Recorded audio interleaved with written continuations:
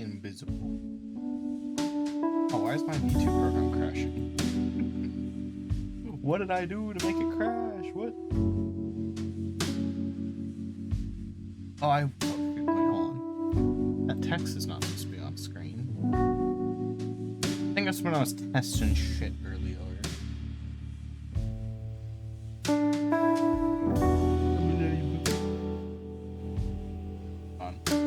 Where is that thing? Where is the... No? Wait, yes? Wait, but no. But wait. I'm trying to figure out where it is. Where am I? This one? Oh, not that one.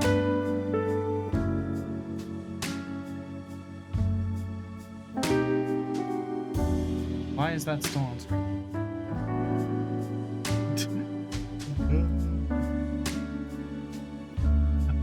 Wait, it's here. It's in here. Okay. There we go. It was when I was testing the program the other day, like a week ago now. I was closing it and turning on again, so I think it got turned off in the middle of a redeem. Which I should probably program something for that. Like, hey, if we're in the middle of something, like, fix it first. So it doesn't... Did it crash again? What the fuck? It crashed again. What did I do? What did I do? I didn't do anything to make it...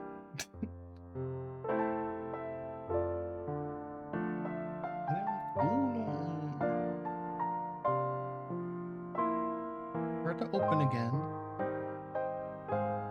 A bluey. Hey, you good, program? Why is it Why is it like lagging now? What did I do? I don't know what I did to it. Chill? Alright, we good?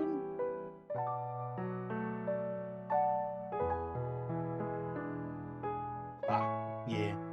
It crashed the millisecond I turned my head. It crashed. I'm not even kidding. The millisecond. I turned back after reading that. Crashed. What is crashing it? What? I didn't change anything about the code. Well, I changed like one thing, but it literally should have no effect on it crashing. And it wasn't crashing yesterday. Days before. What did I do? Is it something in my task manager? Am I was playing Valheim a bit ago. Did it like, is Valheim still like magically open in the background or something? Watching you. Is it because of this? Alright, hold on. We good?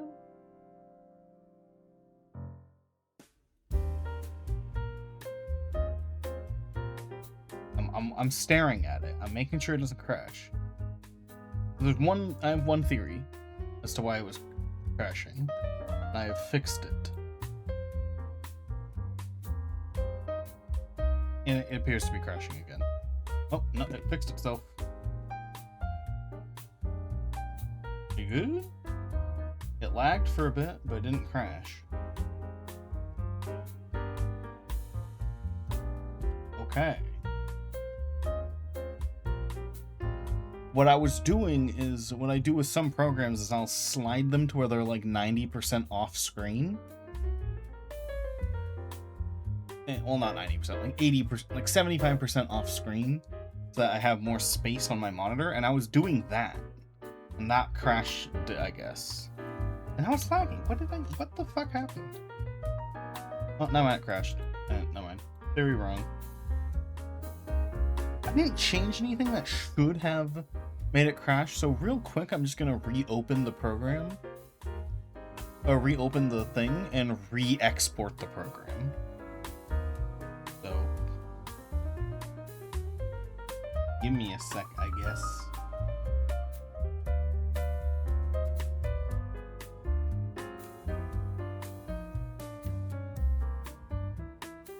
Waiting for the program to open so I can re-export it. Because I honestly, yeah, nothing changed that should be causing it to crash right now.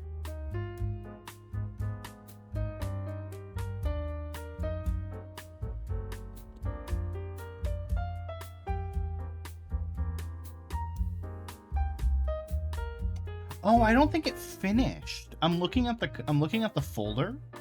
I don't think it finished exporting because there's temp files in my export folder. That's probably why it's crashing. Yeah, there's temp files in the export folder. So I think I think Godot itself crashed while I was exporting it. Is the thing.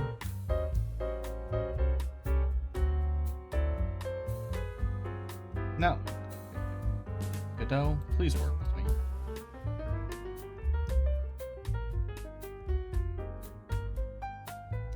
Bro, Godot is crashing when I open the export. What? Oh, Godot is crashed when I opened the export. I'm doing fine, I guess.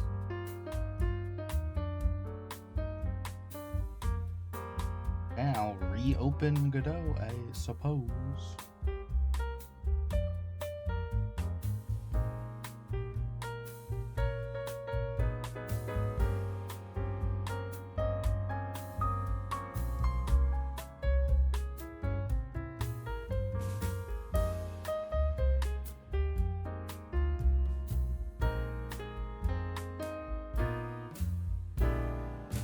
Change the text on screen manually.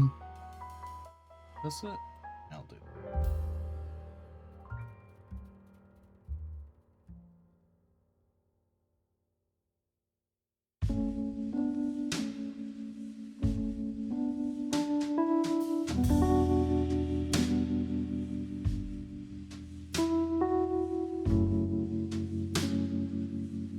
Okay, export.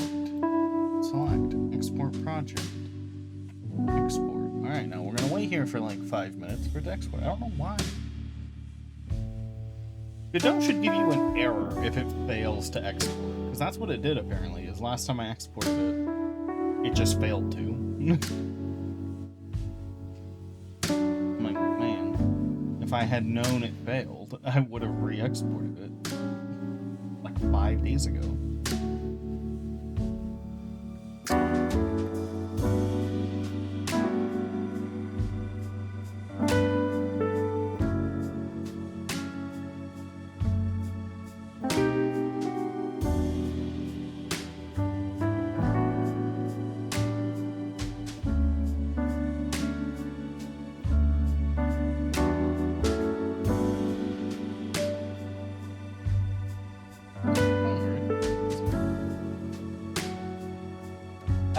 Might have been the fastest export literally ever.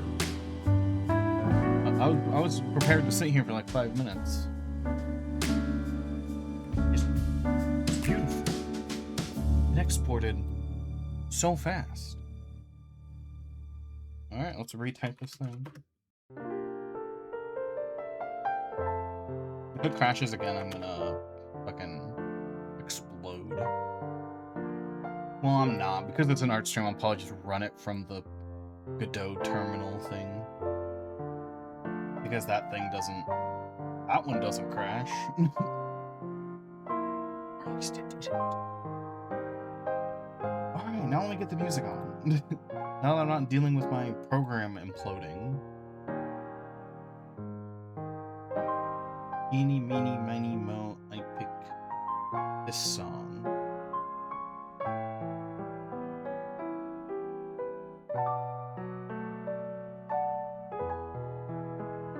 It's not in my cup holder because I'm in all the time I've had a desk, I've always been scared. Like, I have a water bottle, but like when I'm drinking something that's not in a water bottle, I'm always scared that I'm gonna spill it and like destroy my computer or something. And all the time, never spilt once. Crazy, right? Okay, I spilt one time, but it does not count because it was a very special circumstance. And it barely spilt. But like a cup, a proper cup in a normal scenario where I'm like not looking and I like smack it with my hand, never spilt it at my desk. It also helps that like half of the cups I have on my desk, is it crashing again? What the fuck? I saw it in the corner of my eye. Oh, is it fine? Nope, it's crashing. What the fuck is wrong with it today? None of the code I changed, and I mean literally, oh, it's fine. Wait, it's fine. I mean literally none of the code I changed should be causing it to crash seemingly randomly. Oh my god. Yeah, it's just gonna... Is it good?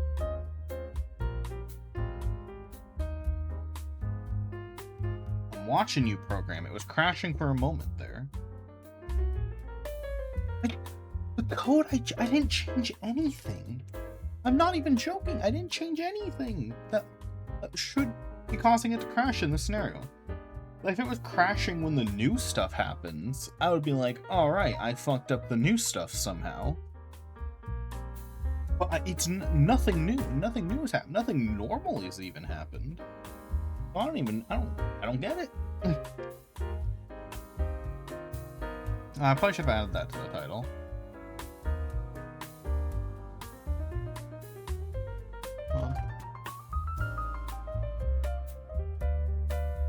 I added it to the title. And it's crashed. Wait, nope, no man.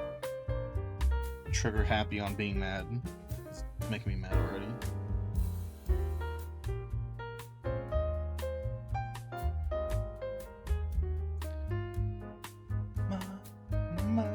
It's crashing it. No, it's not. Dude, I'm trigger happy on the calling the crash out.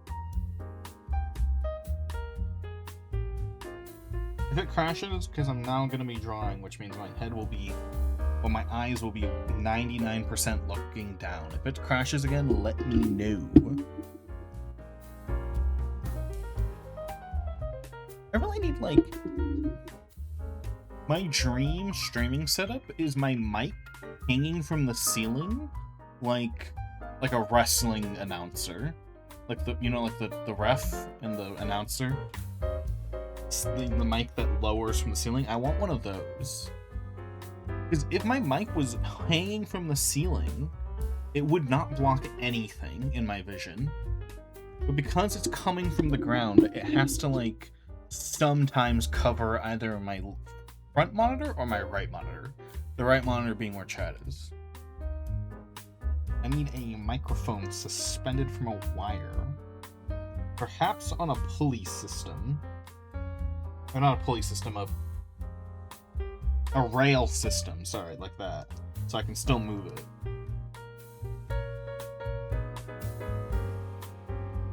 I need it on a rail so I can just, like, slide it.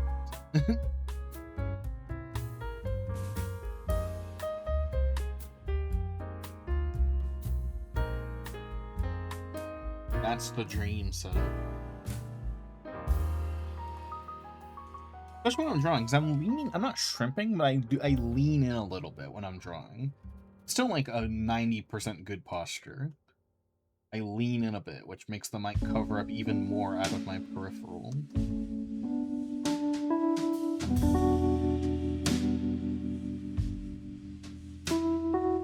I already put Shuffle on? I don't think I did. Yeah, I remember those songs are next to each other.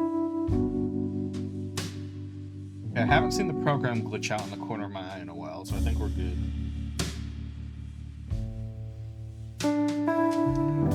Still music left to right, but it's screwed out too. So inspired by what happened for the longest time.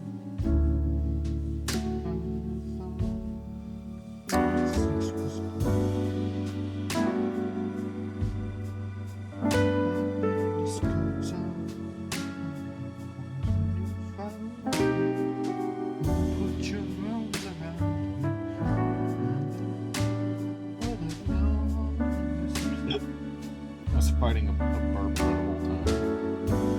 It's like, this is not gonna happen. Immature thingy.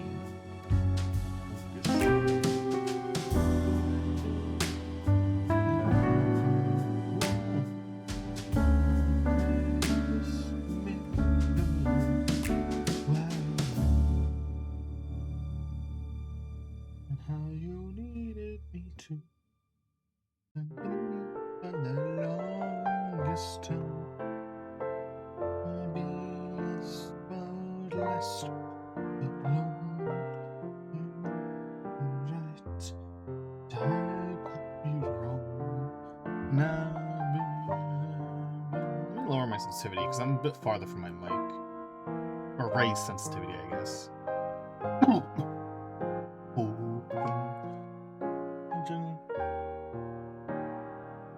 Appreciate it. I'll be sorry when you're gone. My chances, God have nice romances. I haven't been there for the love. Second thoughts from the start. Said to myself, don't hold your heart. No, the woman that you are, were never so far. It's more than I'd hoped for. Consequence that brings love. Never be enough with the lesser thing. So bad, I think you ought to know that I think for the longest time.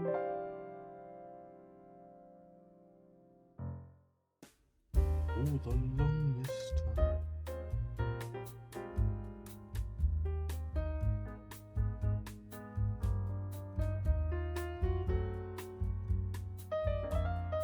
I've not been shading any of the eyes. I don't know why I'm trying to do it on this one.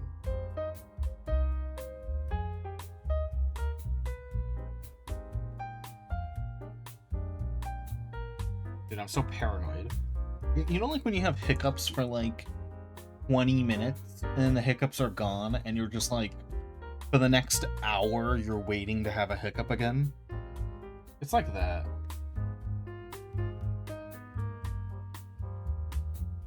For that reason, I hate hiccups. Like, actually despise them. I'm like, my day is ruined if I have a hiccup.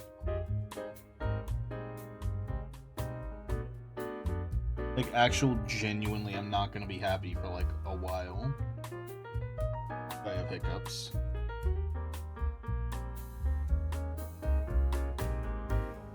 Oh, the hiccups are gone. Who cares? Now I have to be thinking about what if they come back for, like, an hour, forever.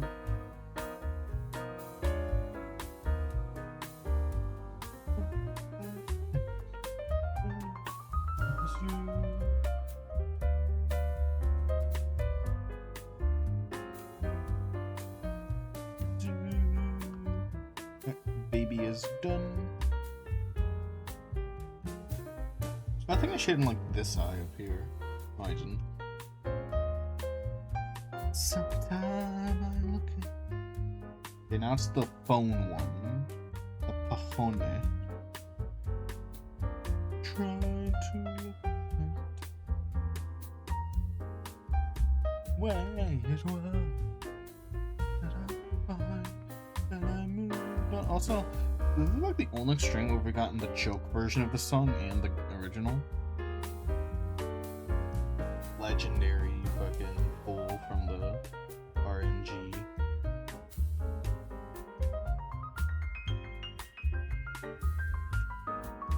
As you left the wedding, as you found that I never knew. And if you loved in his eyes were getting slipping slowly on your bed.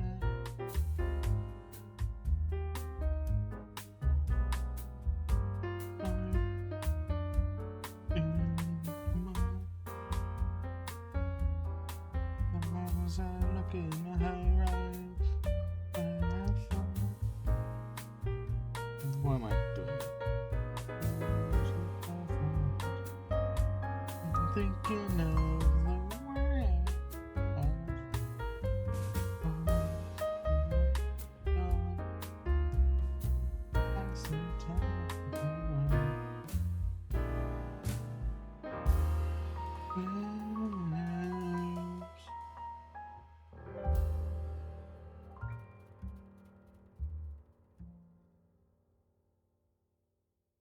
slug. These doodle pages have actually been helping a lot. One thing they helped with is the comic that I'm working on, because now I can crank out pages faster. I keep getting sleepy whenever I'm in the mood to do my comic, and it's making me upset. Because I have like 2 pages, 2 additional. I think this is gonna be what I'm gonna be doing now. 2 additional pages storyboarded, and then I draw them. That's like 2 and a quarter storyboarded. It's like 1 and 3/4 is what I meant to say. Because I'm storyboarding a fight scene. I don't know if I like the fight scene.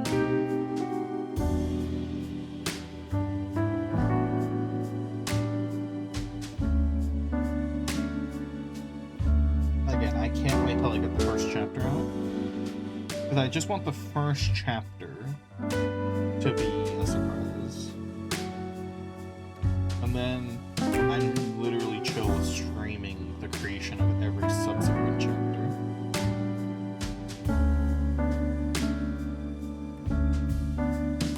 That's the problem. I have to get the first chapter finished so I can just start streaming the drawing of the next chapters.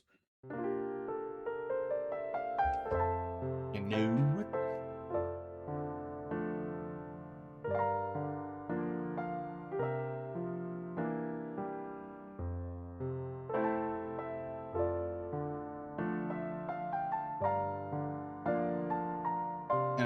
Another reason to bring up the comic is because some of my techniques for drawing the comic in like a style that looks actually like a comic. I gotta watch this tangent line.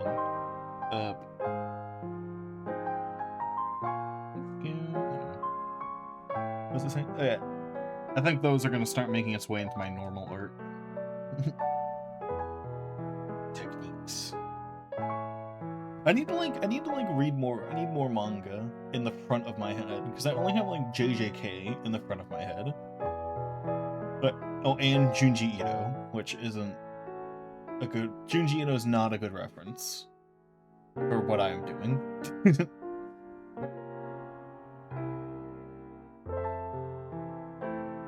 But, oh, fuck, what was this Junji Ito story I was reading?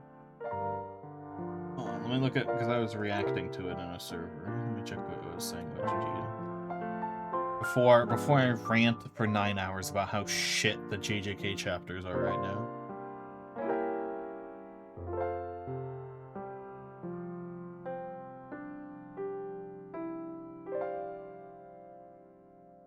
Yeah, I was reading this Junji Ito story about a time-traveling bird MILF.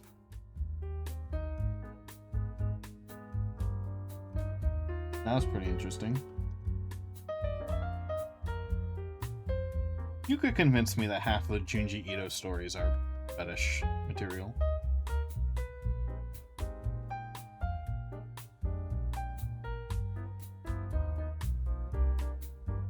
I didn't predict the twist of the time-traveling bird MILF, but I kind of had like the vibe of that, what was gonna happen.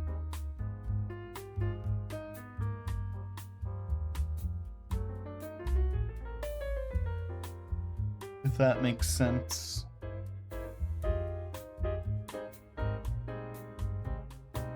Like I was like, oh, some time travel shit or something. Like just like the vibe around that. I was right. The bird MILF did time travel.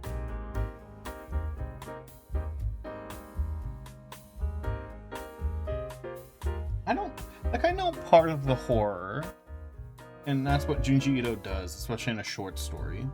Is part of the horror is you don't understand. But, like, I feel like I do need to understand this one. Because it's just not scary enough, you know? But if you don't know, Junji Ito is a horror writer. He writes mostly short stories, 20 pages long, of horror. And the one with the bird MILF. The, so the I'll spoil it. I don't give a shit. None of you guys, no one who watches me reads Junji Ito. This guy, whatever. I don't want to explain the plot. I'll just explain how the bad guy, how the villain works. Are there animated Junji Ito stuff? I actually did not know if any of them were animated.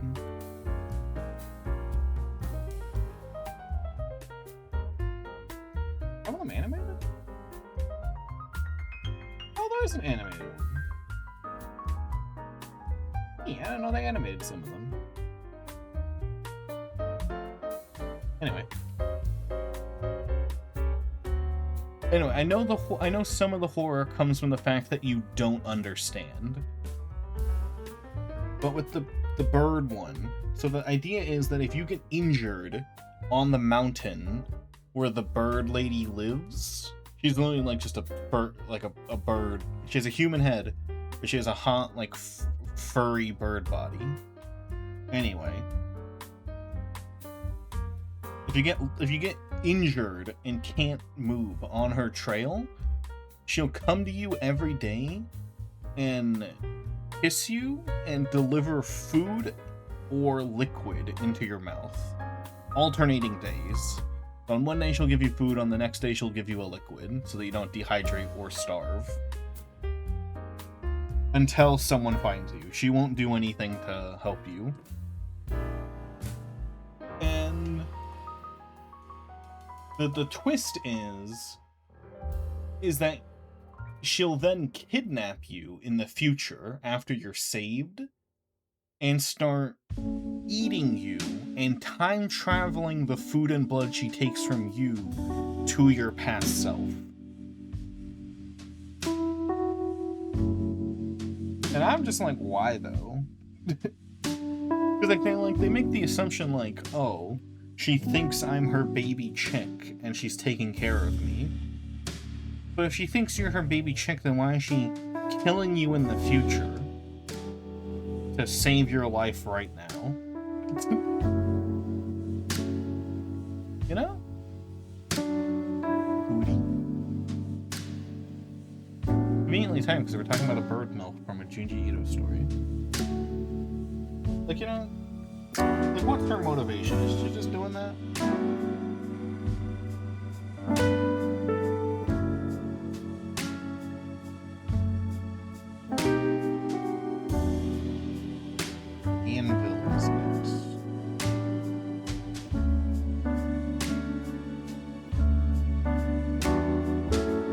So I just don't get that one. I feel like it's not scary enough. And of course the actual scariest Junji Ito story is the one that everyone's already read, so yeah. Which is Amigara, The Mystery of Amigara Faults, or however it's pronounced. Everyone's read that one. What does it mean for a while? That is the scariest one, though. That is the best one. Because it does the right amount of explaining. It also actually has a creepy concept, and then ends on something creepy.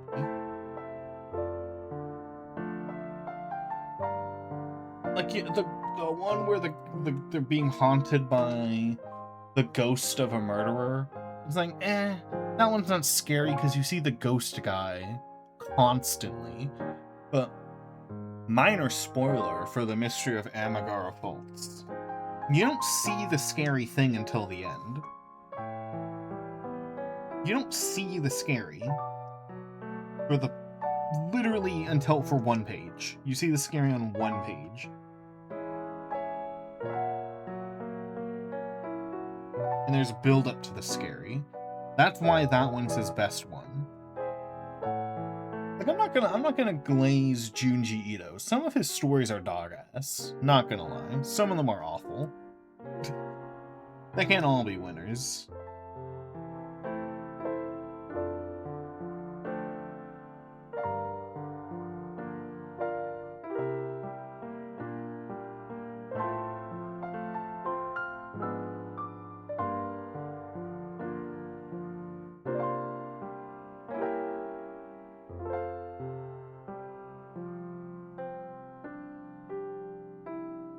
But like the one with the mouth snake lady. I wish I remembered the names of some of these instead of just having to describe them. That one's not scary at all. That one's like so bad because you get like because remember these are 20 pages at most. You get like 10 pages of just a normal hospital. You get like 2 pages of setup for one of the hospitals. And then the horror happens. And you're like, why? Because to an extent you have to be like, you have to understand why things are happening.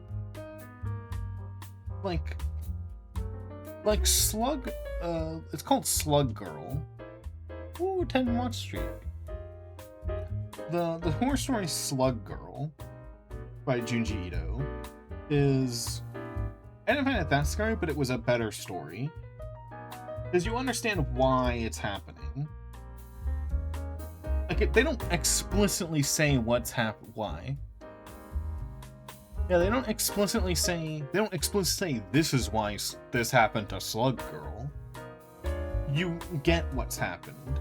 You can piece it together in the story. I don't fucking get Snake Mouth Lady.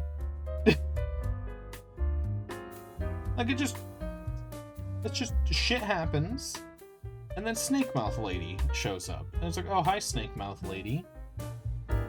Can I help you?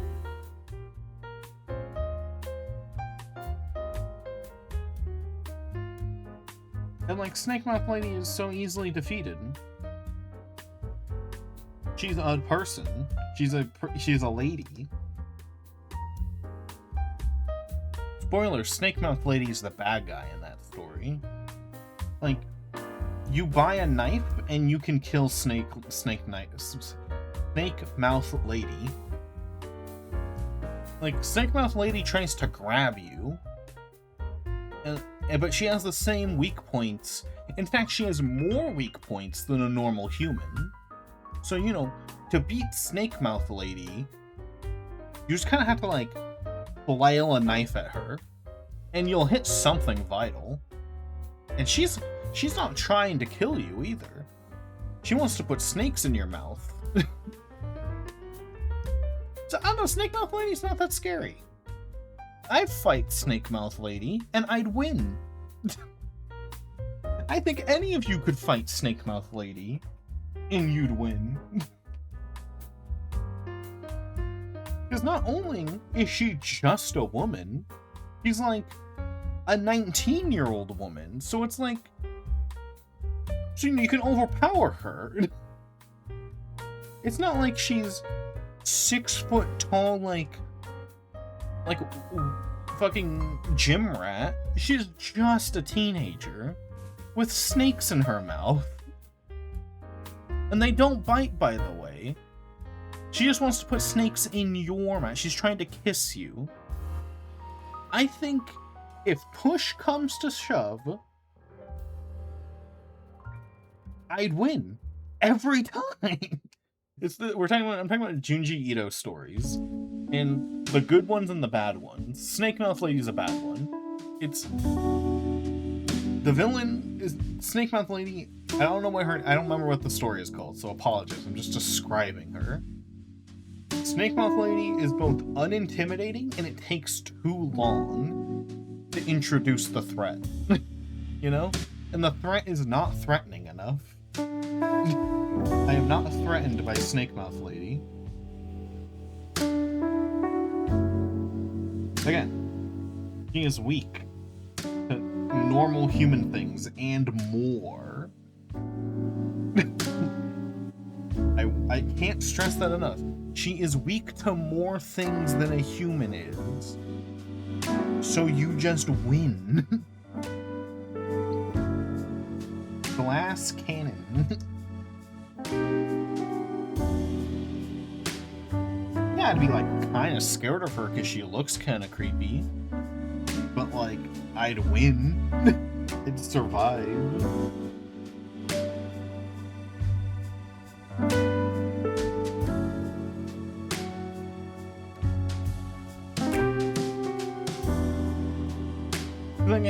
story, they don't kill Snake Mouth Lady. It ends the story with the person running away, and Snake Mouth Lady says, "You can't run from me, I know your license plate." And like that's supposed to be like, ooh, that's like the end of the that's the end of the story. It's supposed to be like, ooh, the Snake Mouth Lady's gonna chase her down eventually and like get her in her sleep. It's like, lock your doors. Because she's probably, her only way of killing you is that the only person she managed to kill was asleep in the story. So I don't know. Lock your doors, and if you hear your window break, grab a knife and stab Snake Mouth Lady. GG.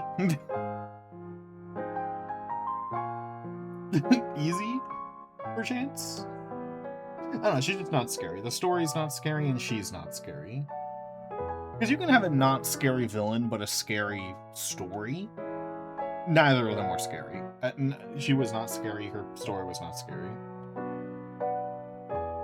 Bottom tier Junji Ito story. Like, I like Junji Ito. He has good stories. But that one's bottom tier. That one sucked.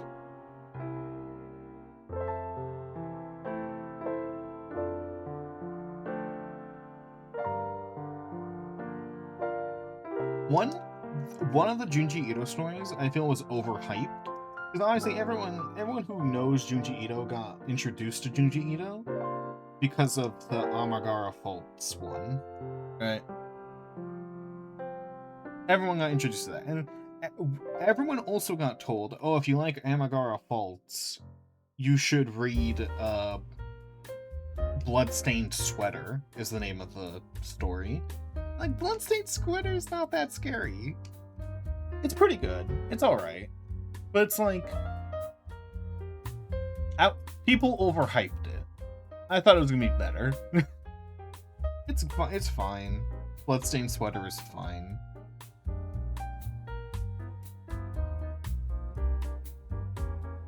Because it was scarier the way people described it to me than what I actually read.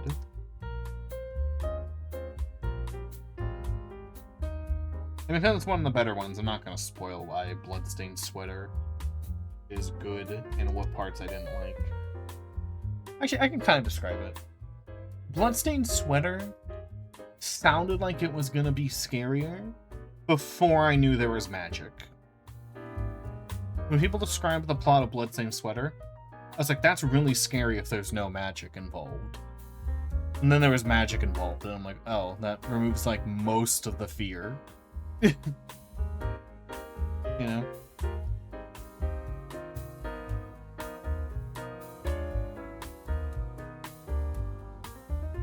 Like, oh, it was magic the whole time. Sad.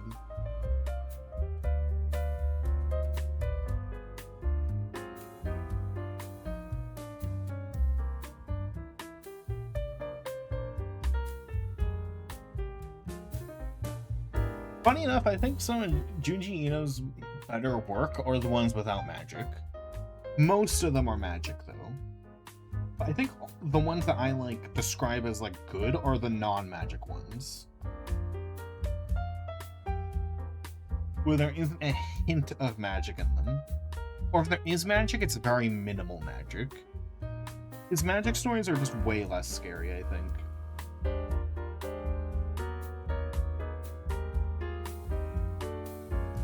Because magic stories are often like, there's magic, something scary happens.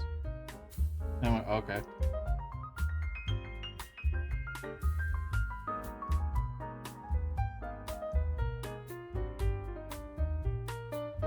Like, wouldn't it be scary if a monster, wouldn't it be scary if there was a big werewolf, and then he cast a spell on you and then ran away? And I'm like, oh. It probably would have been scarier if he, like, chased me, you know? Like, that's the average Junji Ito story with magic in it. Like, well, it would have been scarier if the monster has chased me, not if he cast a magic spell on me. I don't know what I was gonna do, but, like, good for him, I guess.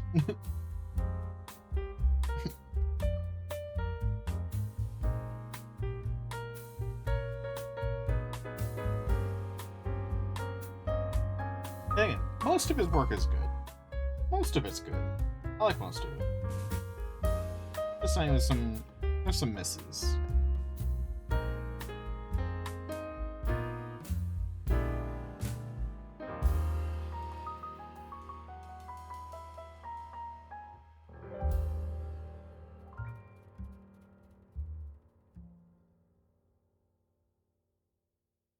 What are some other weird ones that he has?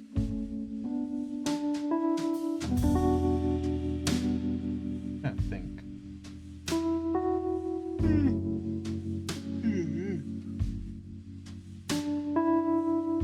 This is my tab full of Junji Ito.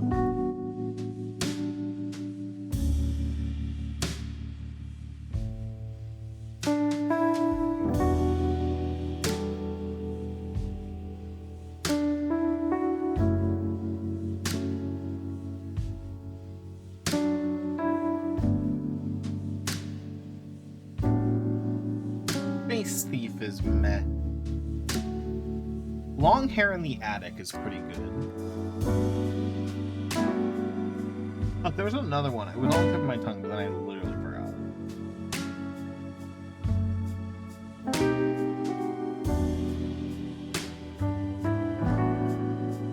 I literally can't remember which one I was going to bring up. There was one I was going to bring up. But then I literally do not remember.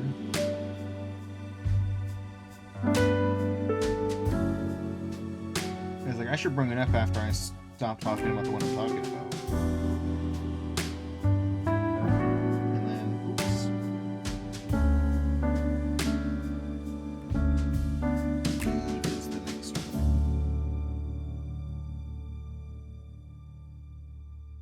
In terms of drawing, sorry, I was talking a lot. I was thinking aloud.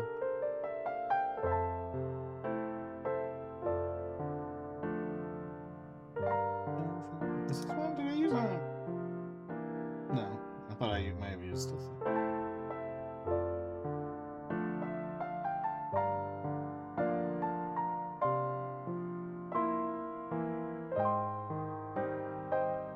One that is absolutely just not scary, because it just doesn't make sense, is the one with the house fucker.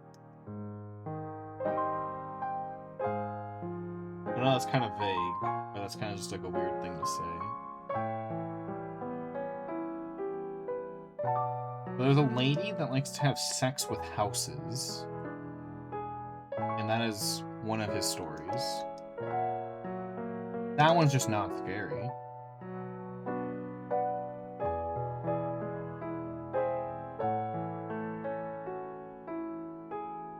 I don't know which one that one is. The lady who likes to have sex with houses. That one's just literally not scary. I just went like, why? The whole time. But again, I'll spoil the ones that are bad. I don't care. A divorced dad and his daughter move into a historical house. Where the general idea of a historical house when you buy it and live in it is that you keep it in like a great condition. And you keep it in like a great condition and you let people look at it. That's like the idea. So they do that. And then a lady comes over and she's like, damn, this house is sexy. But anyway, then she woos the dad and marries him. Just to then reveal one night she has sex with the house. And then the house turns into hair. Hair. H-A-I-R. And then the end. I'm like, okay. Why? It's like, it's not scary. Like, I mean, I'd be upset if that happened to me. I'd be upset if my house turned into hair because someone had sex with it. But like, I'm not afraid of her. Like, why'd she do that? She could have had sex with the house at any time. And she waited till she married the man? Like, what? Why'd she woo and marry him if... You know? Like, it's just not scary to me. And why does having sex with a house do that to the house? Why did the house get an STD? That doesn't make sense.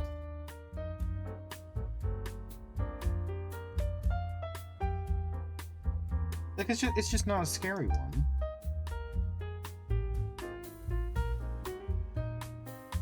Like, it feels like he pulled adjectives out of a hat and then wrote that story. But it's like, horny woman, creepy house, seemingly nice, and then he wrote a story with those adjectives. And which is like, okay.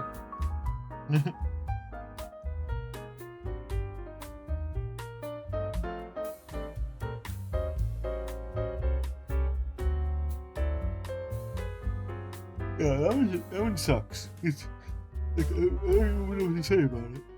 Like, why'd she marry the guy?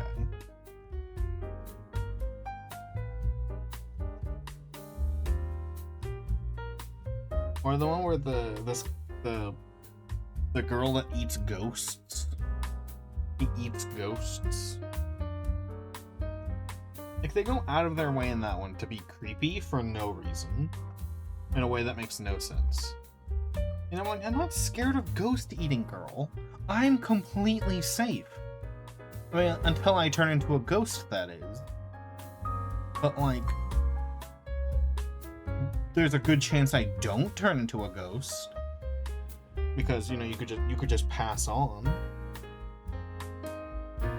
And frankly, if I was dating, or if I knew ghost-eating girl existed, I would pass on. I don't think I'd stick around.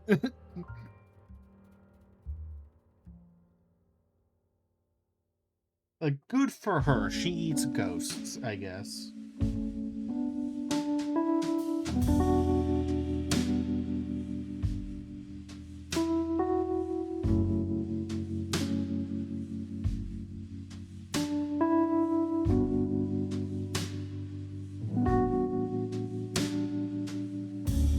So, like, when the main character finds a ghost-eating girl, she's, like, brain dead in the middle of a forest facing a tree covered in blood. And that part's never explained. Because she's fine. She's normal, aside from the fact she eats ghosts. You know?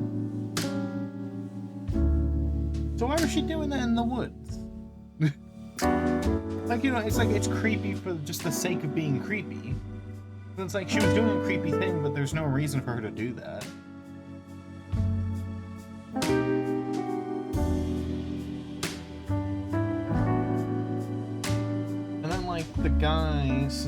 The guy's wife suspects that he's cheating on her, and he was. So she kills a baby and then herself. Like, instantly. Like, I'm not talking like they find her dead. She immediately does it. And I'm like, I mean, that's a little scary, but like, it seems like a little bit of an overreaction. Didn't even get it confirmed, by the way. She was suspecting, and she did all that. Suspecting, mind you. She didn't even know. She didn't even ask. And I'm like, that sucks, I guess. But like, okay.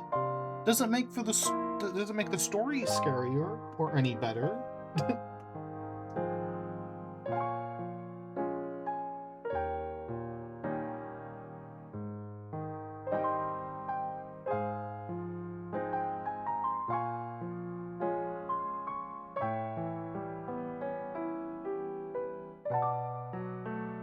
Frame won that lady.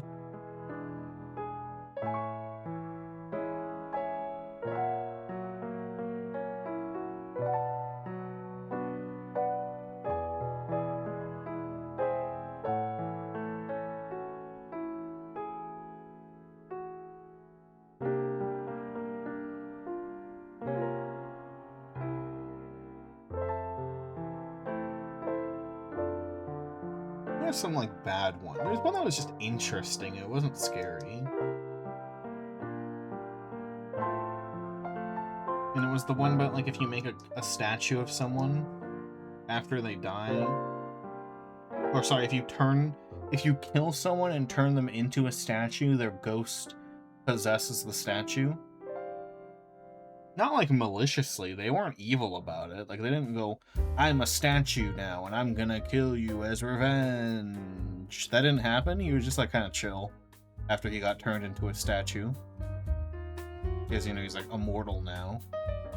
But it wasn't really scary, it was just like, oh, that's kind of cool. That's a cool world, I guess. You can turn into a statue.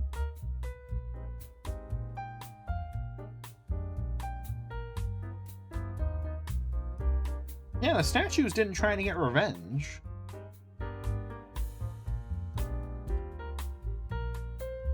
Maybe it wasn't meant to be scary, but... I don't know. Because the end of the story is like a comeuppance thing. Not really like a horror thing.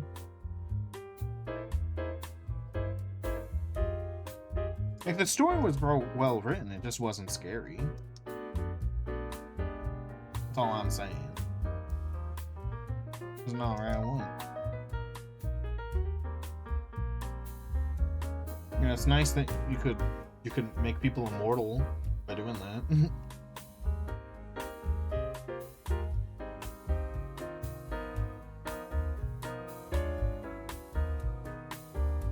I want to be a cool statue guy.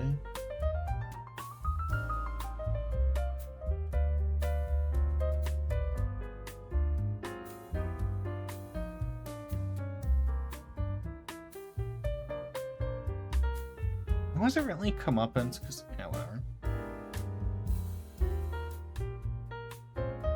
Yeah, that one's just not scary either.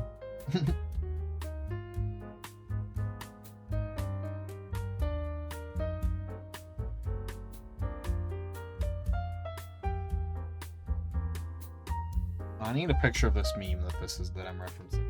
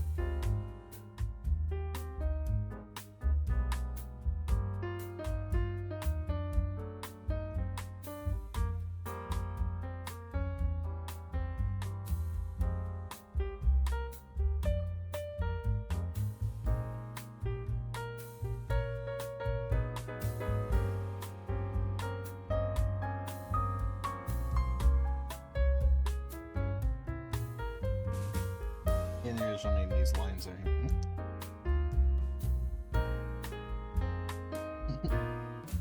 I'm gonna turn down the volume a little.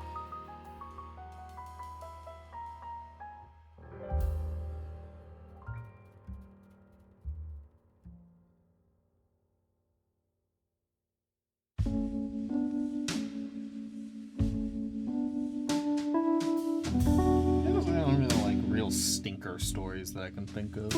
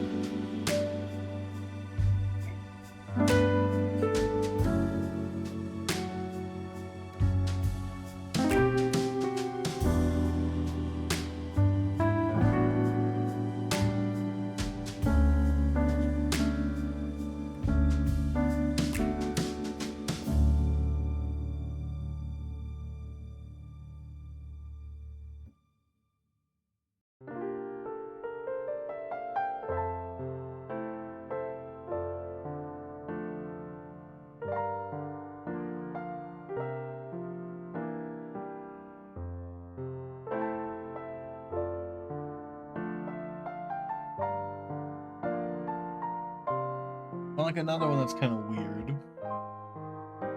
is that there's this guy, he like killed the main character's like mom and dad in a car accident, while drunk driving, and also he's part of a gang.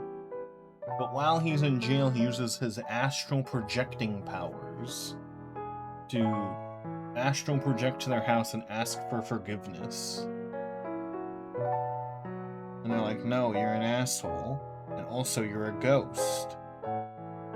And so they like kill his ghost every day while waiting for his execution. And like one of them goes insane from killing his ghost every day with a baseball bat. The ghost can't harm them, by the way. But they can hit it, and it like squirts goop. Like then he goes like insane from that, and you know then offs himself. And I'm like, so is he just going insane because it's weird to be in the head of a ghost every day, or is he going insane because it's part of the magic power? You know?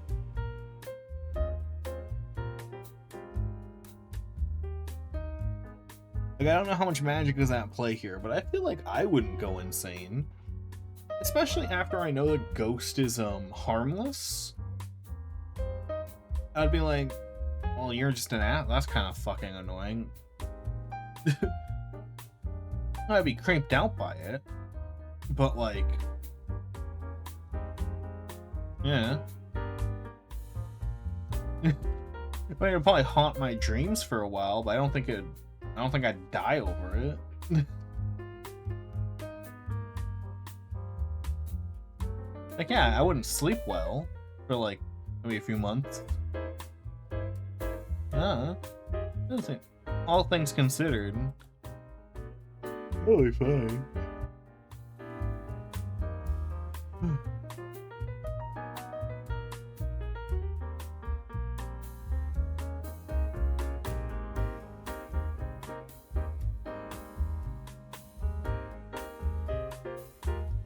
How am I tired already? I shouldn't be tired.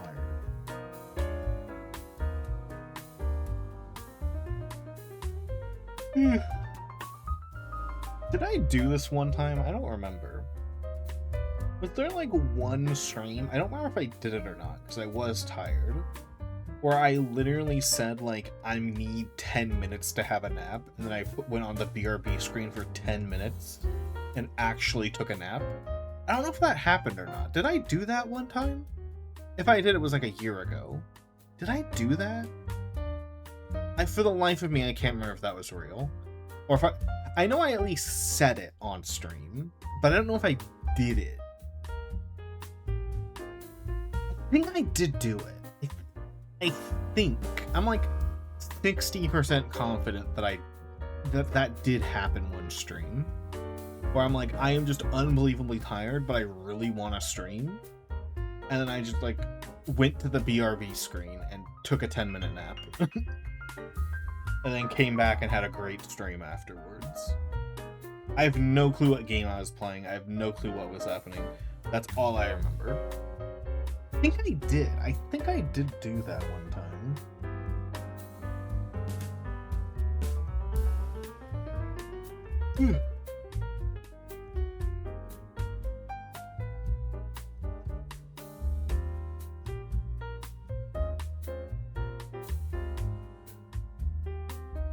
I don't know what I was doing. I think I don't know.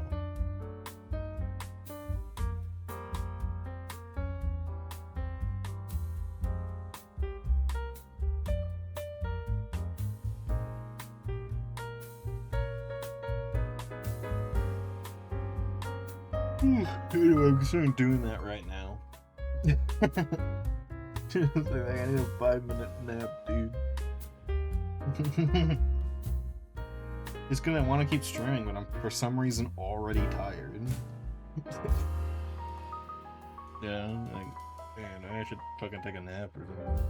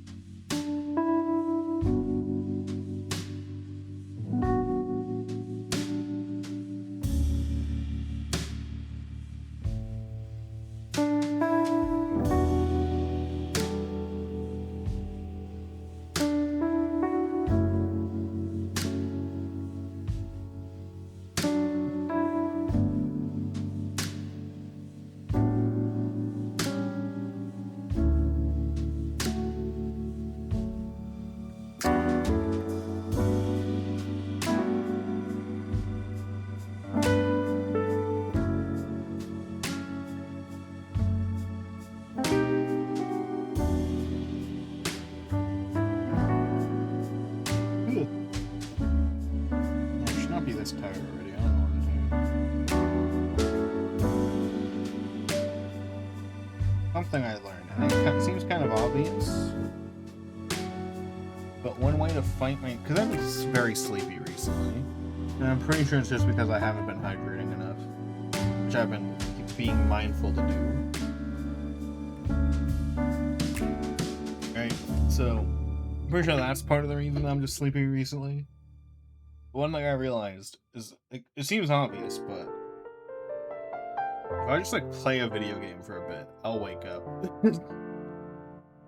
It'll give me a boost of energy. Maybe we take a fucking... Maybe we take a break and fucking play like 2 rounds of like Rivals or something. Maybe that's gonna be my wake up strat.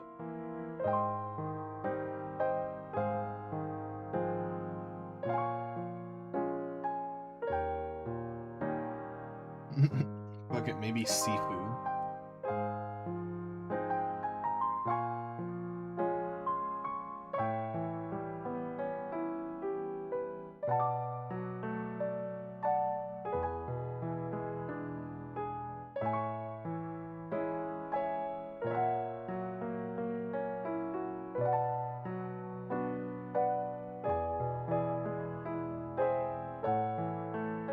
Man, I should uninstall Mass Effect. I don't know why I still have it installed. I just glanced up at my Steam. It's still installed.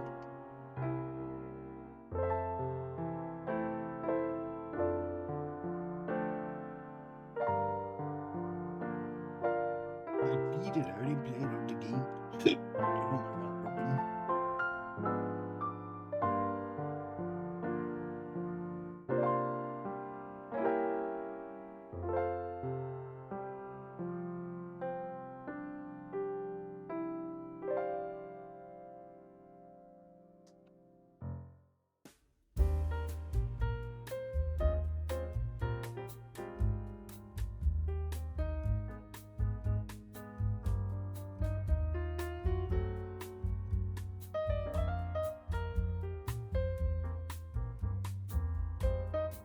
You know what I need just for streams? I need like an idle game. Just for streams. Because, you know, I was thinking of something I could do. I mean, I can't just install one Mass Effect. You have to install all of them on Legendary Edition. It's just one game. Yeah, it is 90 gigabytes. It's just one file, man. Yeah, I was just saying, I need an idle game for a stream for one reason. Because something I could do, that again, I don't want to stream my comic until I get one chapter out. And so brain farting.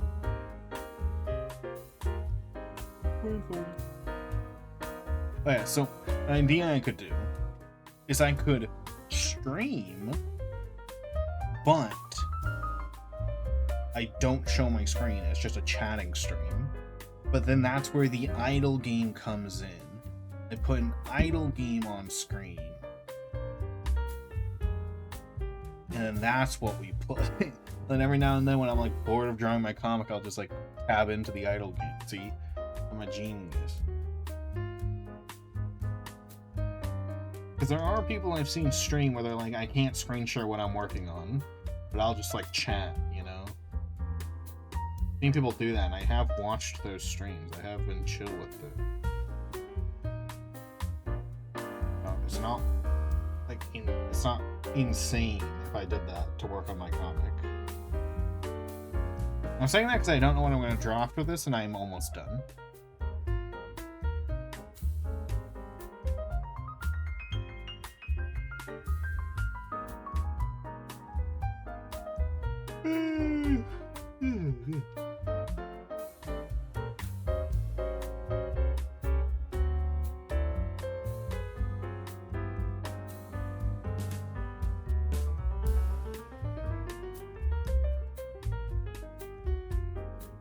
I don't have any games that can even work as an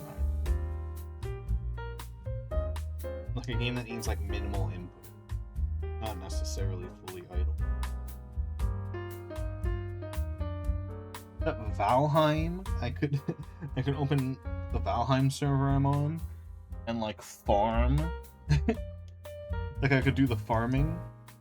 Just have it like on screen waiting for my plants to grow, and then when they're ready to grow I harvest them. I could do that. That's all that I could think of.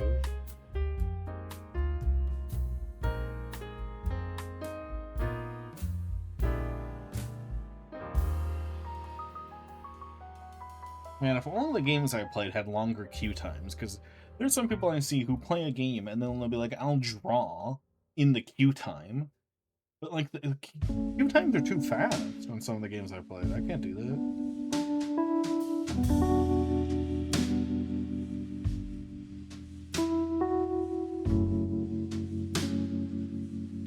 Do it? Oh my god, can I show me on? I don't like Vampire Survivor. It's not really. It becomes an idle game. It doesn't start as an idle game. I'm also saying this because I don't own an idle game because I think they're boring and dumb.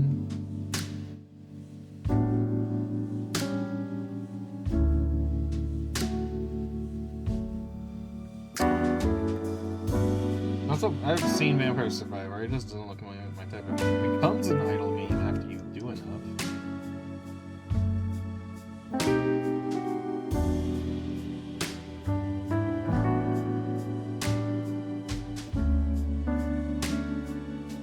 Yeah, well, so if the free idle ones are like cringe, that's the problem. I have a single game I can like kind of idle on because I could. I don't know. I'm thinking about this for the future.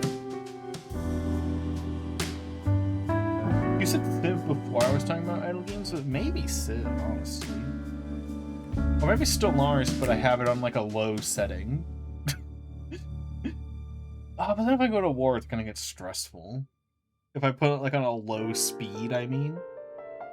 I could idle on like Stellaris. Because like on like the minimum speed, nothing's gonna be happening that'll like startle me.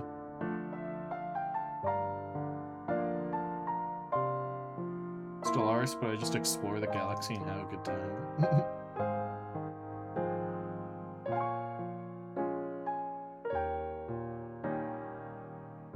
I mean, if it wasn't so complicated and stressful, I could open like Crusader Kings or something, but I don't. Stellaris is like the only grand strategy that I like that's in real time. But I do own Crusader Kings.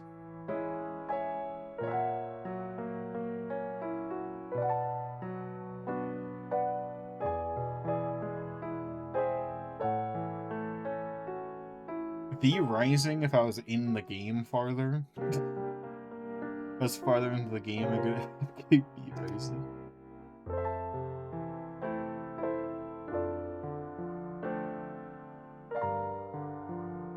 I forgot I have Amnesia the Bunker. I forgot I have that. I should stream that sometime. Just scrolling through my Steam right now. Also, I got a lot of games in a Humble Bundle a bit ago. And half of them are shit. And I'm like tempted to play them. Because they were like, hey, do you want these good games? Well, you can have these good games, but you're also getting a bunch of shitty games. So I got a few good games, and I got like 80 shitty games on my Steam now.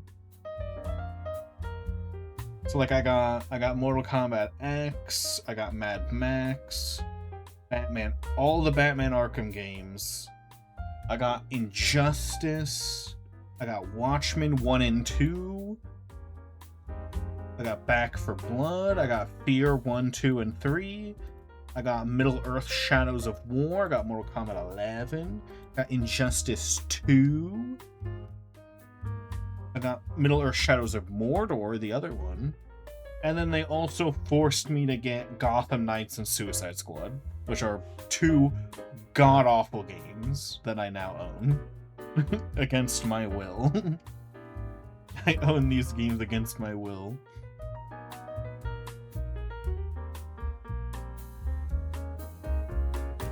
And I'm so tempted to play Suicide Squad for a stream. Because it's so bad that I think it might be so bad it's funny.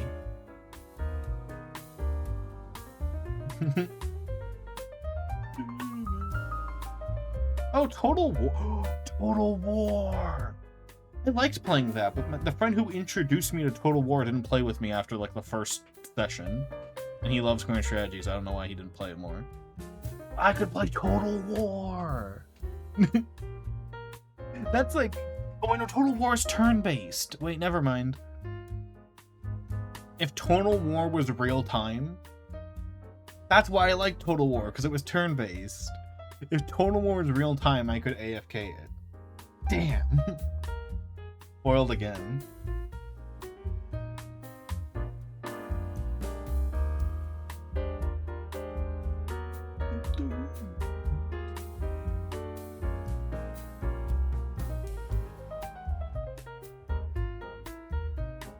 Damn, nothing I have is AFK-able. Don't you have to get quite a bit into the game before you can AFK that, though?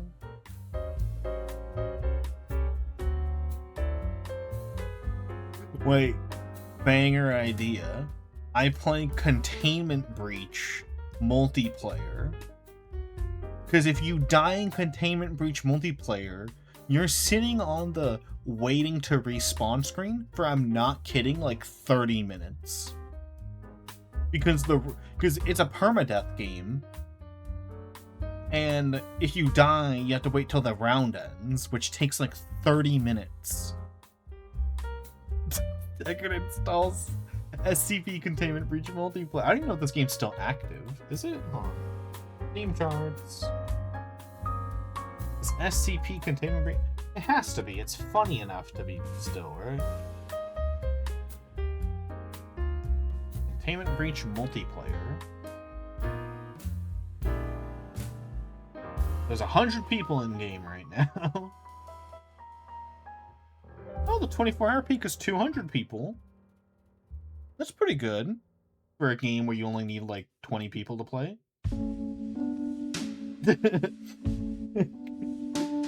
Like Containment Breach multiplayer.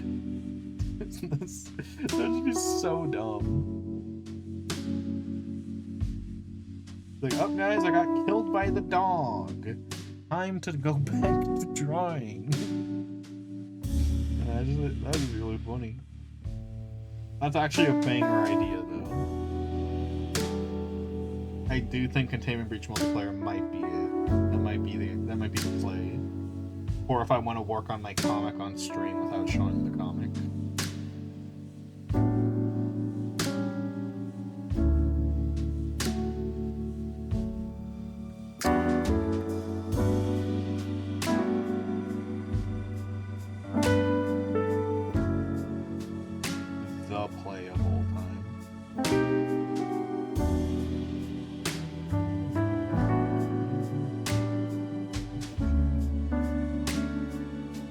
Mountain Blade.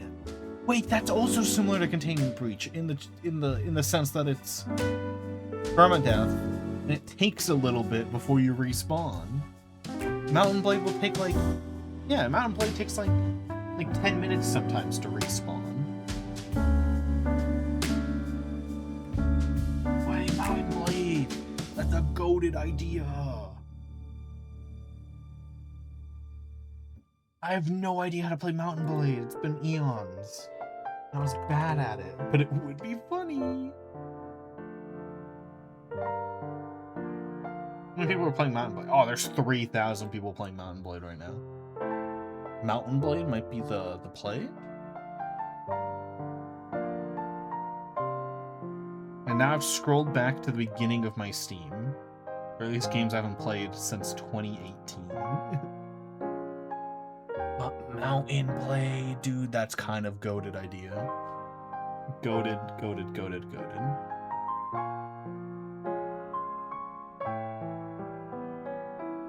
Mountain Blade's only 5 gigabytes too.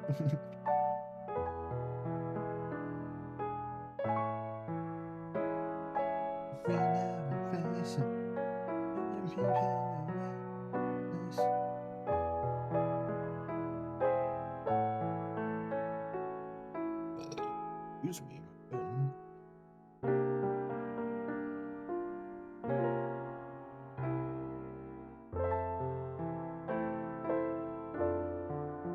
That's what I'm saying. Like chivalry doesn't work. That's why I'm thinking Mountain Blade. Because I'm saying because the respawn time is so long. There's like one game mode in Chivalry where there's a long respawn time, but I don't think you can just queue for one game mode in Chivalry, can you? I'm 80% sure I still have it installed. Yeah, I do. I don't think you can queue for one game mode in Chivalry. Because if I just queue for the one game mode where it takes forever to respawn, like oh, the program's having a little lag spike. What's going on there, game program? What are you doing? What's causing that lag spike? Ask me what's... Oh.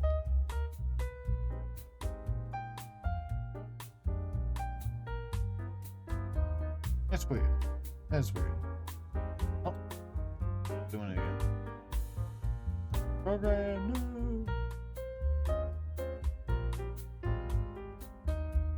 There's only one change that I can think of.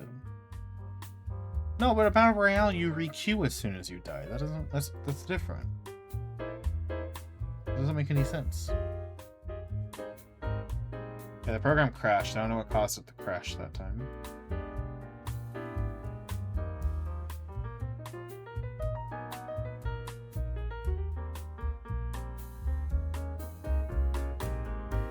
Relaunching. There's like one thing I think now that could be causing the crash. It never crashed during testing.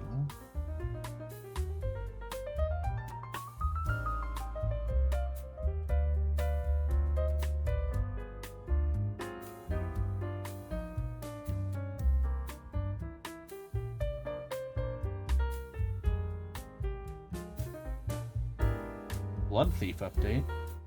Oh, hey! Blood Thief added save slots.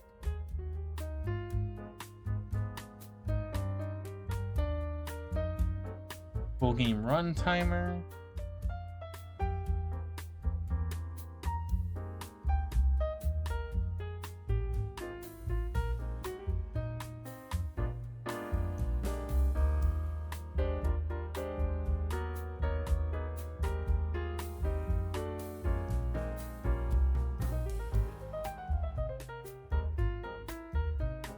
Bug fixes. There's a double key collection on the same key. I don't know. That's what's up.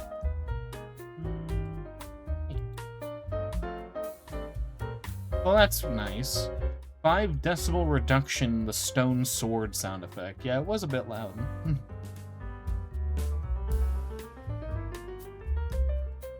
Made lava more robust.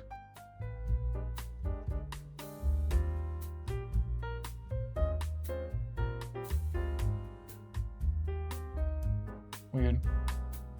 Yeah, I like the drawing. I got distracted by Blood Thief getting an update.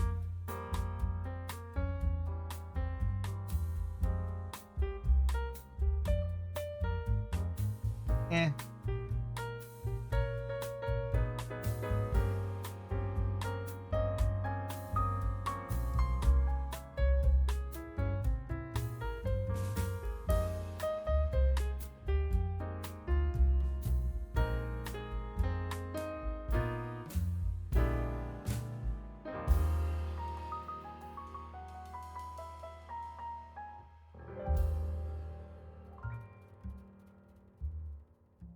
Is Scar have a different inside to the mouth? Have I drawn the inside of Scar's mouth?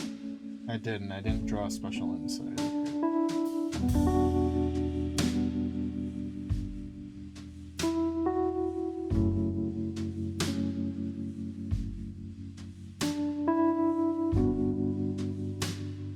Man, if I wasn't talking so much, that one would have been finished like forever ago. The last one! The one I actually hate the most. I hated the Pokeball one that I drew. The best one's this one. And this one.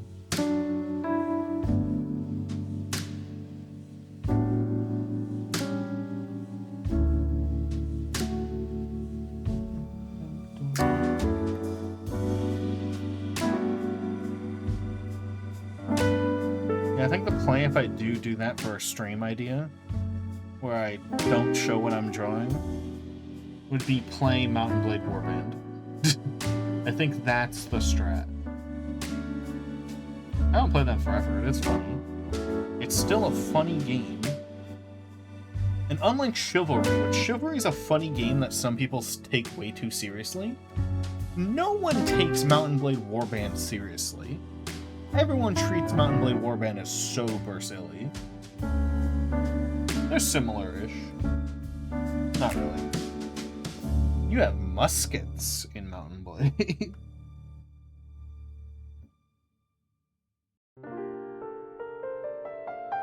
And now I'm tempted to play around at Mount & Blade.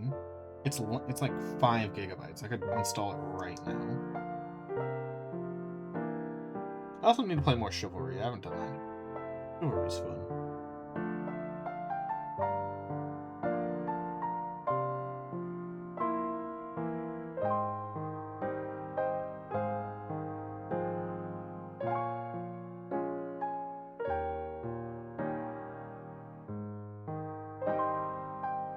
Guys, what do we draw after I'm done drawing this?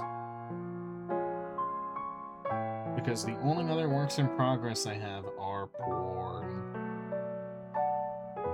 And I can't draw them on stream. And I'm not doing the Mount & Blade thing today. Especially because I wouldn't want to risk that with porn.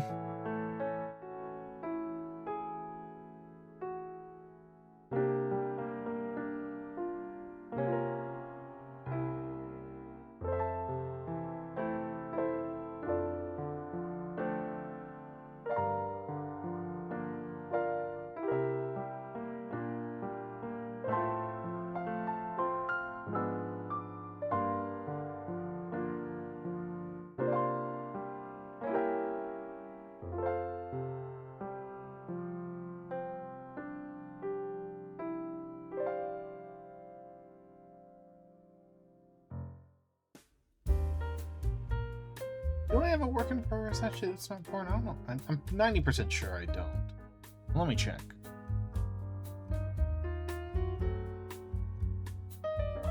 No, it's porn. Well, it's not porn, but like, I don't think I can show it. A 3D model? Do I have anything to 3D model? I guess I can 3D model. I guess I can go to the 7-Eleven. Art.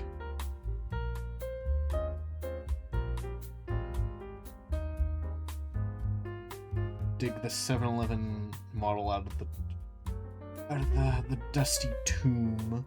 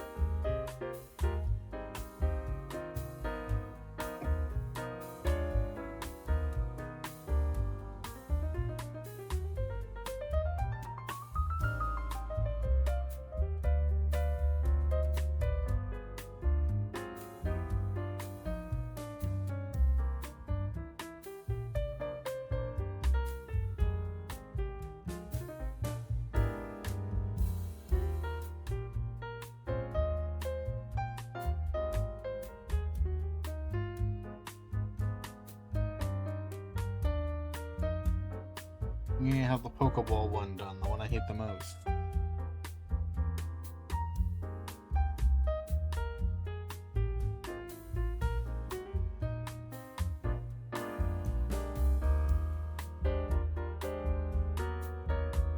I genuinely do not like this drawing. I probably shouldn't even finished it.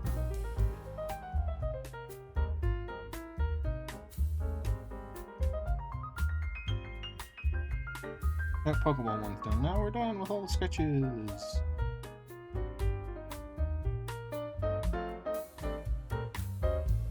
Now what?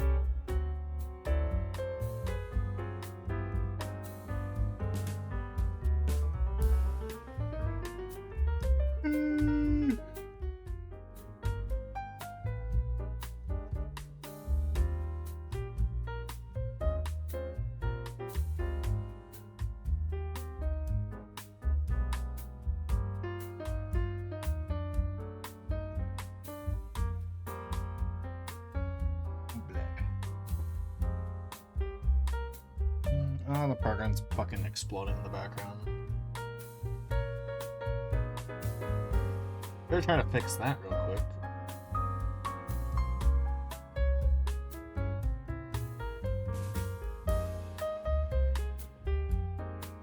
It's crashing in the background. I have like one theory.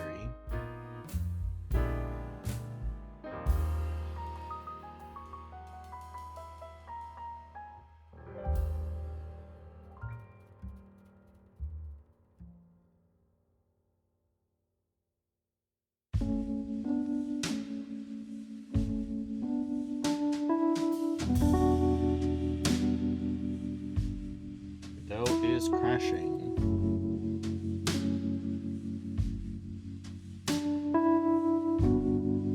And the program crashed. No, isn't that crash? Oh no, it didn't crash. Wow.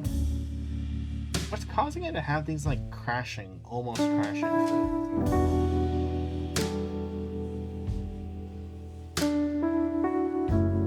I think it might be this line of code. No, this is an asynchronous thing. Asynchronous in the way I think it is? But no. This would only make...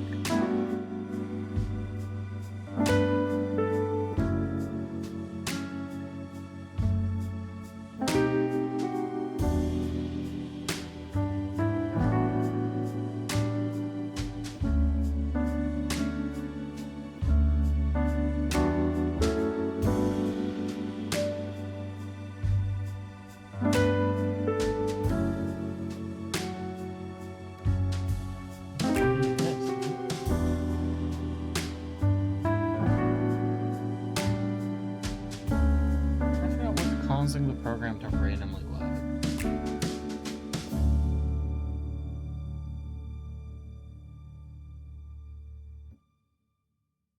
The thing is, it takes forever to test.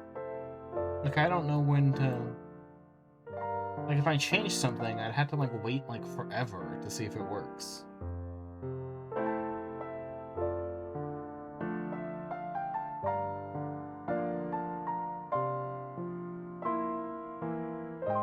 Okay, I turned off the Twitch connection.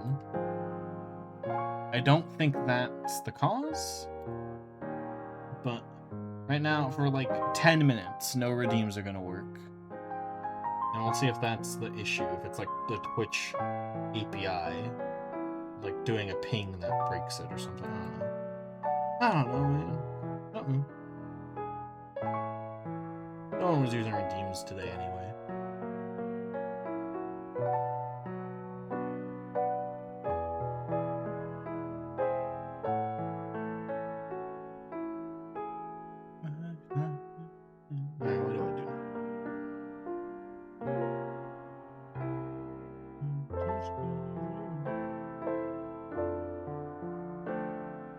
What's on my list of to-do?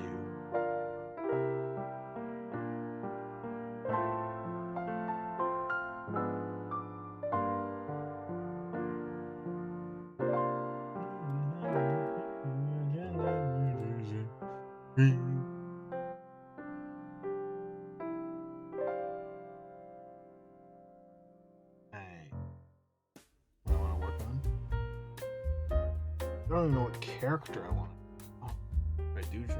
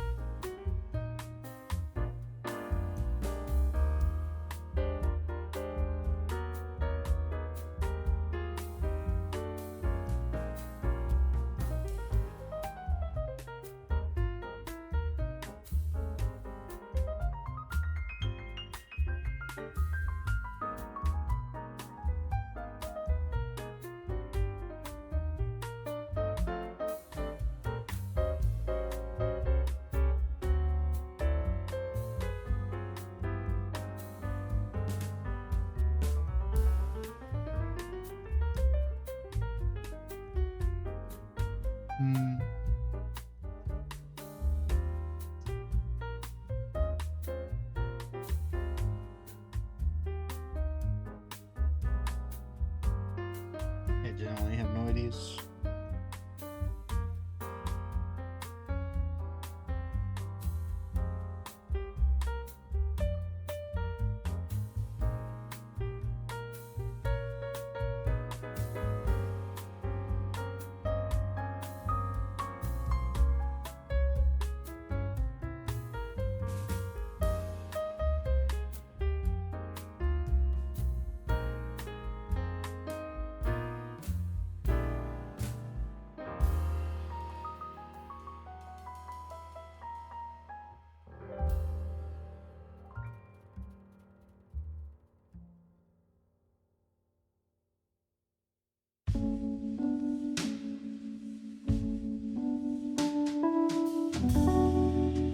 That's so far away.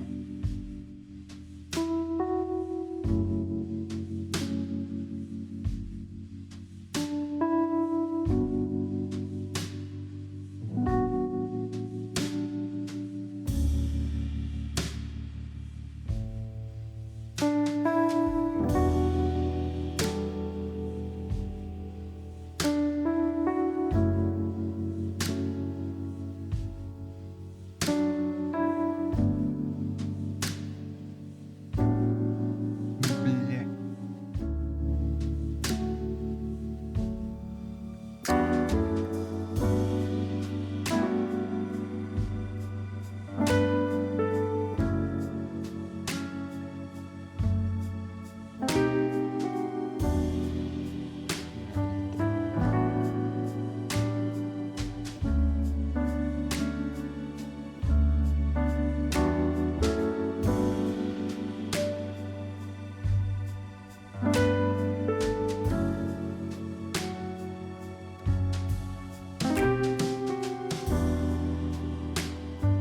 Sounds really jumping out there.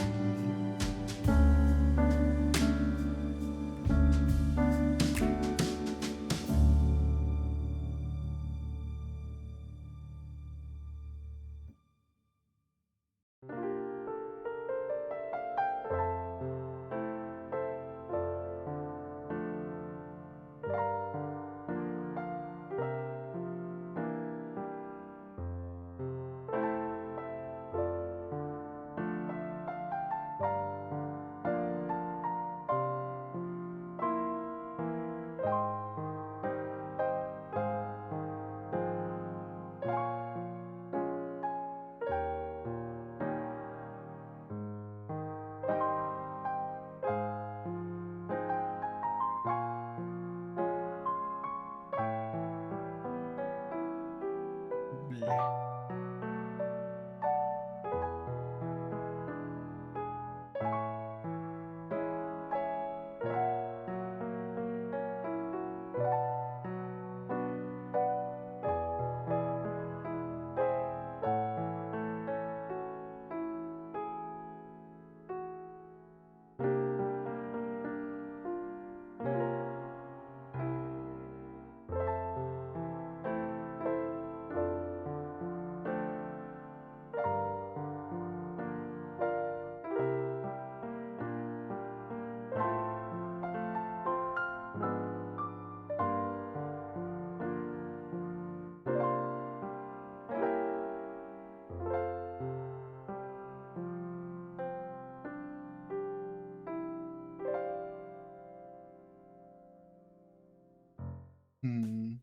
Yeah, the pose.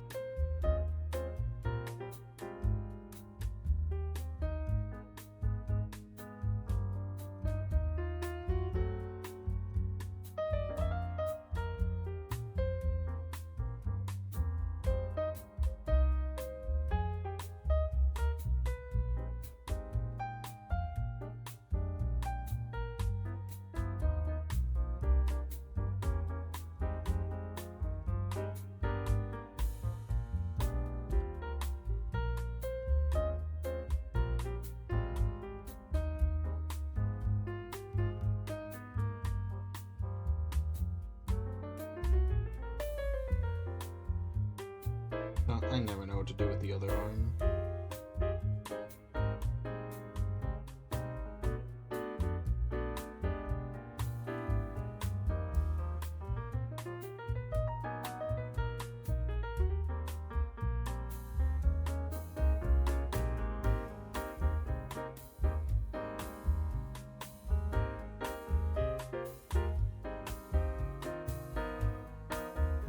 Like holding a phone or something? I don't know.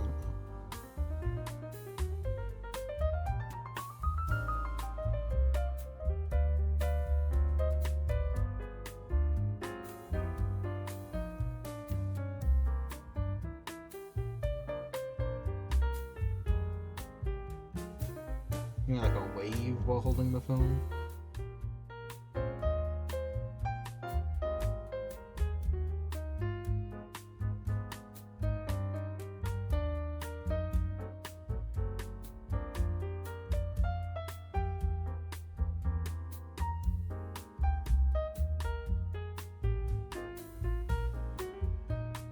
My hand still runs behind.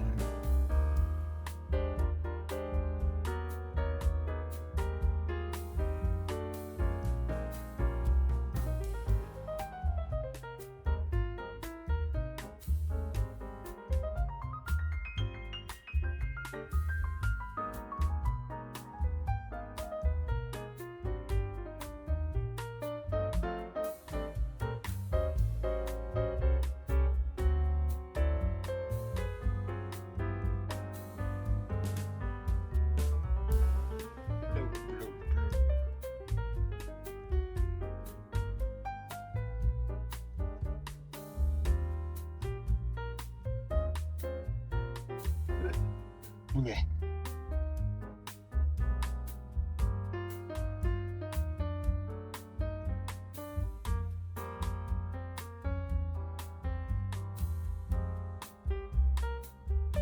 Why do I have a see?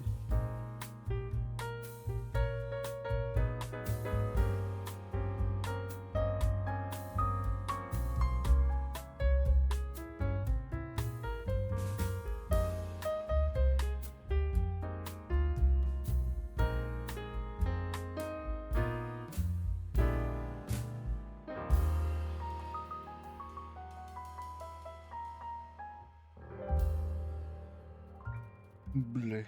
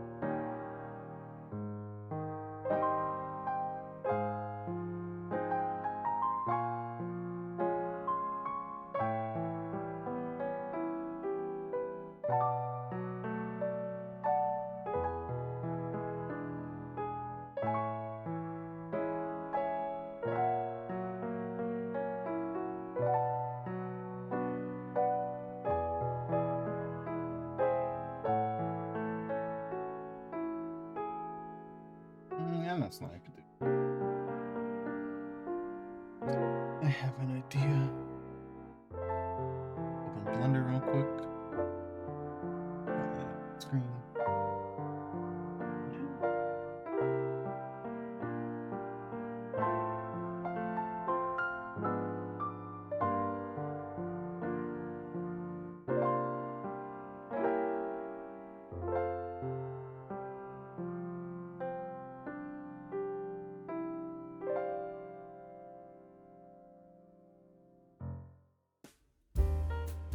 Do I import objects into here via what format? I think it's FBX.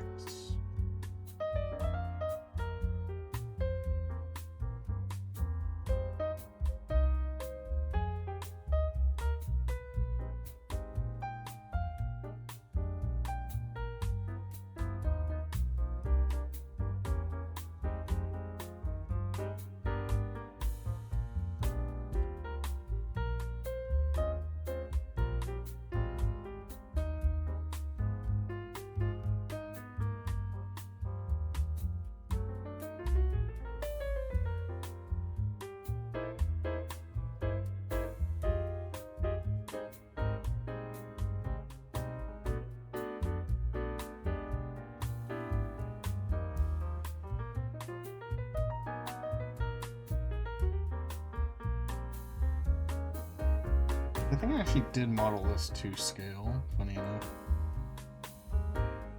Didn't expect to.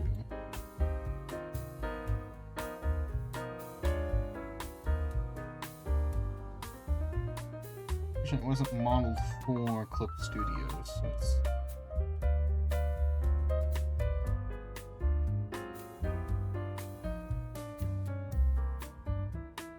it's a bit too big.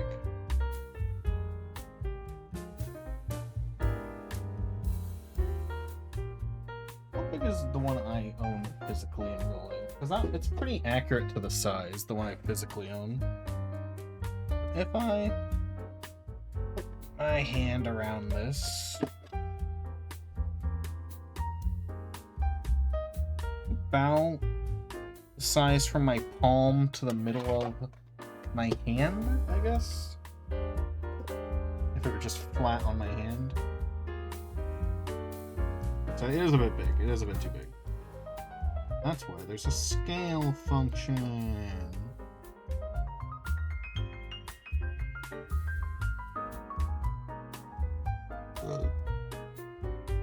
Excuse me.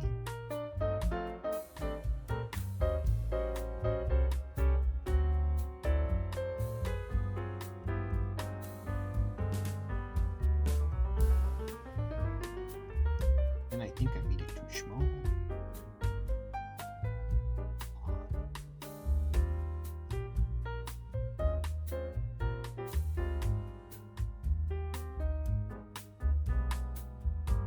Switch this to object access. Such a useful tool. And I think I made it too small again. How do I keep doing this? I keep changing the size too much.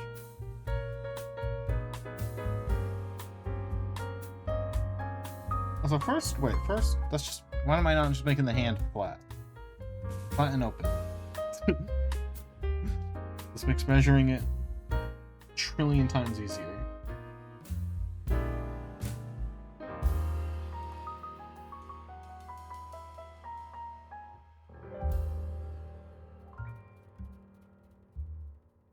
Then not to measure it with my own hand again. About... That's actually about right. That's actually about right on size. It's like right there. Maybe that much.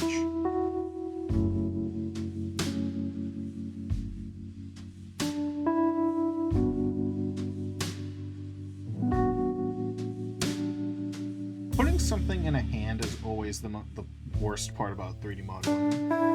References.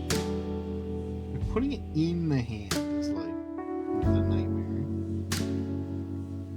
If you've ever seen me draw Sigrid, yes.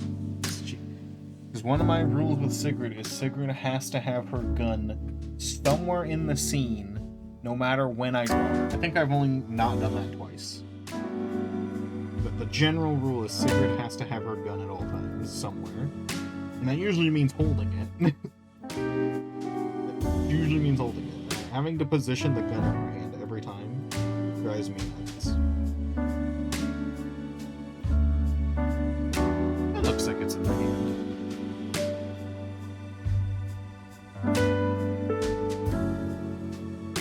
And now time to position the fingers.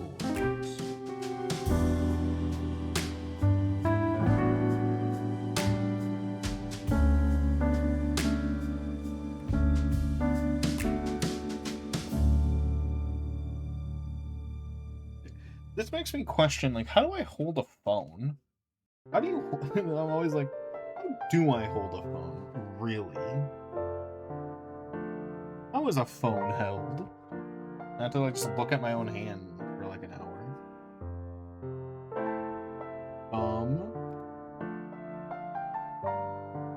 Maybe I made it too small. Apparently not.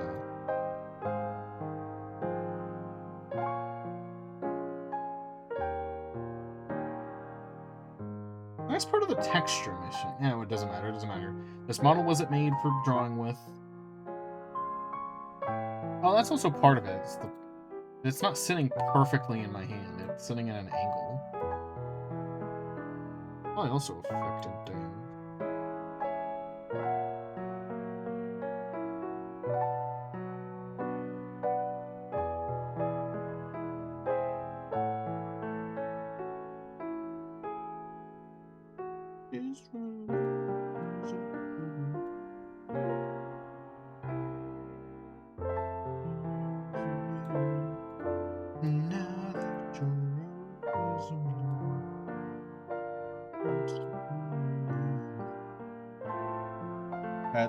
I think that's the right size and position. I don't give a fuck. Let me answer this message that I don't know where it came from. Where did this message come from? Oh, found it. And it is a message I do not give a shit about. It's also pinged by this server for some reason. Oh, they're doing a watch party right now. There's a watch party at this hour. Hello.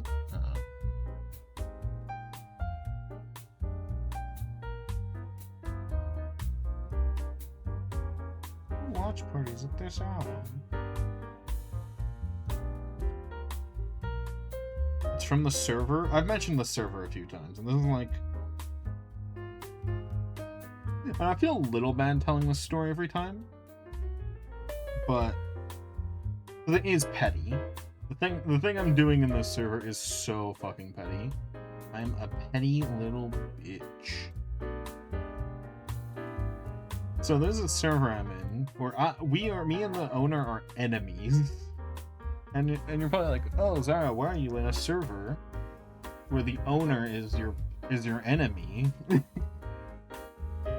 And the reason is, I want them to man up and ban me from the server.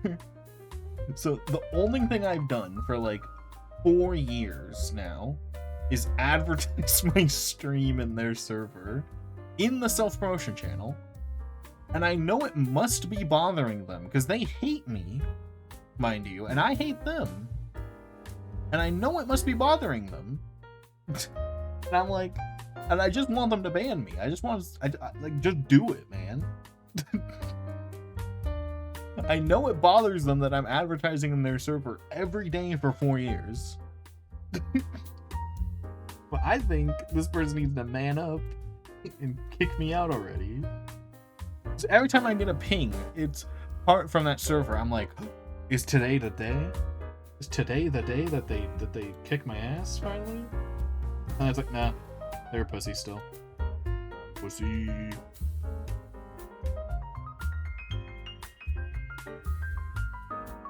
And it's extremely petty of me. I know it's extremely petty of me, but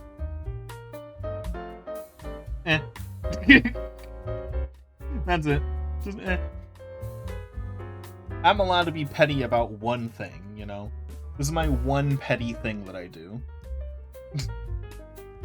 Okay, one of my 2 petty things that I do. I'm allowed to have 1. Or 2.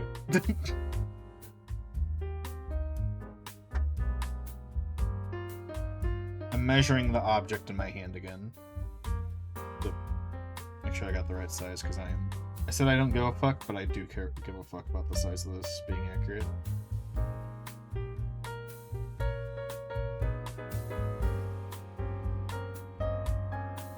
I say I don't give a fuck, but I do. I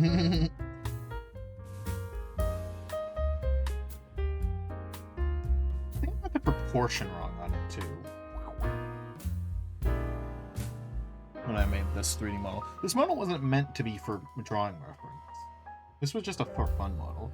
And I'm like, oh, it would be so good right now for reference. What a fool I am. So I think the one in my real life hand is a bit longer. I think that's part of it.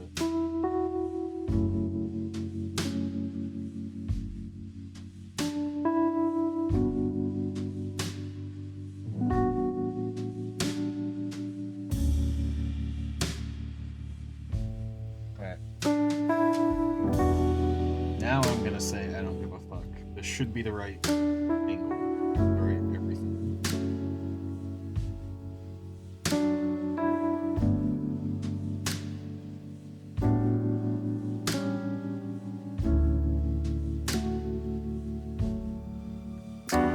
Why not include my hyperfixation in the artwork? My special interest on hyperfixation. They're similar but not the same thing.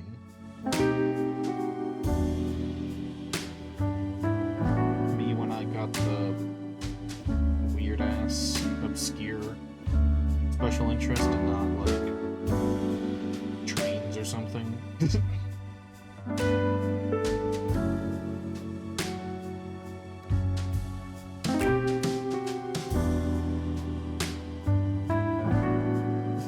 Funny thing about me is I may be autistic, and I may like trains, but I do not autistically like train, you know? You feel? Like, I just think they're neat. I'm not like the kind of autistic person that knows the lore of train lore.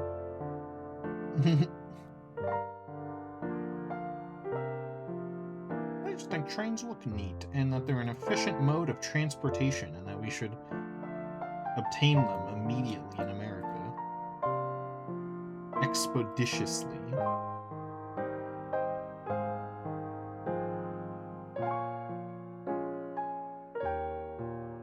That's my interest in train. There we go, that looks like he's holding it. But also, the thing I am actually addicted to when it comes to trains is I love in fiction, whether it be video game, TTRPG, or like a movie and TV show, I love moving bases. Like a character where their base can move. You know, like an airship, like a boat, a caravan, or a train. That's a moving base. It's a moving base of operations. I love moving bases. And that's also why I like trains, is because they are a moving base. Like, in Marvel, I love the helicarrier. The helicarrier is so cool. Because it's a moving base. They can just fly that shit anywhere, and you can just live on it. I love boats, because they're a moving base.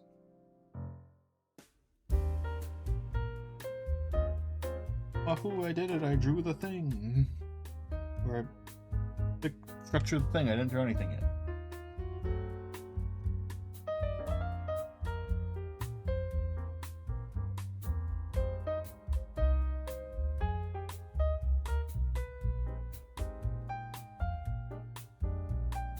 This is a banger Boingo Boingo song. Me, who's only heard like 5 maybe Boingo Boingo songs.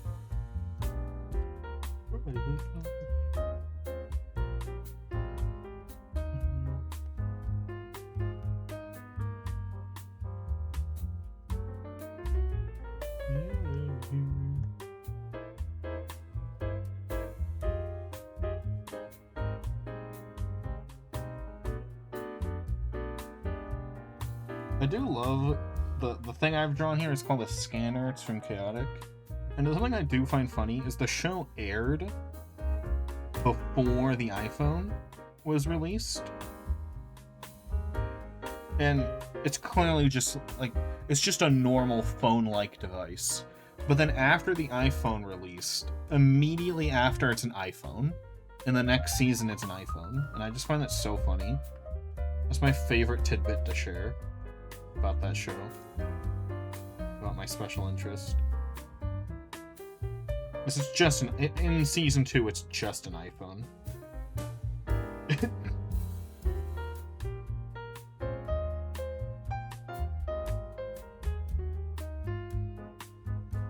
They were like, "Oh, that's a great idea. Why don't we do that?" And then they did. They did that.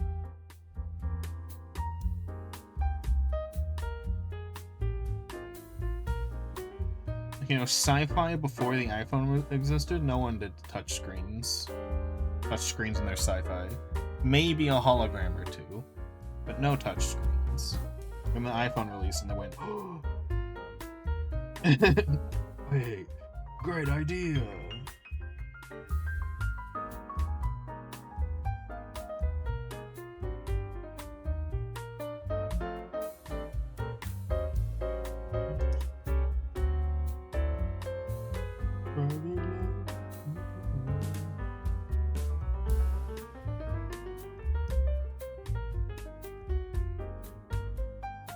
So I love just drawing and not describing what this drawing is supposed to be. You know? Because I never described what this hand is doing. I know what it's doing, but I didn't tell anyone.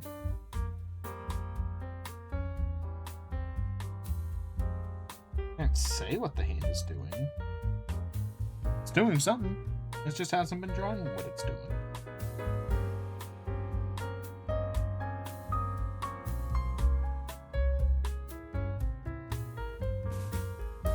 Also, I'm not drawing digigrade feet today.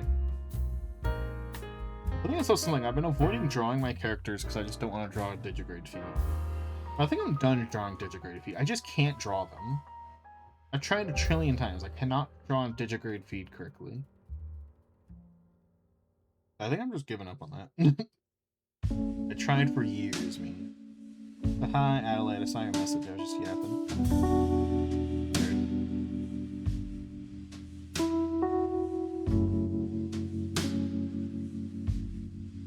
Going all right. I finished the other art I was doing, and now I'm just fucking around.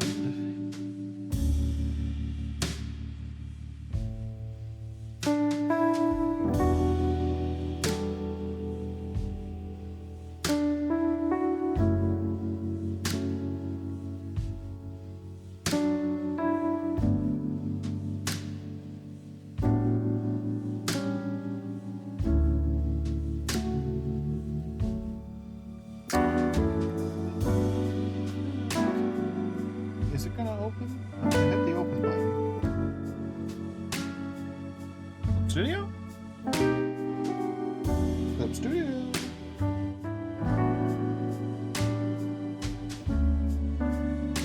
Hit the open button like 3 times. Open. Thank you.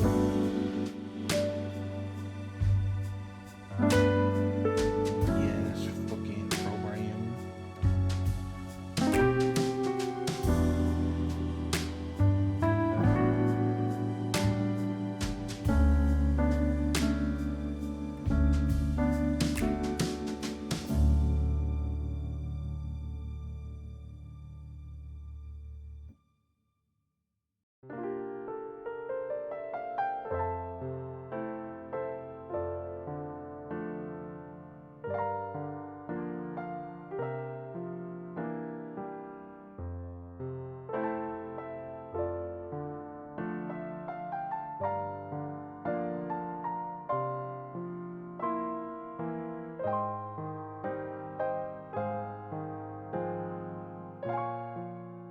I really want to work on my comic. I really want.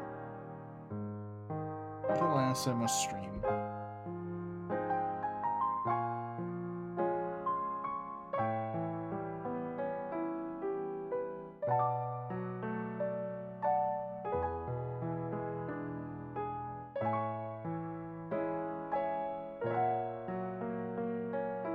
doesn't help that there's a part of the comic that's in chapter 1. I don't know what I want to do with it yet.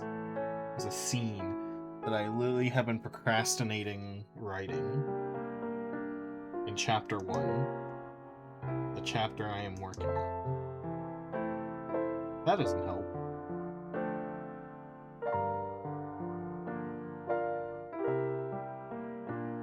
I can't talk about anyone with it because it's the secret. It's the twist.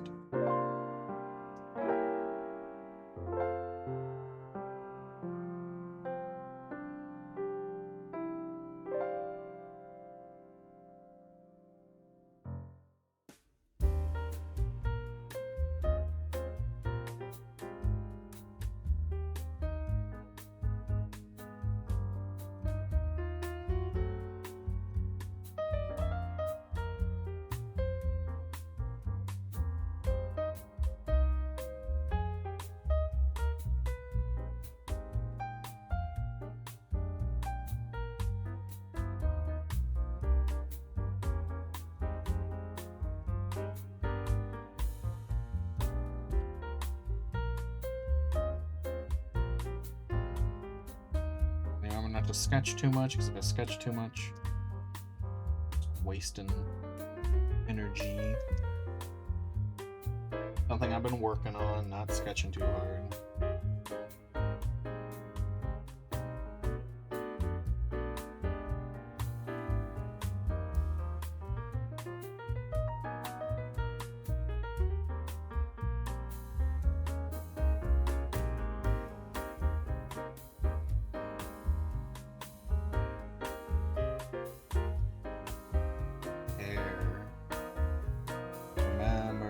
Sketch too hard, me.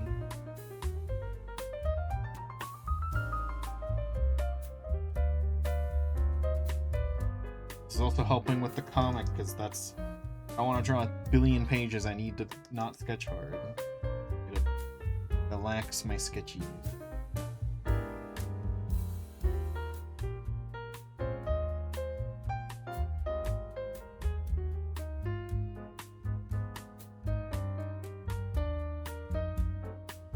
I'm just drawing one of my OCs, doing a little thing. Nothing specific.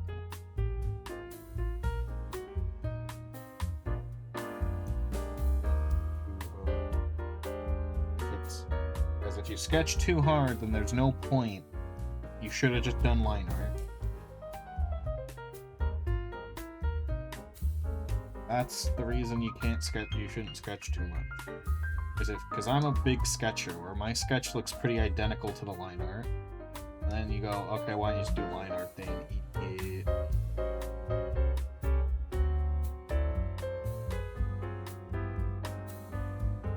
But I need a sketch bare minimum, or else the can't do line art. Just because the art pieces where I do remember not to sketch too hard, they look identical when they're lined to my sketches where I line art all the way, or where I sketch really high effort.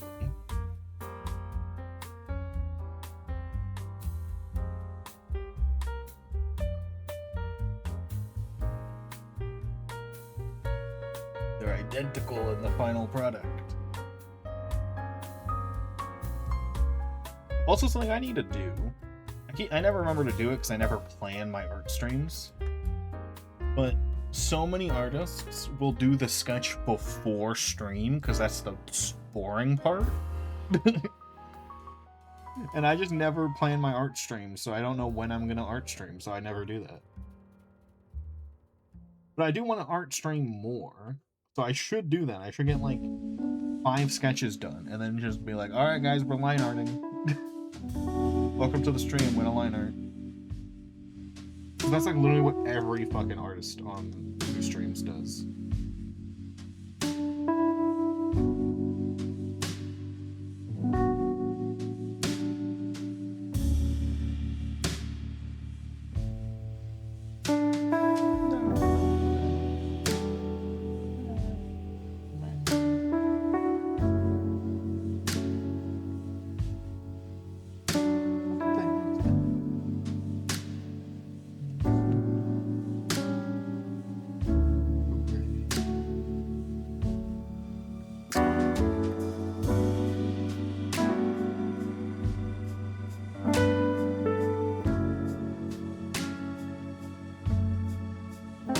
I'm pretty much just going to trace my own 3D model for the device. But if you know how to 3D model, that is like probably the biggest boon to your art. Use it. Because there is literally nothing wrong with tracing a 3D model that you made. Literally. Especially if it's something stupid at a stupid angle, like the thing I'm drawing. I will just trace the 3D. I've done it before. I have a collection of 3D models that I have made that exist for the sole purpose of being traced. Like a CRT television. Because what the fuck? CRTs are so weirdly shaped. They're like 8 weird shapes combined. The like curve of the screen. The kind of squareness, but not really. You know, I haven't used that CRT model more than once. I should. I need to include more CRTs in the backgrounds. What was the point? What was the point of making that model? I'm only gonna use it once, man. Maybe I'll use it in my comic. Maybe I'll put a CRT somewhere.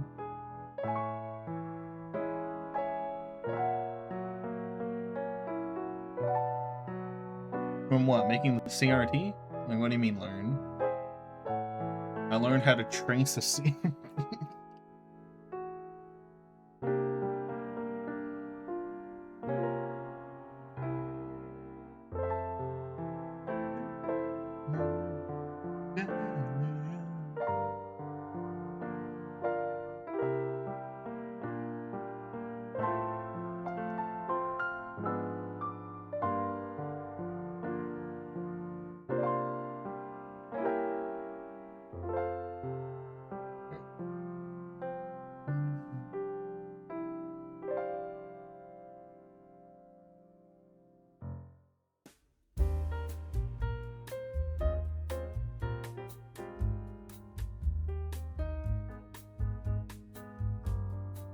That's the part, since I literally have never said what this hand is doing, but it is now important to the sketch.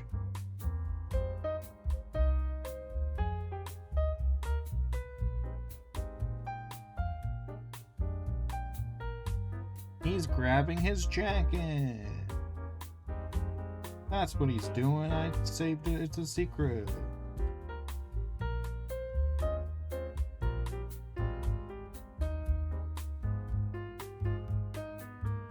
My brain's processing this.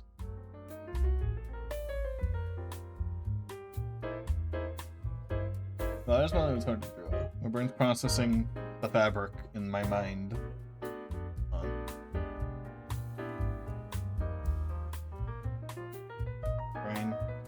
Brain's processing.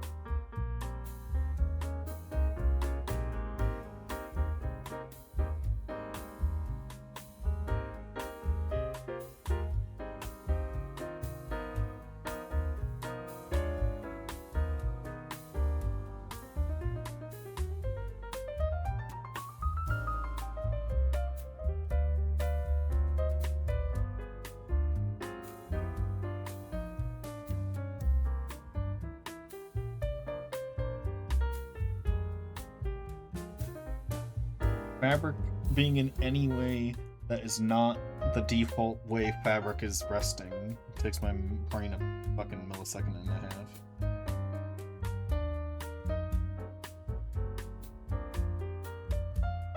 Now we don't need to sketch the hand because it's gonna be half covered. Oh, it's this song. Episode.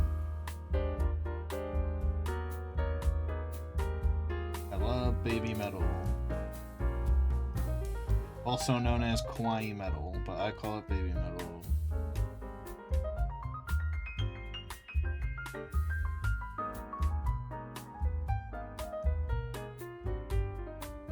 I say I love it, but I've literally only listened to this one band. Well, not this one band, but this one singer who's been in like 3 bands. Wherever he goes, I follow.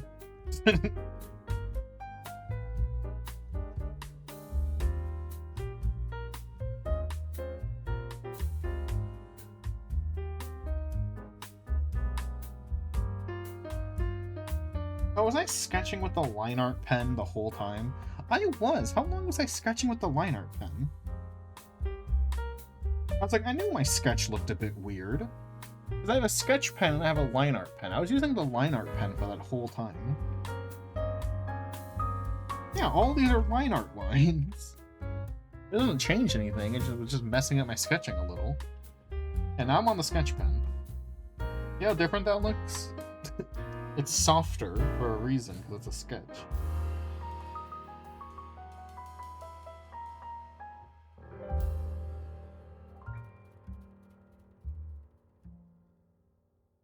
I was wondering I might looked weird.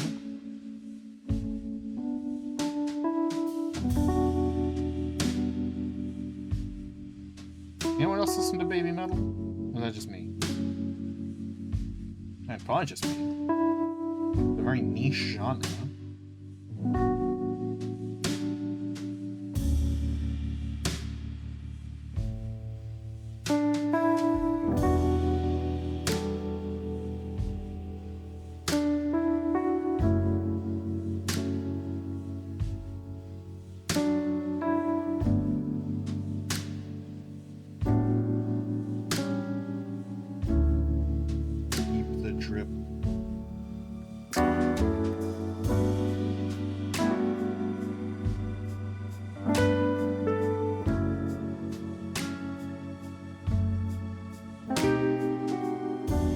I sketched some real nicely. To be fair, I did sketch these fast, and they still came out nice. I did not spend forever sketching the legs for once. But they were still really good legs, damn it. And he wears baggy pants. Well, guess who's doing a pantsless ult, just to show off the legs I sketched. This guy. Your pants will be stripped from you.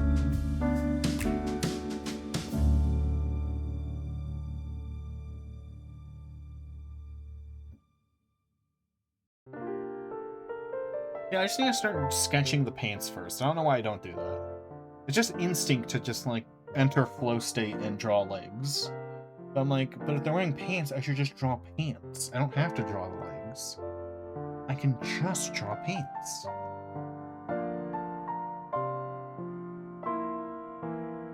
I must draw leg.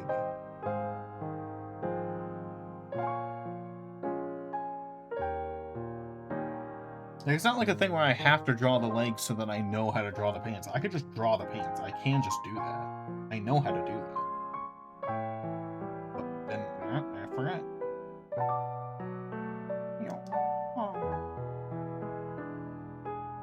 Kind of same with this arm. I could have just drawn the baggy.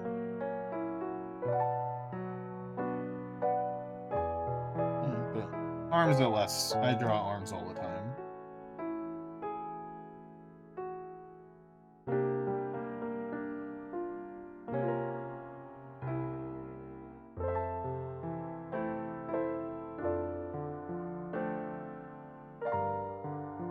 Oh yeah, this is the first time I didn't sketch it, probably because I wasn't paying attention. But he has a prosthetic arm. I just drew a normal arm for the sketch because I wasn't even paying attention. Wait. And the prosthetic arm is always a perfect opportunity to draw a shitty arm, because it doesn't have to look like a real arm. It's a prosthetic.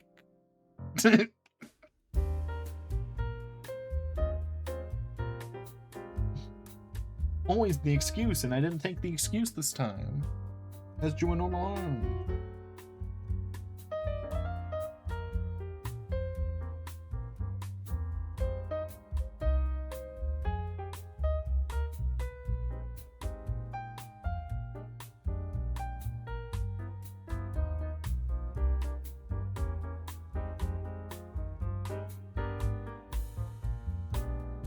Alright, now I can just line art. You're good. Oh, I drew! I'll do those in line art. I don't give a fuck.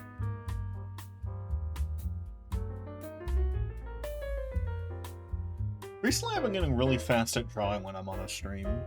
Like, I'll just fucking... I think there's a stream where I cranked out, like, 2.5 art pieces. Because I was just drawing them so fast. What that's not another. I hope we're not doing that again today.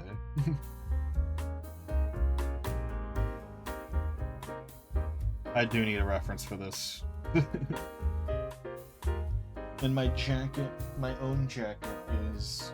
I was gonna say across the room, but I don't even know where it is. I'm looking for it. Where the fuck's my jacket in? I was gonna say I'd put on my own jacket and just look at my arm, but... I don't know where it went. It was here like a minute ago. Oh well. Google.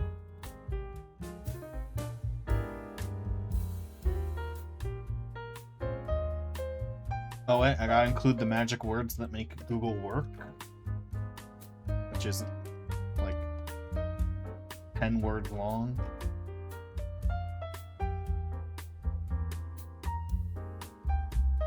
Oh wait, let me just go to the art sites. Hey, Google's becoming so much more usable. This is one of those things I can actually just look up on an art site.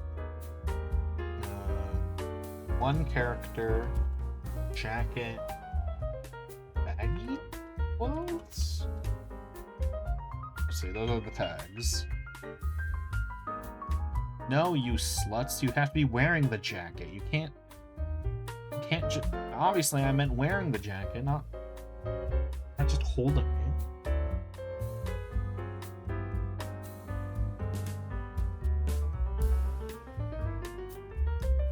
Also, I included the baggy clothes tag, and these are the art I am looking at right now, because obviously I'm not going to show it in case something gross pops up. But the art I'm looking at, this is the tightest clothing I've ever seen on the baggy clothes tag. Actually insane, what the hell?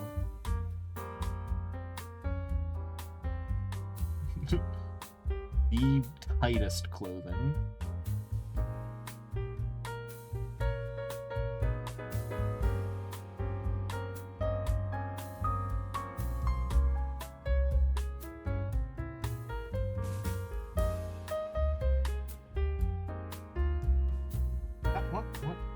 What's the tag for this one?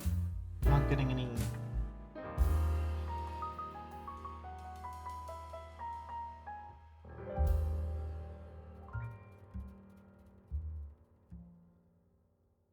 Oh my god, I am trying... What tag? What's the tag for raised arm? So I could just get a... What the fuck? I'm typing in everything and the website's not accepting anything. I know there's a tag for it. Typing in everything. Who's messaging me?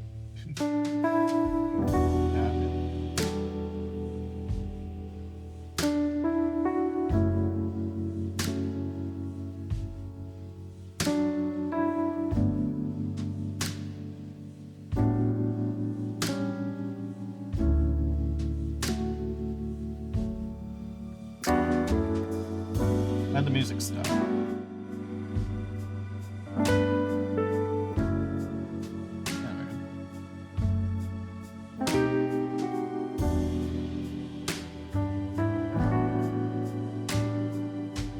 None of these are like the same type of baggie that I'm looking for.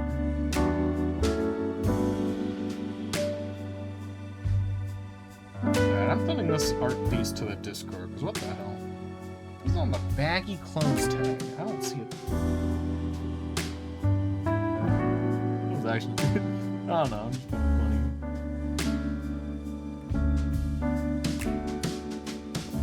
I think it's a Yu-Gi-Oh card, too. Oh, this one's kind of helpful. Need my references, dude. I can't draw without my references. Honestly, jacket references I should just, like, put in a folder.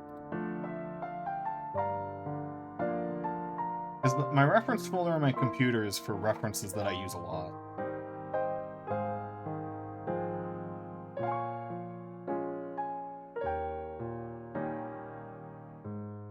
Honestly, I draw enough jackets and need the references enough that I should just put that in. I should just make a folder that's like jackets.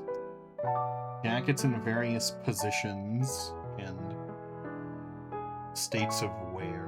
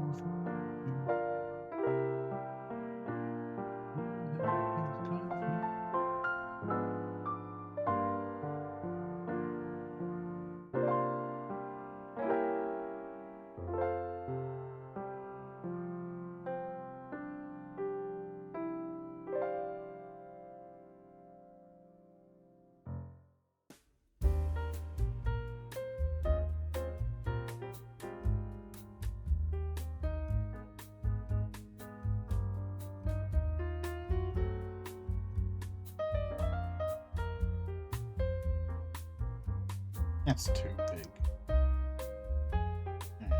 Like baggy, but like not that big.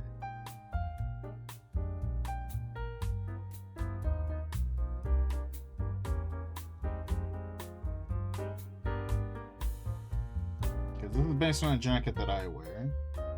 But like the sleeves are too long. Like it fits, but the sleeves are too long. That's why I was looking for my jacket specifically. Like, they always, like, scrunch up a bit. Not a bit, quite a bit. Gonna get that scrunchness.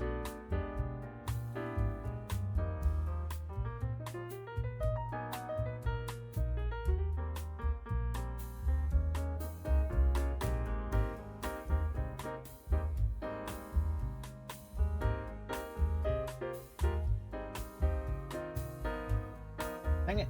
We shuffled back into this song. Yeah, fuck it, I'll listen to it.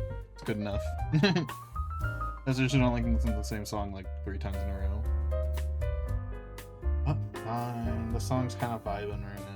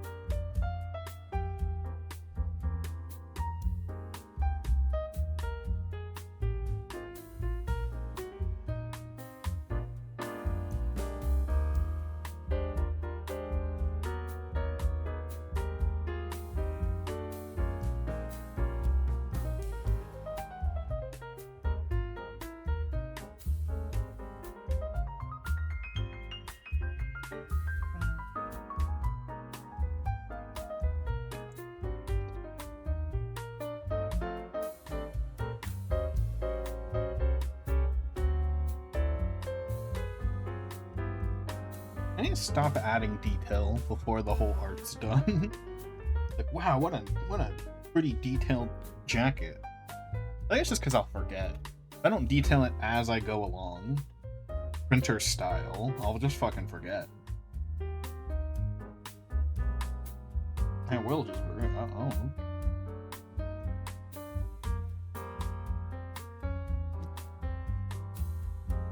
Adjust myself.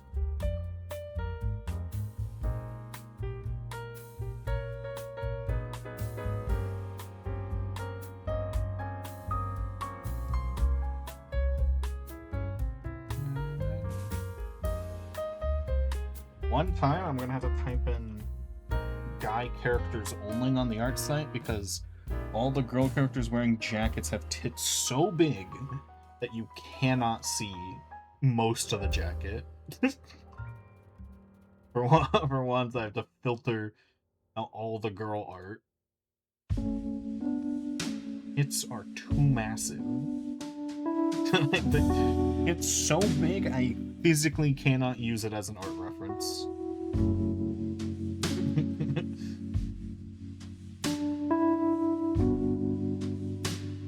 Woe is me.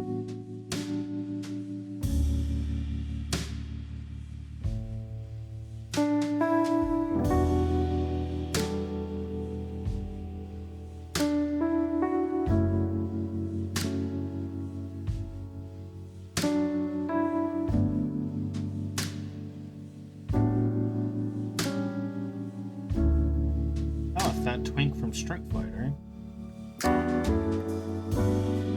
Good luck guessing who I'm talking about.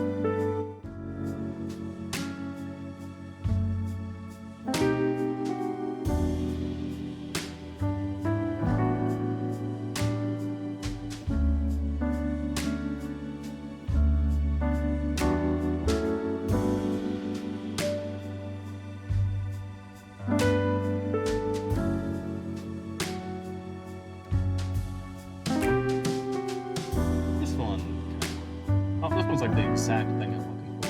Yoink. Reference.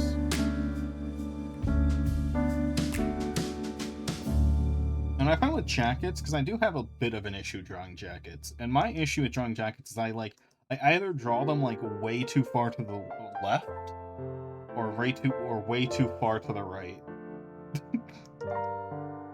I think I did sketch it in pretty much like a good resting position.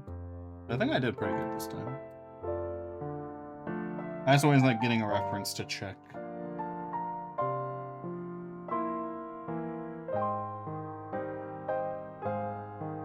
I'm not gonna get up and stand in front of a mirror with my jacket to check if I'm to reference myself. I have to come all the way back here, draw it, and then get up and go there.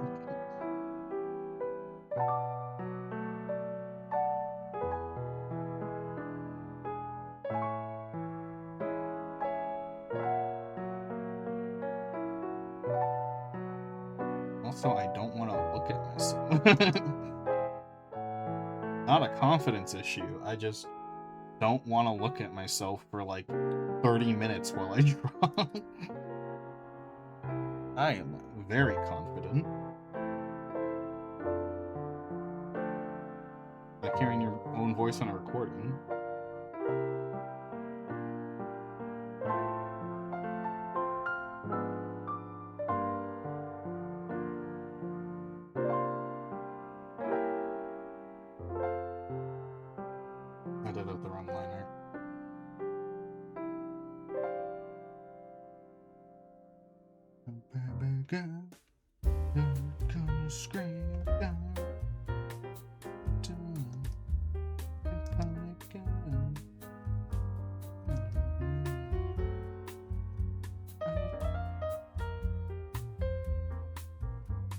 Does this count as a Rickroll? What do you think? Yeah or nay?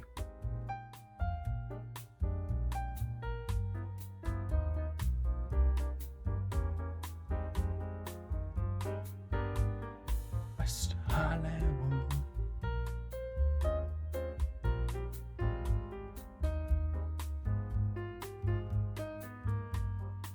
You guys remember that like really brief trend in like I want to say 2017 when people were rickrolling each other with Together Forever instead of Never Gonna Give You Up,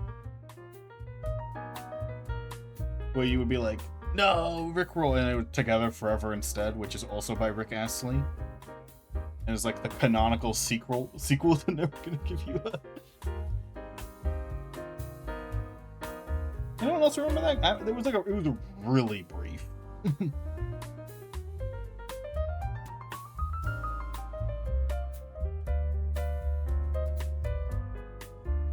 I'm looking at I'm referencing myself again.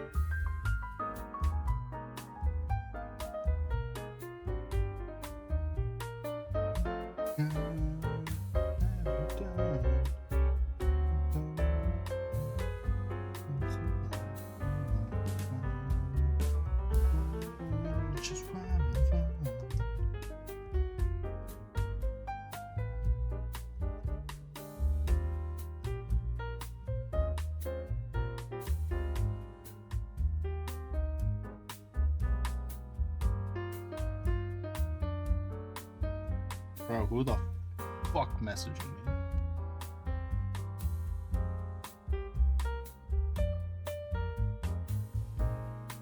No one. Stood there.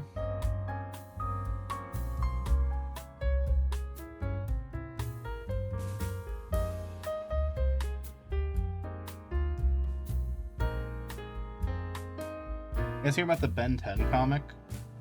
I'm trying to keep up with it. And dude, the Ben 10, I fucking hate the Ben 10 fandom. The Ben 10 fandom has turned into a fandom that I kind of like, to a fandom I just fucking hate. I fucking hate these guys. Sucks that I absolutely love Ben 10 and the fandom is so ass.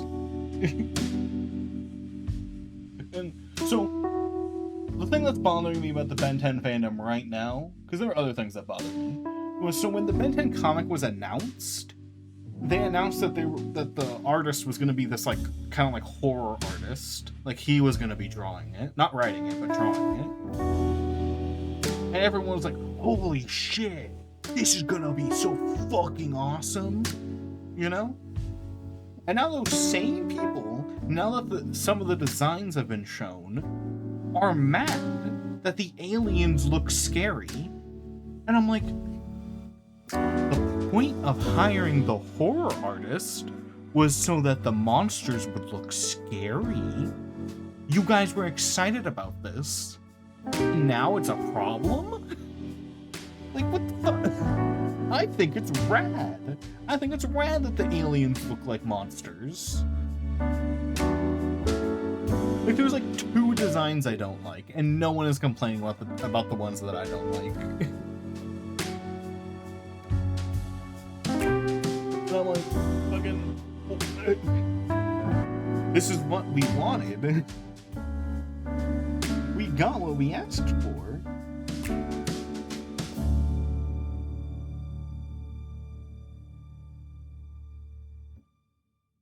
Like, I just don't get it. I don't get why they're upset.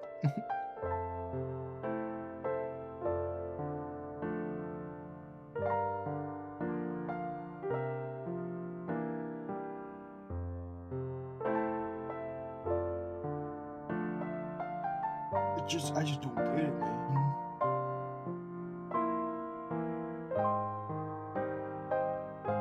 And the usual nonsense that I don't like them for is that they have some of the Ben 10 fandom has some of the worst Ben 10 takes.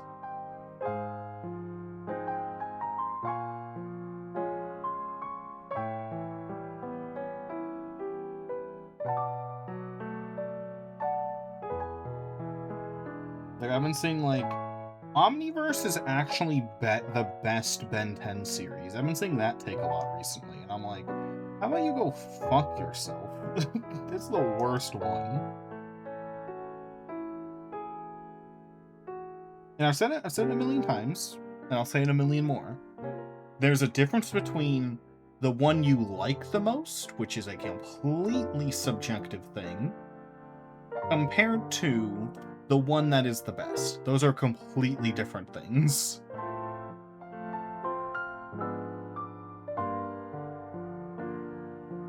Right? Completely different.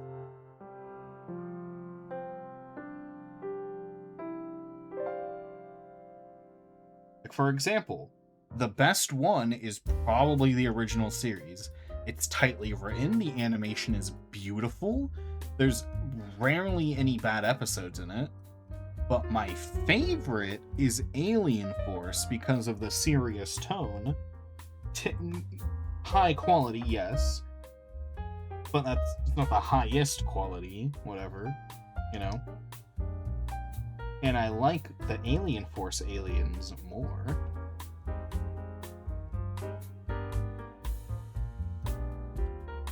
Like, there's a difference between those two things. Which one's the bestest one, and which one's the one you like the most.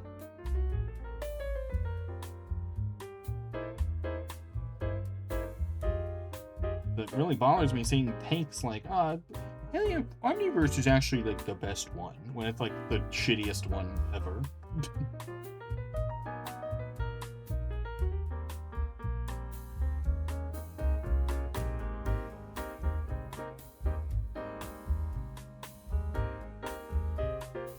There's a guy in the Ben 10 fandom, and bless his heart, but he's been doing like a review of the entire Ben 10 series from start to finish, one episode at a time. And when he started reviewing Omniverse, he said his mission statement was to try to make people appreciate Omniverse more. But bro, he is struggling. He is struggling to say good things about Omniverse, and he's over halfway done. He's over halfway done. He is fucking struggling to say good things about it. And the funny thing is, not to diss on him, but he made me hate Omniverse more. Because he opened my eyes to flaws that I didn't even know about. My third eye was open. I was like, oh, I never considered how shit that was. You right.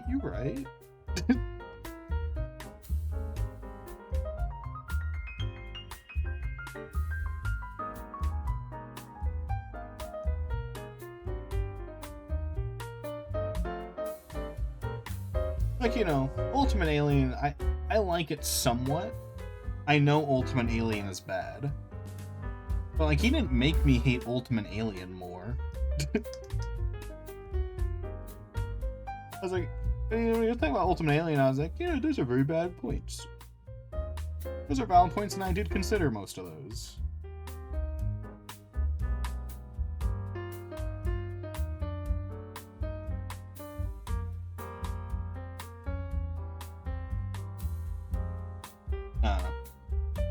Omniverse sucks. Stinky.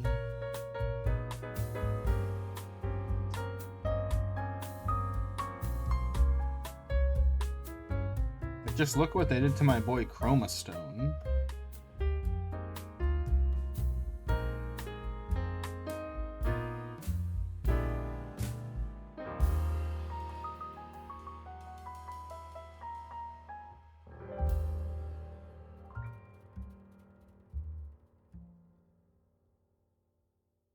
No, that'd be a fun stream. Or not, it wouldn't be one stream, it'd be like 4. But redesign, because something I also hate about, by the way, something I also hate about Omniverse is all the designs are ass. I should like do like I should like try to redesign some of them. At least redesign some of the most ass designs that series has. Because my god, do some of those designs suck ass. They massacred my boy.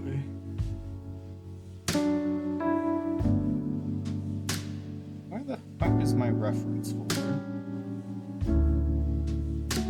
Anyway, to wrap that up, I am excited for the Ben 10 comic.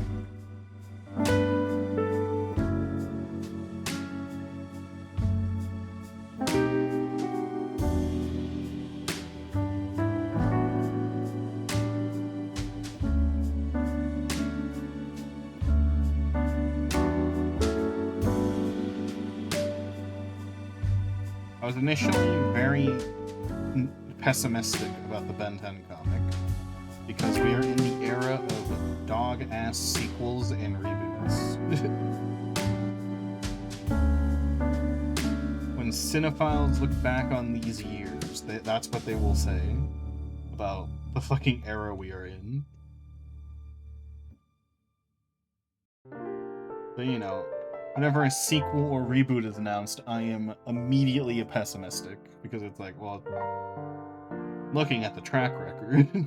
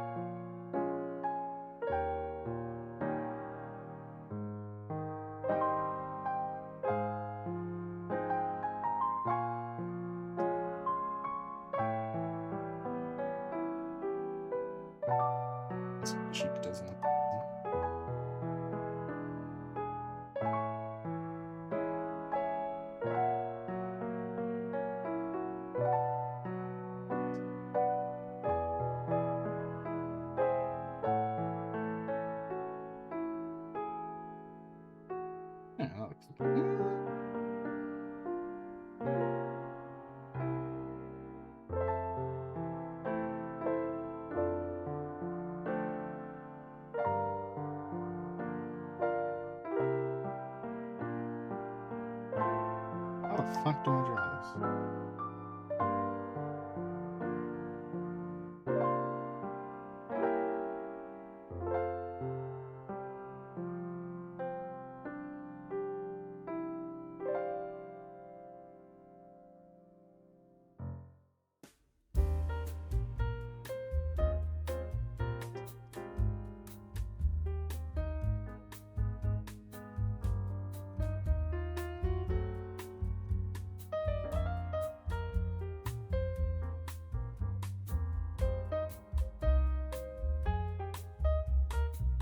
Also, speaking of sequels being shit recently, I've been holding off complaining about this today.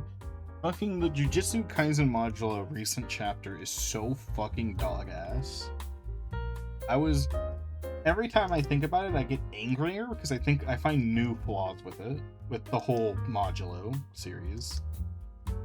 Like, it is so fucking bad. Modulo is so ass. I'm like actively upset because I was so invested, and then Gege fucking took my investment and fucking ran it through a paper shredder 3 times. Like, I literally don't know what he possibly could have been thinking in any of that nonsense that he wrote. Like, oh, the ending of the original JJK was bad because he was rushed. But in this one, it wasn't rushed, because in this one, he knew exactly how many chapters he was getting, and he wrote it all ahead of time by, like, months. And he had someone else writing it. So he had all the power in the world to, you know, make it good. And he still fumbled.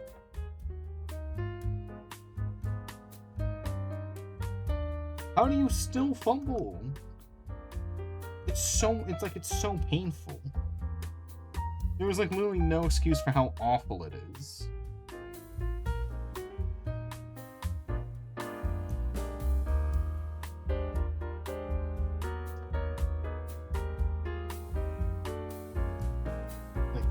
Like, I'm so mad about the recent chapters. The worst reads. Like, it's not a good sign when the average review is, I was reading it and thought I skipped 3 chapters. That is the average review of the fucking most recent 2 chapters. Is, I was reading it and I got confused because I thought I skipped a chapter or 2. Not I skipped a page on accident, I skipped a chapter or 2. Yeah, it's rushed dog shit. Completely.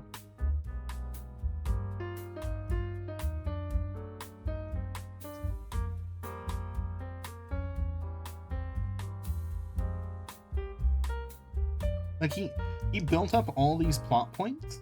And again, if you have a short series, maybe you shouldn't have fucking 80 plot points, right?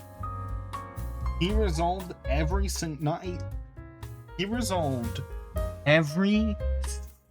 plot point off screen. The least satisfying ending possible. Not a single ending, not a single resolution was on screen. Like, what the fuck? Like, how are you that dumb? You can't be that dumb. Like, it's everyone got hit by a bus and lived happily ever after type ending, dude.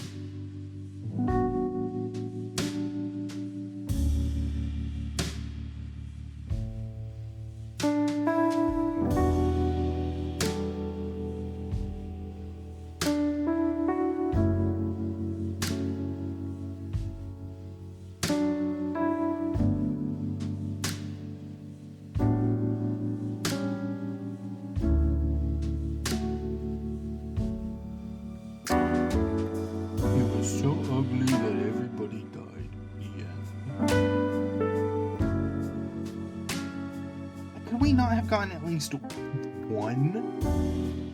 Like, I'd probably be coping extra hard and, like, probably be pretending it was good if we got at least one plot point resolved on screen. Just one. Nah, off screen, every ending.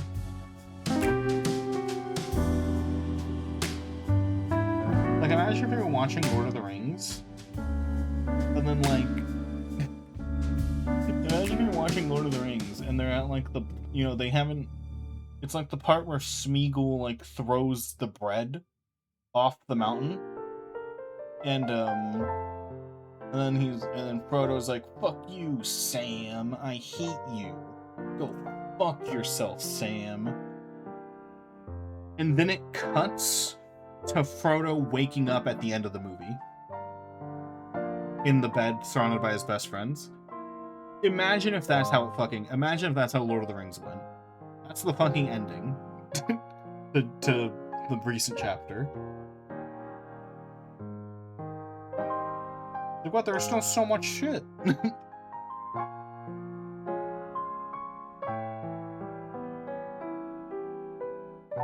I should do an edit of that as like a joke for the JJK subreddit. Where I do edit the fucking ending of fucking Lord of the Rings to be exactly that.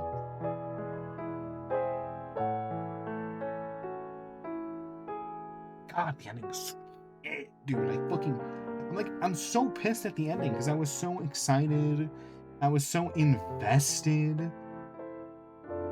And okay, cool. You know?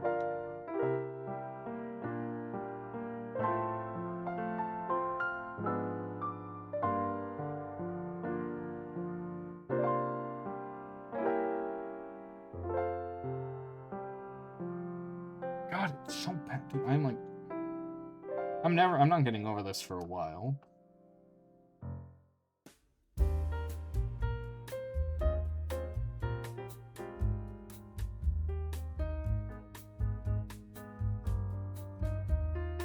It's not gonna be as bad as TLJ, but just like TLJ, this is gonna haunt me for like months. We'll wake up in the middle of the night and be like, man, why is Modulo so ass?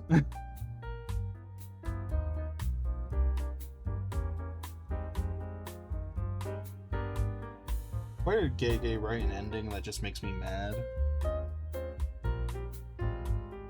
And the funny thing is, some people are coping really hard about it, being like, there's 2 chapters left. It's not the ending, idiot. There's 2 chapters left. It's like, bro, that's the epilogue. There's 2 epilogue chapters left. Because the story is done. Everything got resolved.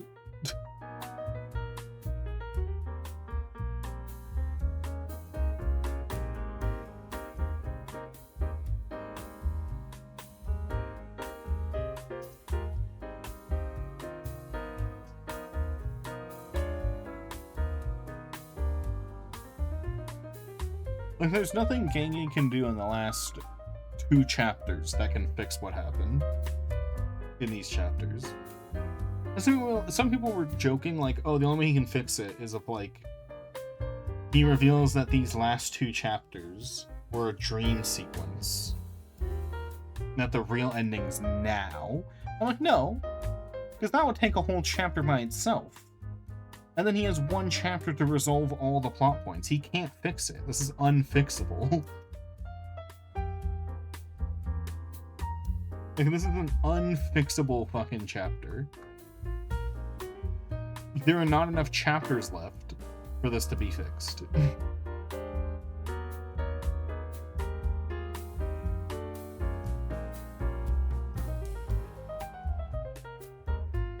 So bad. I'm so mad about how bad it is.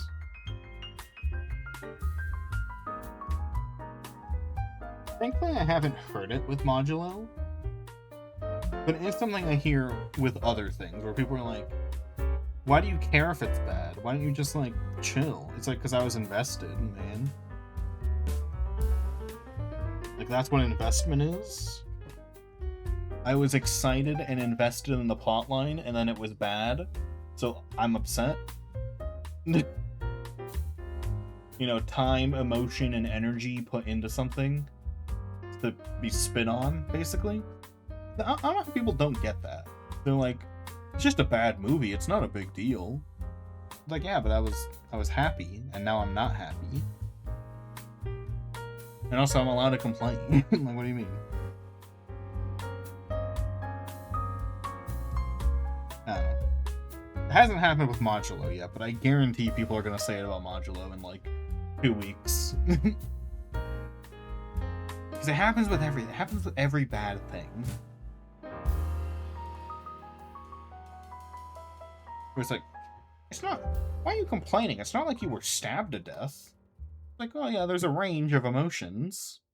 I didn't say I'm dying.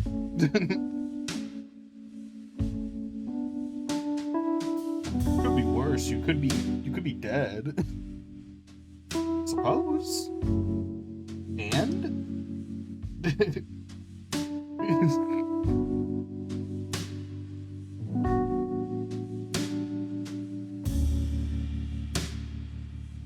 I'm just rambling. And tangenting.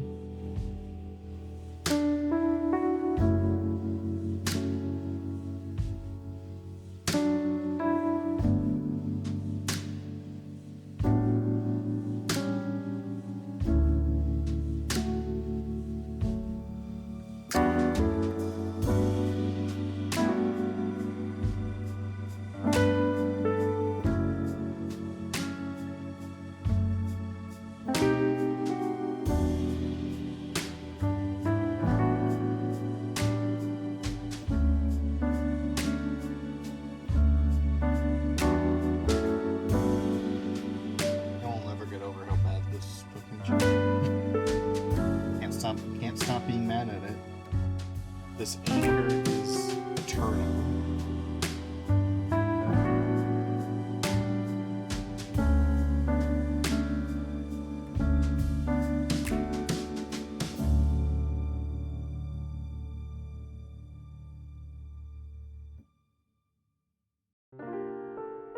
I think he should be smiling more. Maybe I should do an edit where he's smiling more.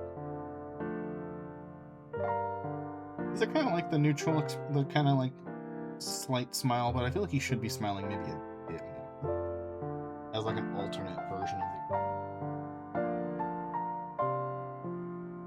the... Also the fact I haven't drawn an eyebrows yet, so...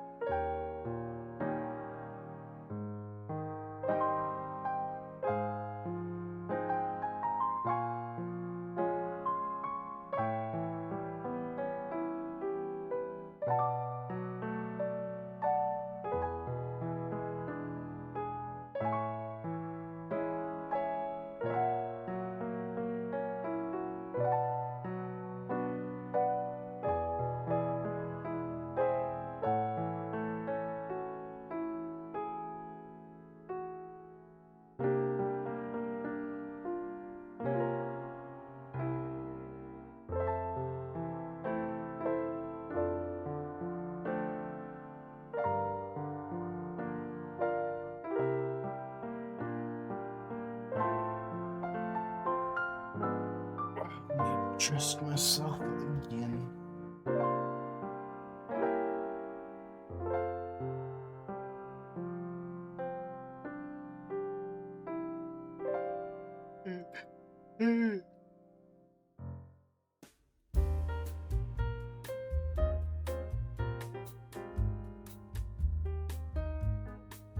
My brain almost automatically clicked on a YouTube video for background noise, but this is a stream, I can't do that.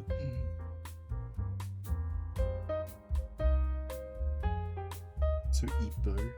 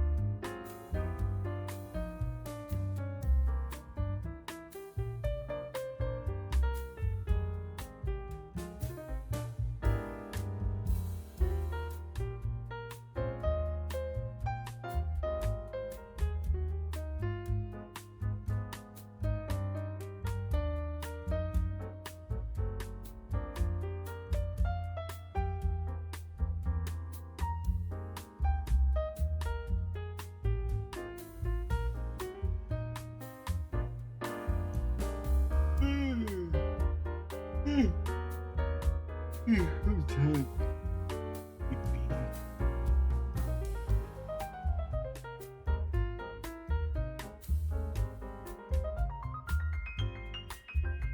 Crazy that I shuffled into the same artist twice.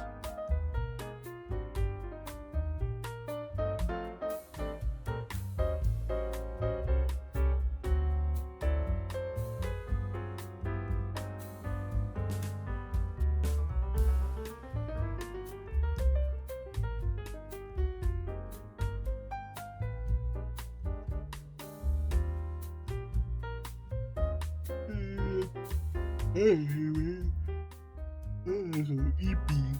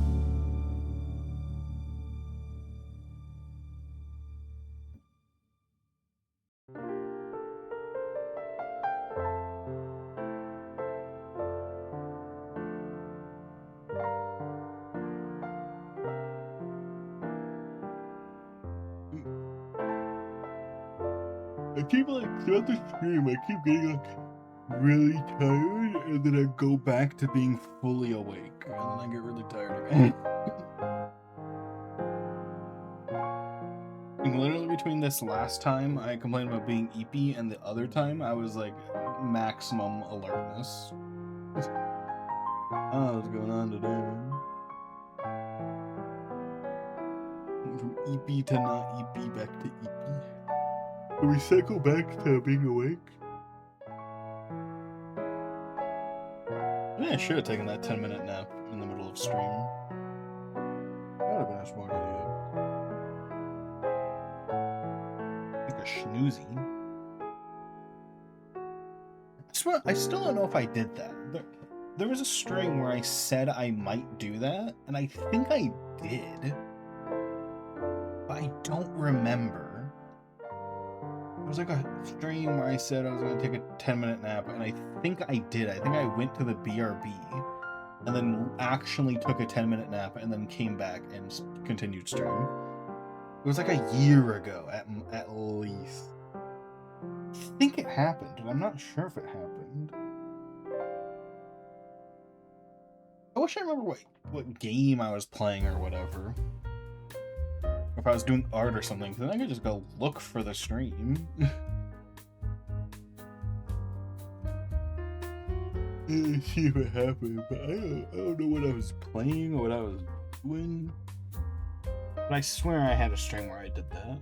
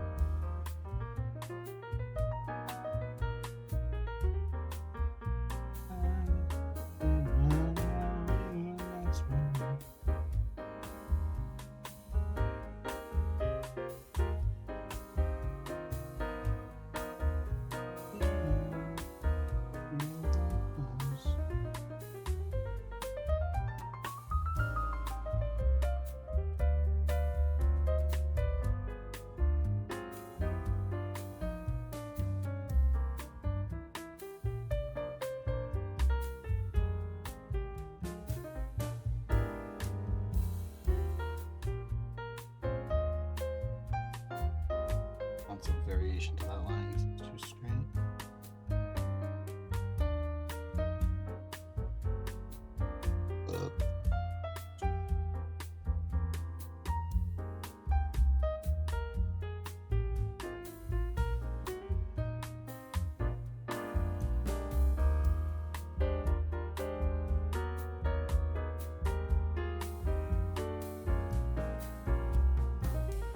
I didn't sketch his tail, but whatever. You ball.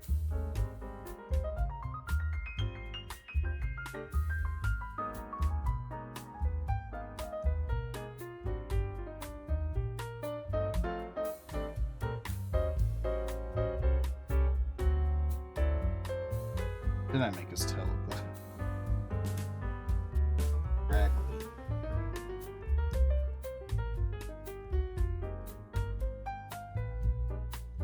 And some days I can just like crank out a good tail sketch. Other days it's like,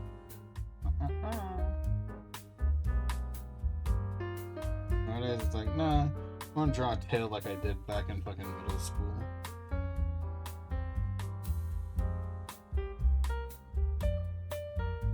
On or off day if I can draw a tail. Like, this tail looks like ass. What am I doing?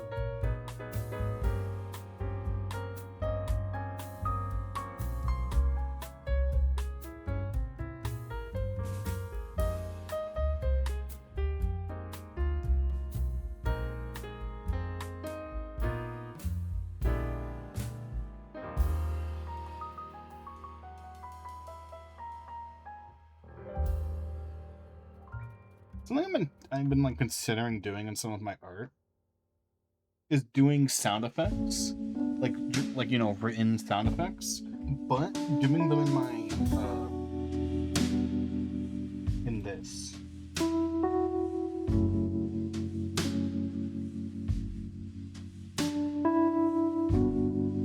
Like in my rune alphabet. Remember this? I use this for magic in my shit. Like doing sound effects, but doing it in like the the runes, you know?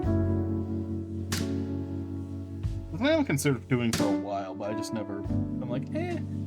You know, you get that vibe when you're reading like a manga back in the day, where they didn't translate the sound effects, and you just see symbols, and you're like, I guess that's a sound effect, you know?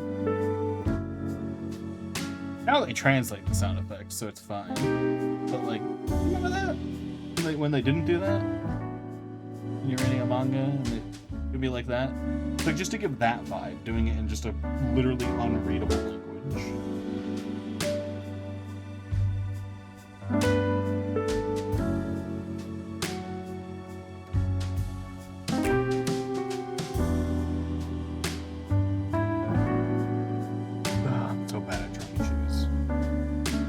I'm not when I lock in, but I have to lock in. I have to have a reference and then lock in. I have a picture of a shoe.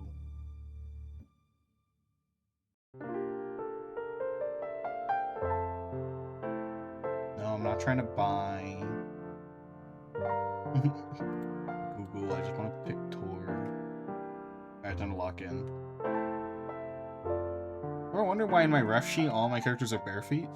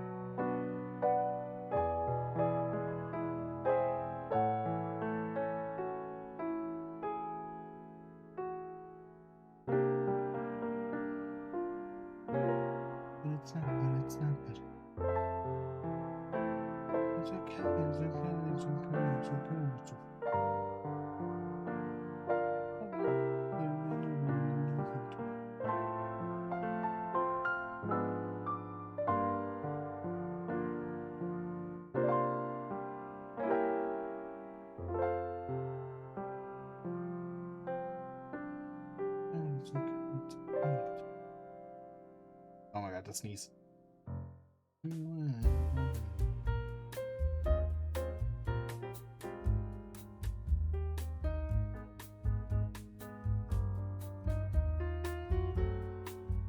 Never mind, the sneeze didn't come out. I must simply suffer with an itchy nose.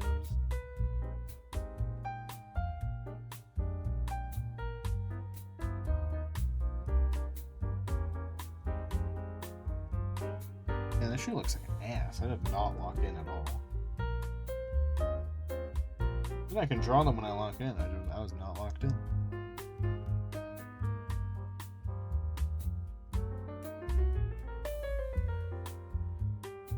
Let me sketch it a little harder.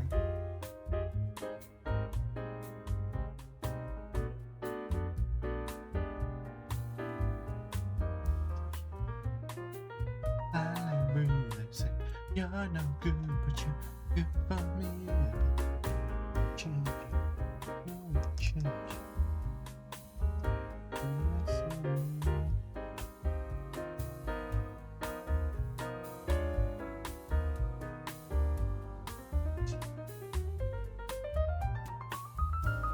Change. Image that might make me dangerous. I took some. Run from. And if we never face it, we do escape it.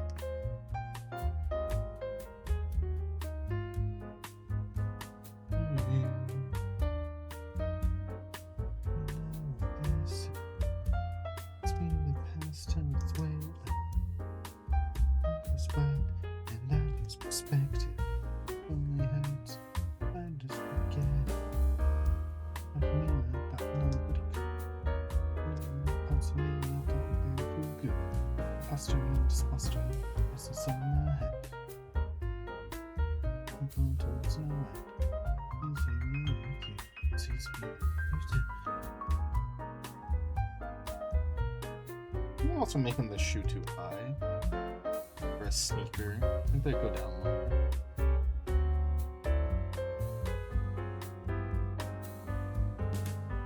Escape.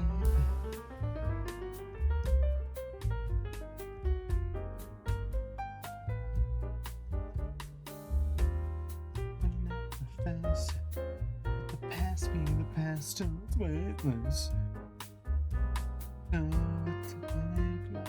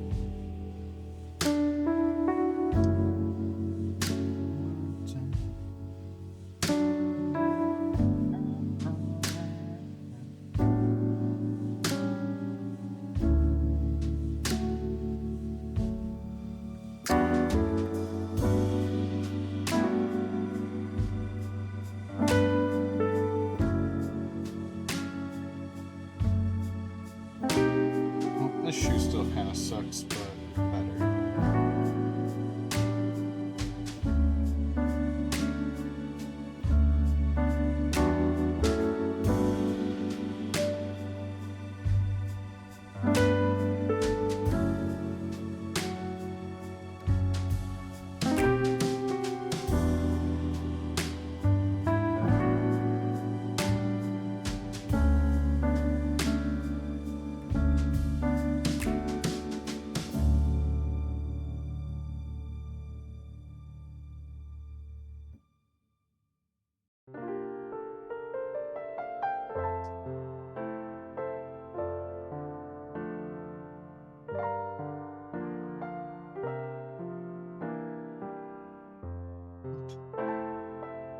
Circle is huge.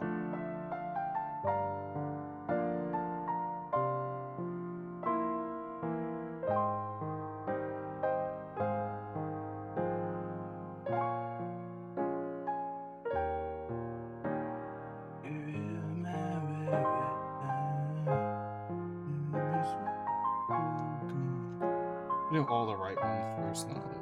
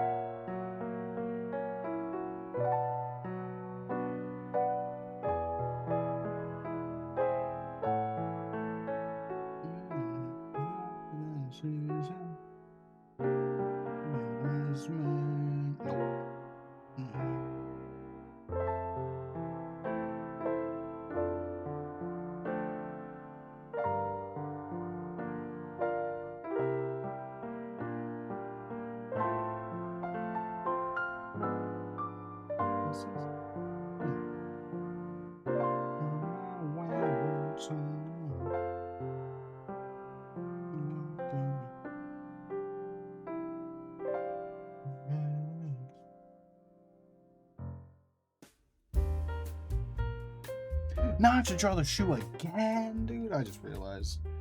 Oh, I hated drawing the first one.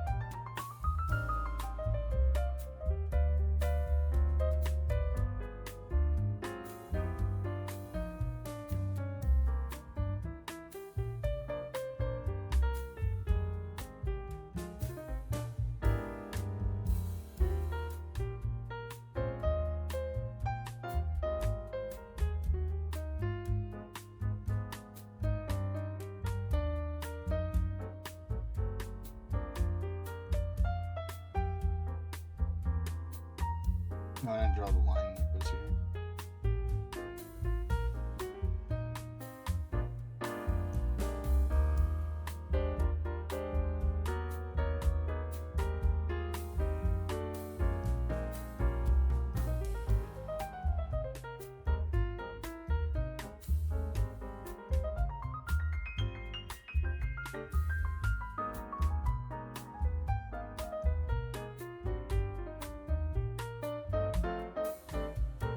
And 5 laces.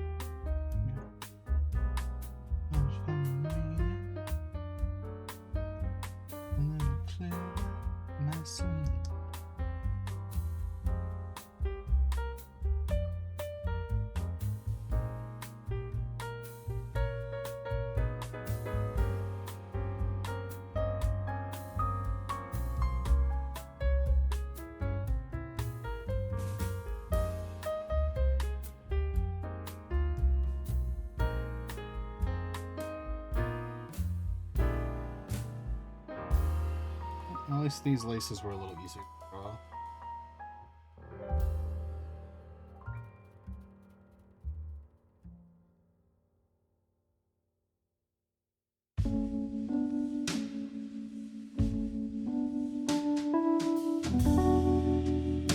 And actually, I have to take a quick piss break. I'll be back.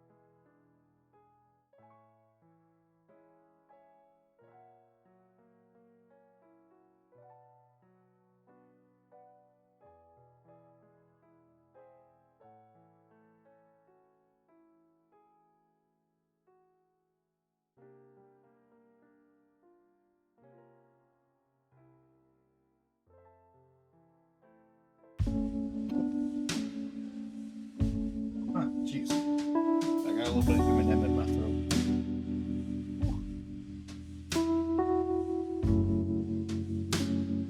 Anyway, still sitting down. Give me a second.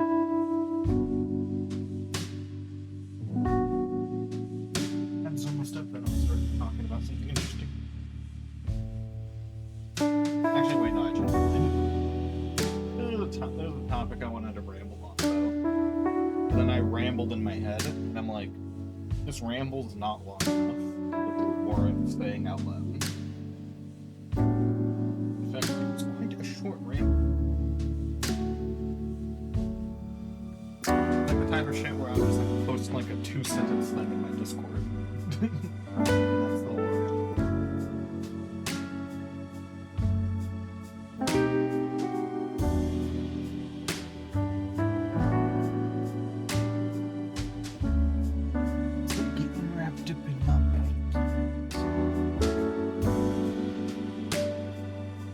I could never be like a professional like artist in like a comic studio / animation studio, because like how am I supposed to draw if I'm not wrapped up in blankies? And they're not gonna let me bring a blanket to work. They're not gonna let me cuddle up while I'm drawing.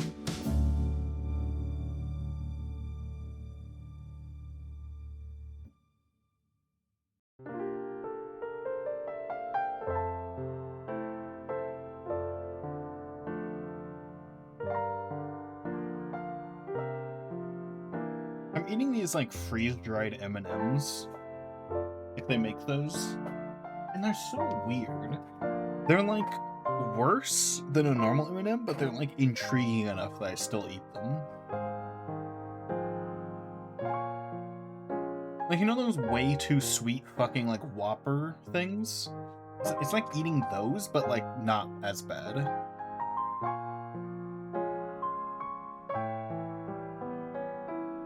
Because I hate Whoppers. Those little chocolate balls, because they're way too sweet.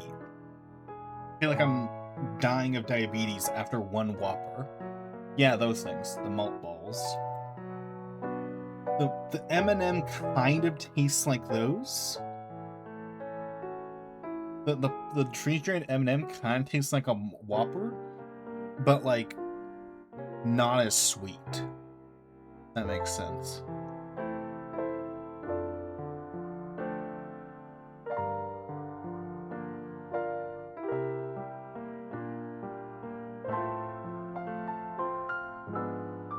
Then again, I haven't had a Whopper in like 15 years because I hate them.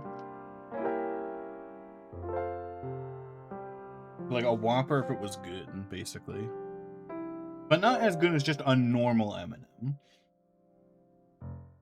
Like, on a given day, I would definitely pick a normal fucking M&M. Well, normally I'd pick a peanut butter M&M, but that's a different thing.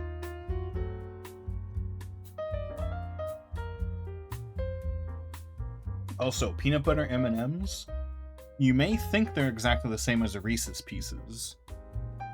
But no, a peanut butter M&M is better than a Reese's Pieces because the peanut butter M&M has more chocolate. And it's a better chocolate to Reese's Pieces ratio. There's more chocolate in a peanut butter M&M compared to a Reese's Pieces. And I like that more. The more thicker layer of chocolate. Reese's Pieces are still good. I'm not hating on them, I'm just saying peanut butter M&M better. No, there is. No, the shell is... The shell of a Reese's Pieces is chocolate. It's just not as thick. It's a thin shell. No, they're chocolate. It's a Reese's Pieces, like a Reese's cup, which is chocolate and peanut butter.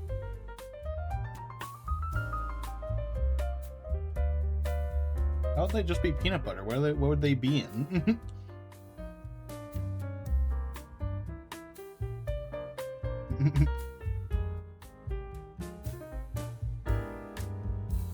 Make robot on time.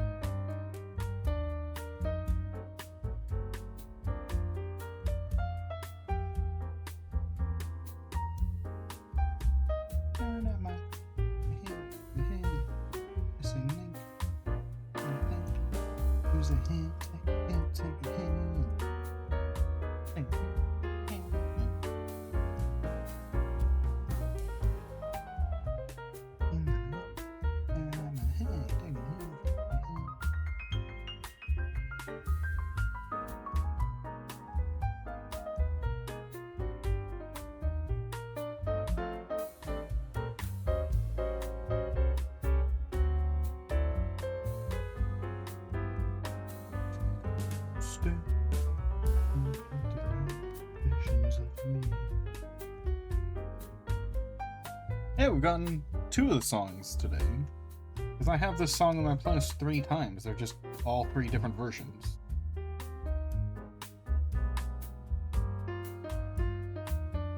Will we get the 3rd today?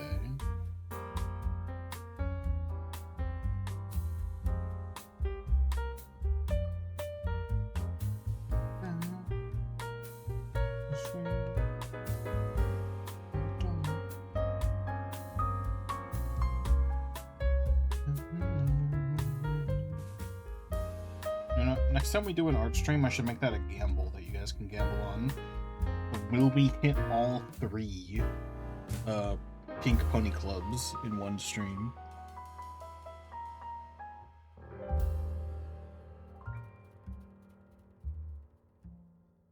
Pink Pony. Did I say Pink Pony Inn?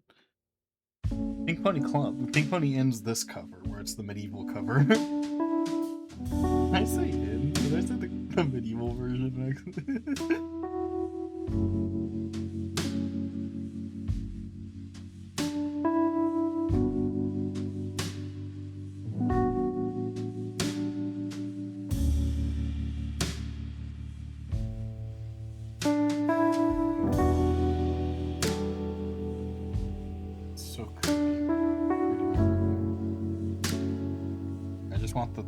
I just want the thing.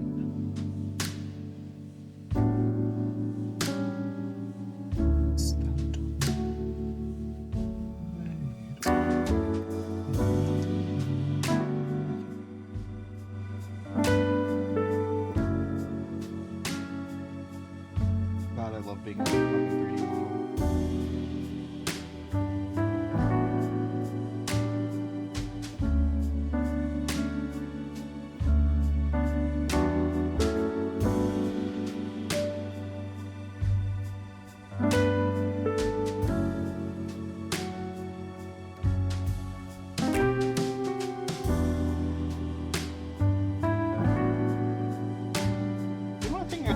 This one, the proportions of the proportions of my scanner are kind of off. I think I gave it the proportions of season 1.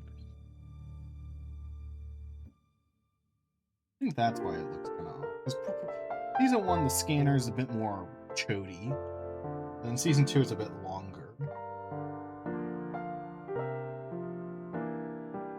I think that's why the proportions look a little weird. Because I'm used to the season 2 look.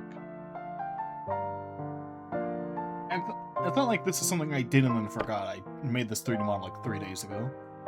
And I was using season 2 references, but I think I might have given it season 1 proportions. Just like maybe subconsciously.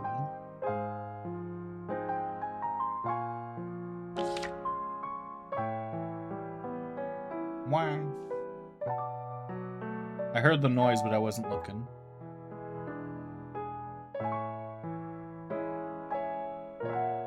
The card noise. Monk. I was looking that time.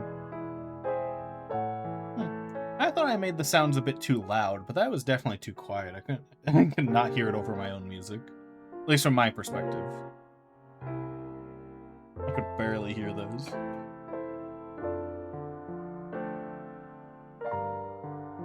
I'm chugging.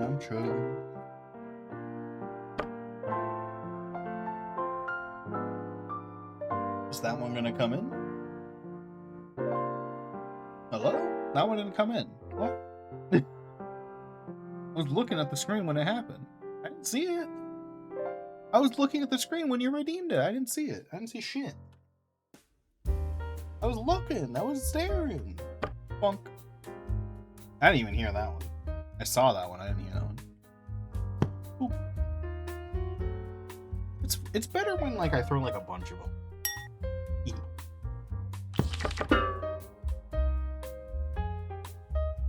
Yeah, maybe I should make it 10, because I was debating whether to make the redeem times 5 or times 10. Maybe it should be times 10. It's more noticeable. Bonk.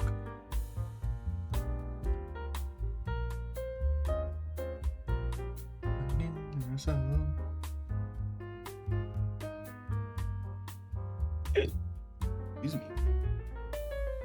Yeah, I think I need to increase the sound so I hear it. I can react to it, because I can barely hear them. And I thought I made them too loud. I honestly thought I made them too loud. And here we are. Oh, bonk. I heard that one.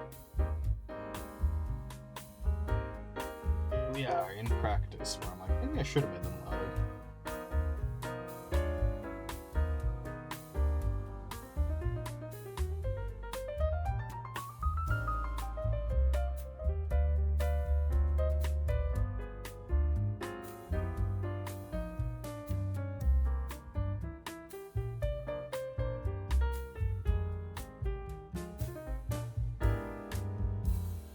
What about bagels and pizza rolls?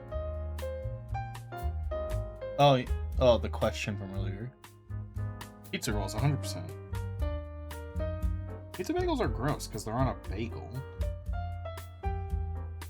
The bagel really brings down the pizza.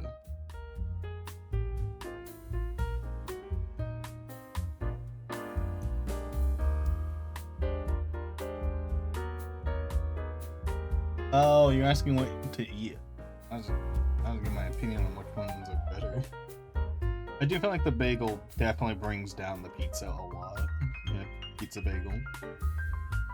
Unless if it's a there's like one brand of pizza bagel where the bagel tastes good. Oh no, it's not a brand, it's my homemade one. It's when my mom makes homemade pizza bagels, which is rare. Using like a bagel that actually tastes good. Yeah, all the frozen ones, all the ones they serve at like schools, the bagel just tastes like a bagel, and it sucks.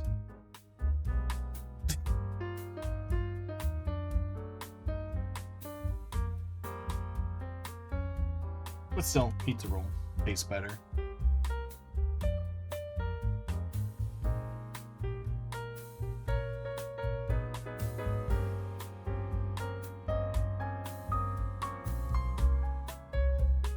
Bagels are just so thick, and they're so bland. Like, a bagel is just like... A bagel is probably the worst form of, like, bread in existence. You know?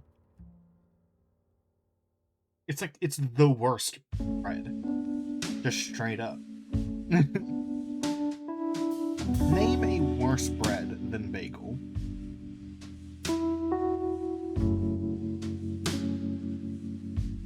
Okay, I've never had naan bread.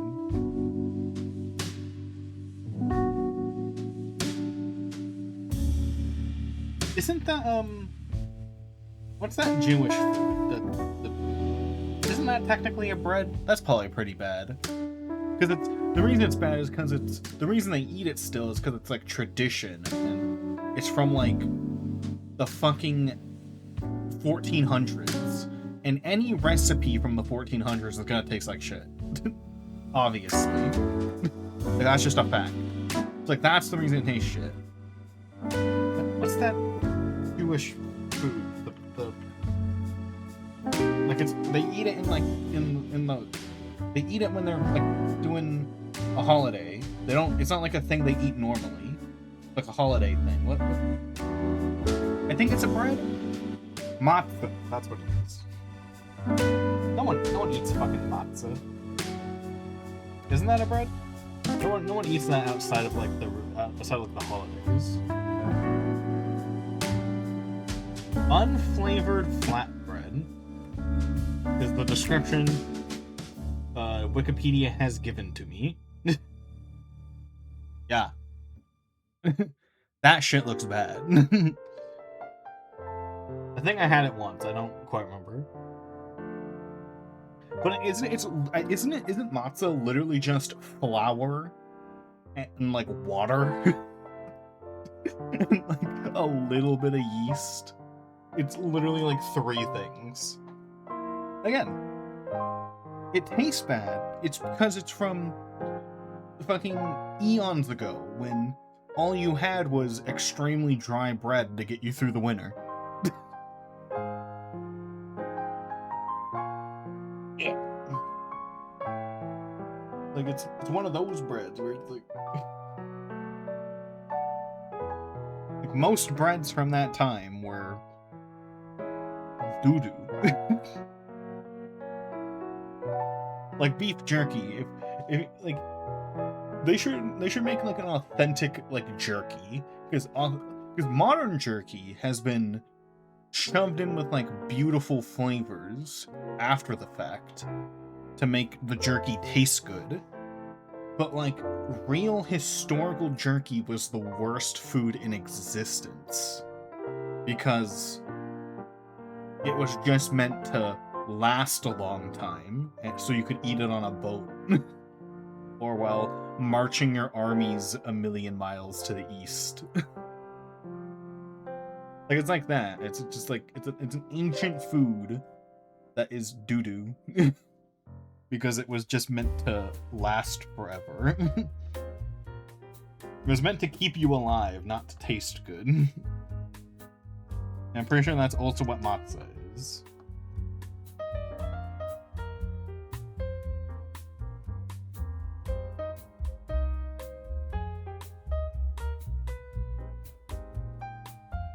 Gorjar. No, I think I'd eat an intestine. I think I'd eat an intestine over historically accurate jerky. I think I would. I 100% think I would. You do not understand how bad historically accurate jerky is. I don't know what offal is. I'm gonna Google that.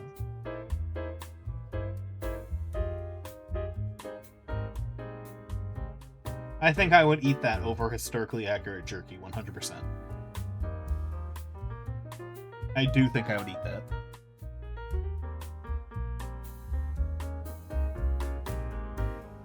Okay, so here's historically accurate jerky for you. Imagine biting into a shoe, and on that shoe is a layer, thick layer of salt. And in order to take a bite out of it, you have to clench down your teeth as hard as possible and yank as hard as you can to take a bite of it. And then you just kind of keep it in your mouth until your mouth hydrates it enough that you can chew it. And then you chew as best as you can, because you won't chew it very well. And then once you think, I probably won't choke to death on this, you swallow. That is what historically accurate jerky was like.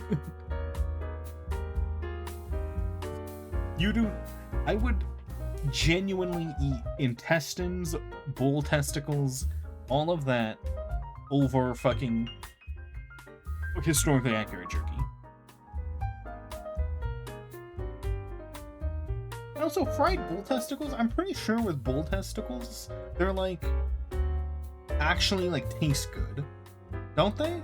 It's just a thing where it sounds gross, and when you know what you're eating, it's gross. But when you don't know it, you're just like, oh, that tastes kind of good. But it has to not taste that bad. It's just like the idea that you're eating a testicle is the gross part, not the flavor.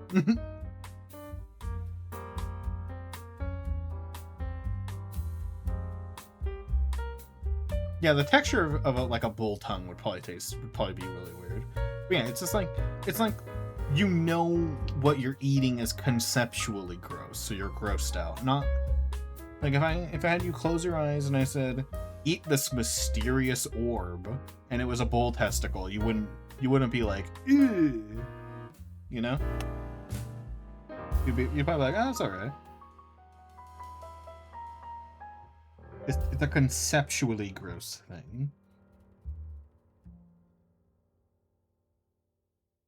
So yeah, I would eat a bull testicle over historically accurate jerky, yes. 100%. Because again, modern day jerky has been like, okay, so first off, historically accurate jerky, kind of healthy. Real modern jerky, unhealthy as shit. They fucking pump that jerky full of junk to make it taste good.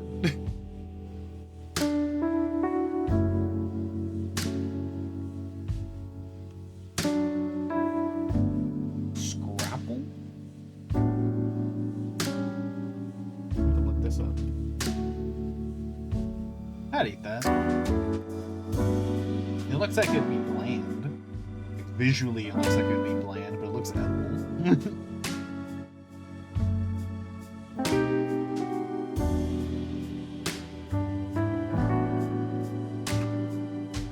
Oh, can I go? Here's my food hot take.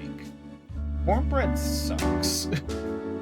cornbread tastes like most of our recipes that are from olden times we've updated to taste good. Cornbread is like a recipe from olden times that we just forgot to update. We just forgot to make cornbread taste good. Like, it tastes like I'm just scooping mud. The thing about cornbread is, like, if you have it dry, it tastes like you're eating grass. Or not grass, it tastes like you're eating dirt. But then, if you butter it up, it gets, like, soggy, and then it tastes like you're eating, like, mud. There's no winning with cornbread.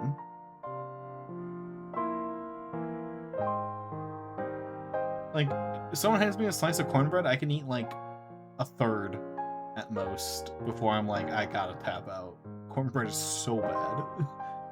But again, it tastes like a fucking recipe from 400 years ago that we forgot to make taste good today.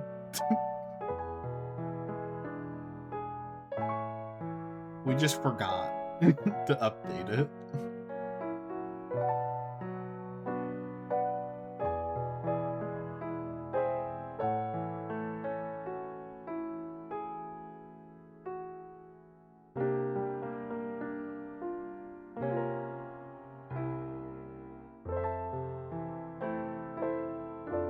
I don't know if I have any other food hot takes other than that, really. Well, other, like, cooked foods. Obviously, I have vegetable hot takes, but that's different.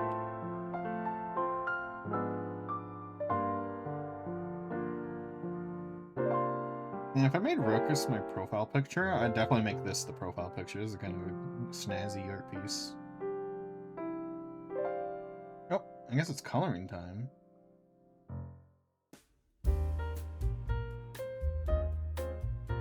Stews and soups.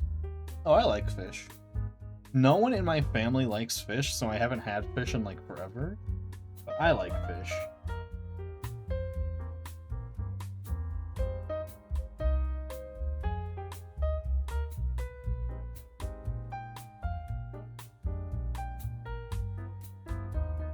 Well, no, the only fish that my family likes is tuna.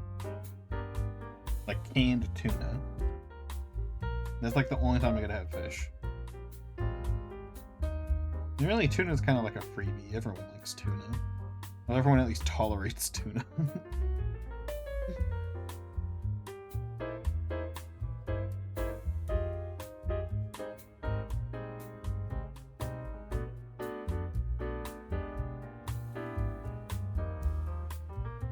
That's fair.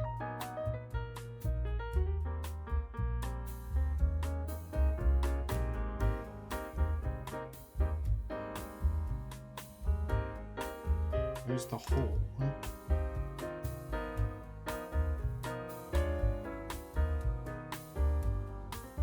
Fun fish pack. So, this is something that confuses some people when people say it. But when people exclude fish from meat, and people go, dumbass, fish is meat.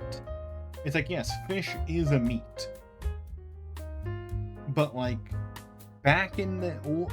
Fish and meat being separate things in, like, conversation is because of the olden times when people thought fish weren't animals. They were, like, their own thing. So, like, oh, you are forbidden from eating meat did not include fish. You could eat fish. If you, like, were not allowed to have meat for whatever reason. Like, that's the reason why, even today, some people don't consider fish a meat. They're considered sometimes separate. That's just a fun fact that's been on my mind forever. An eternity. I have had gator. Gator is good.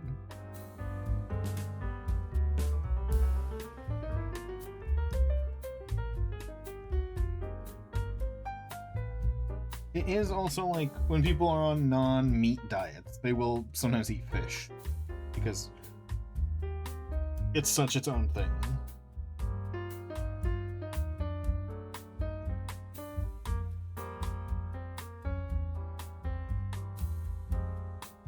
was I gonna say? Oh yeah.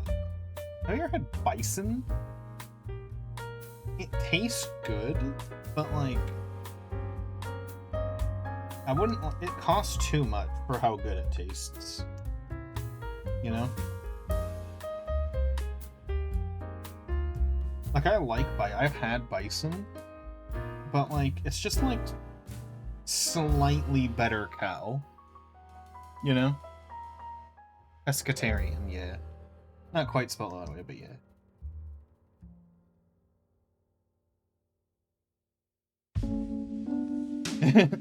Yeah, it's slightly better beef.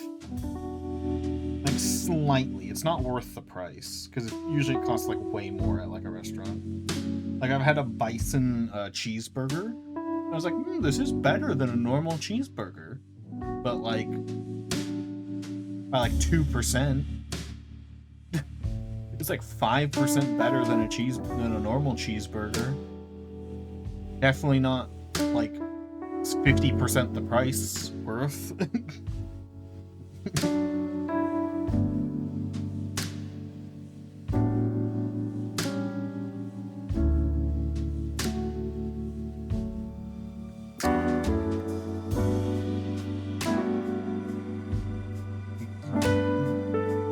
Yeah, I've heard of turkey jerky and it just sounds awful.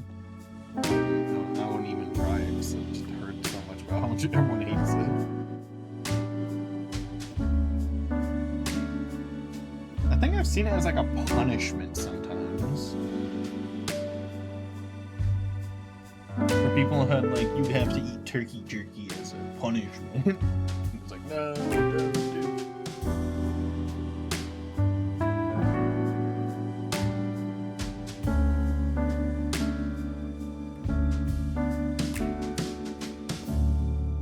Never had anything ostrichy. Alright, the feet have to be black here.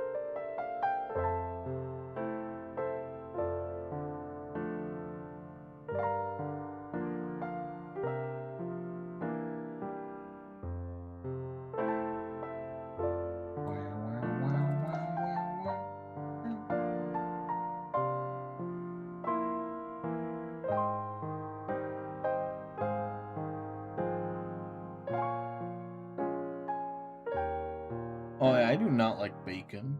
Oh, you meant turkey bacon. Oh, yeah, that's my other hot take. I don't like bacon. Oh, I like bacon? I just can't have more than, like, one slice before I am sick of bacon.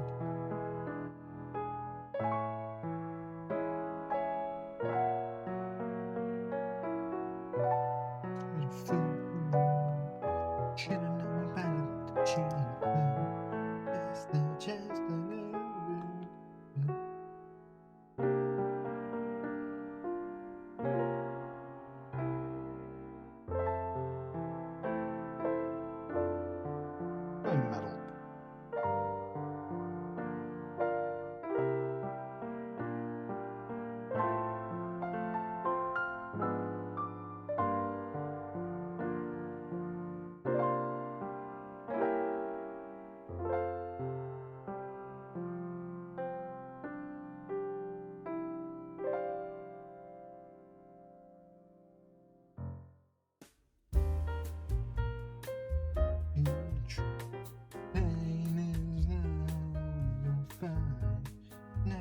Dance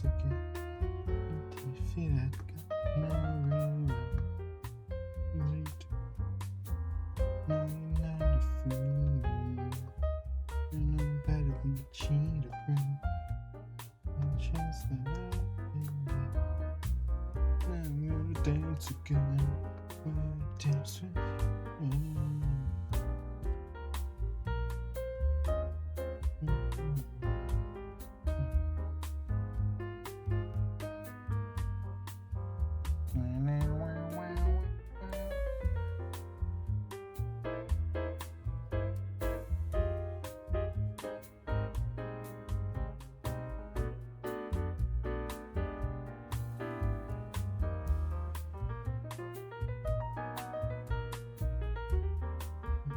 lose this crowd, baby.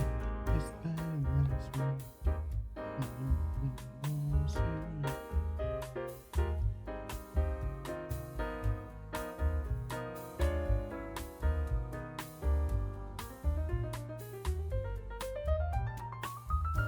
The grease of a single slice of bacon could kill me, probably. Did I shower today? Oh no. I don't think I did.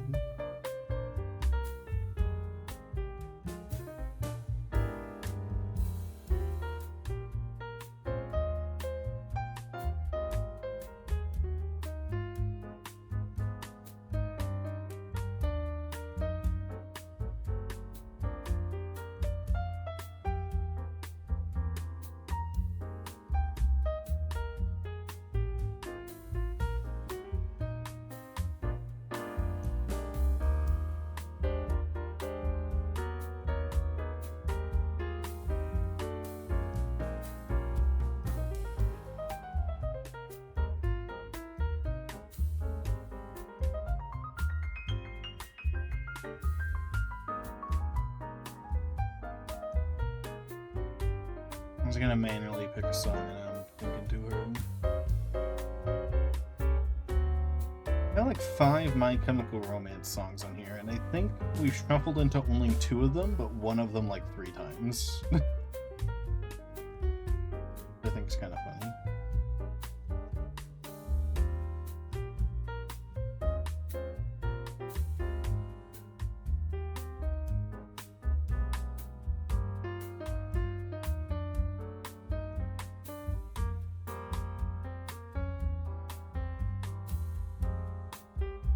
Did I not draw Rokus with his, I hadn't given him a jacket a few times. I guess I never drew it on his rep sheet.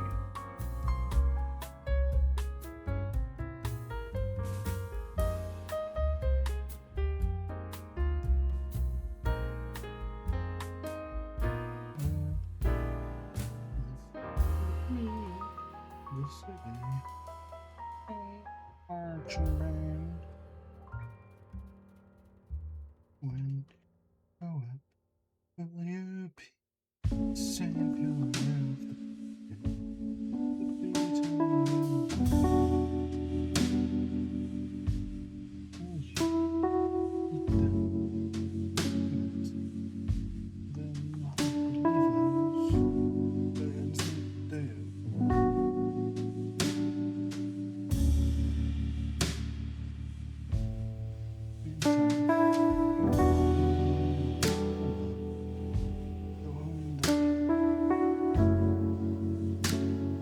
underrated color.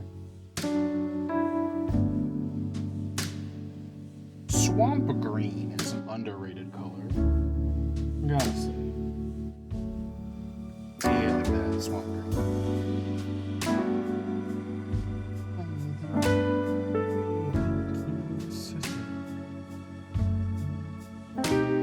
Too big of a fan of olive, but I like swamp green.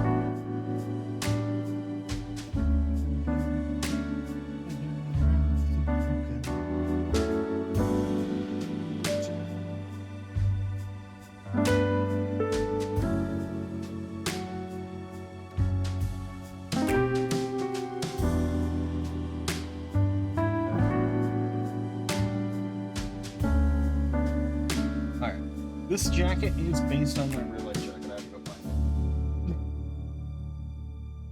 Colors in it. I have a swamp green jacket. Okay. On the jacket.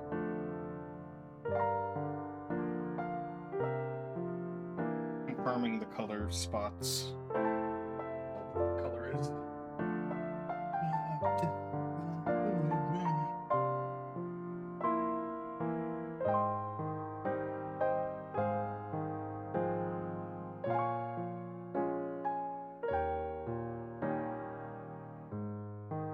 I forgot to color the tail. I'll do that in a second.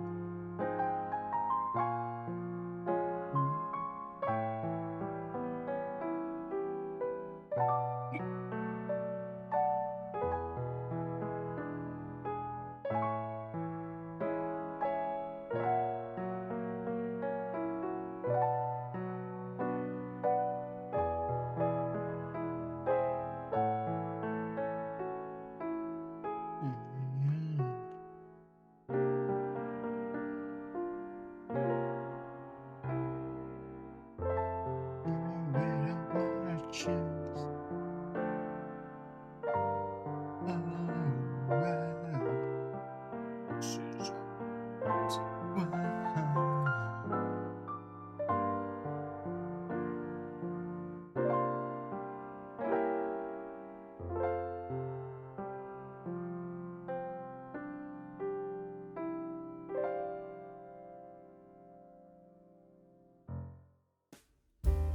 Sorry.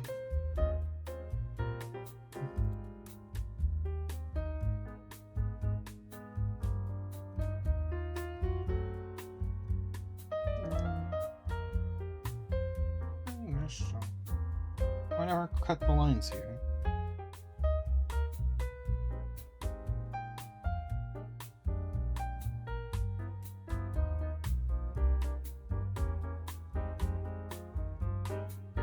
Ooh, should I make these green too?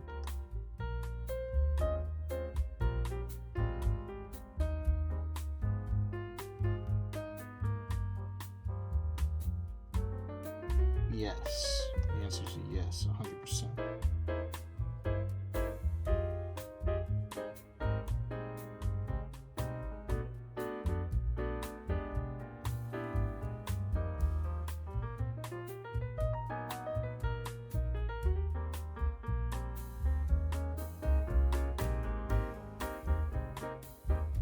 Ben 10 looking ass. Yeah, I always have to make it a note that his stomach is... His shirt doesn't go quite to his stomach, or quite to his shirt. His shirt doesn't quite go to the pants. I always make that a note on this character. At least when he's wearing his default outfit.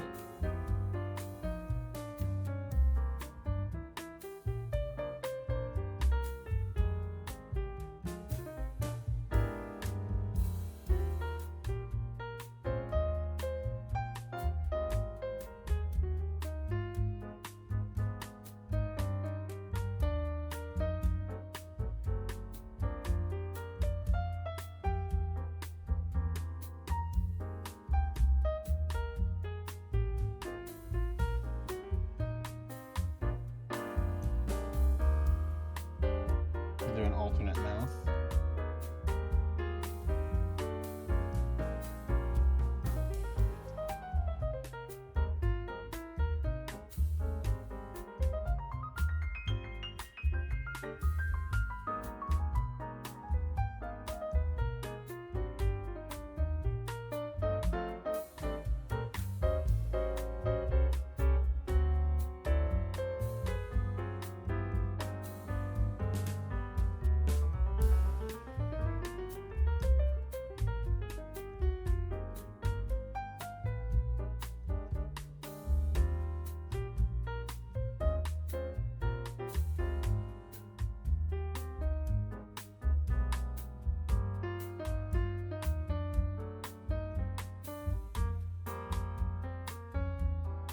The more teeth are shown, the happier the character. And two top and bottom teeth is definitely too happy.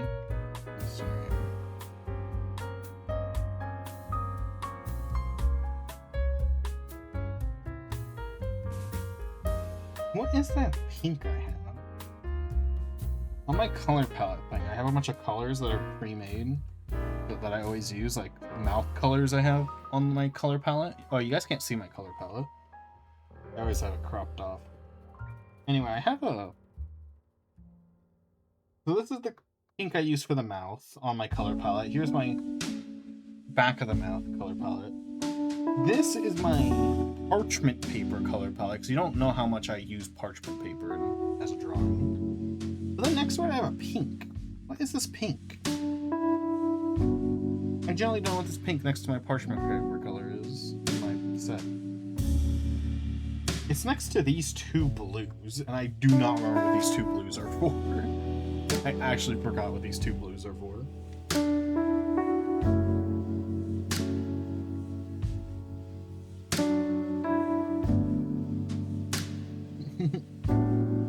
I might have to look through some of my older art to figure out what these two blues are for and why I saved them.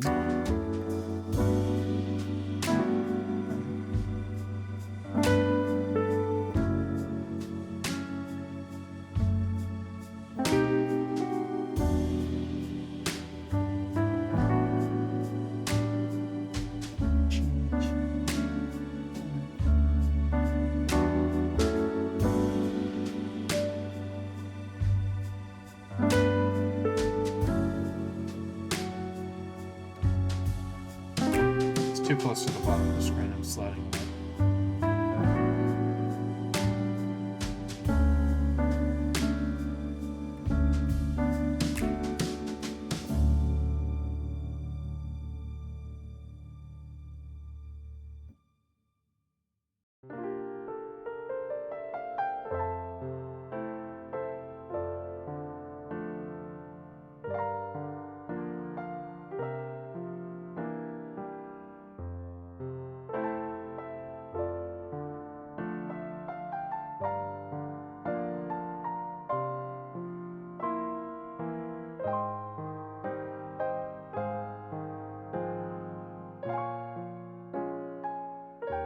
Big exclamation mark, I just realized, which is kind of funny.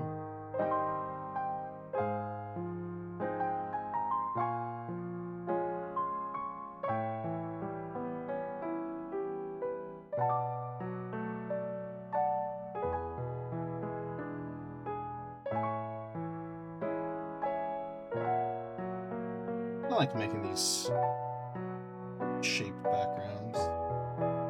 They're fun.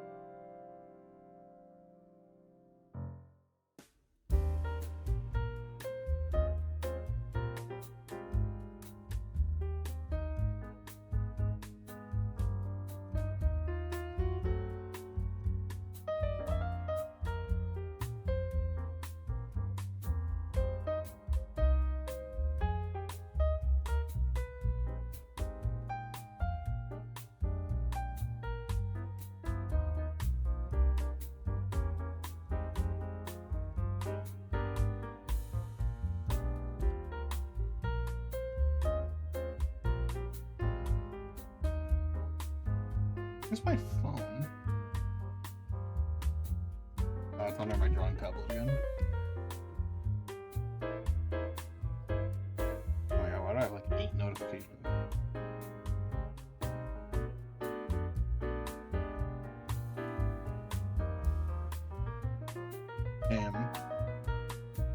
I asked the tip of my tongue subreddit, and not a single person knows what the fuck I'm talking about.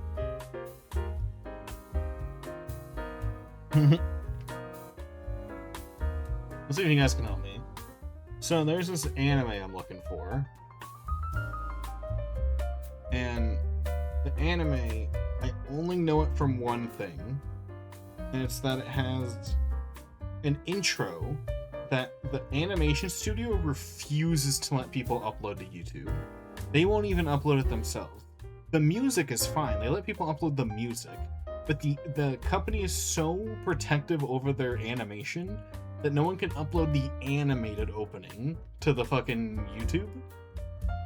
And so every upload of this anime opening's theme song has like 19 black bars going through the middle that doesn't get immediately taken down. I forgot what it was, but I found it so funny.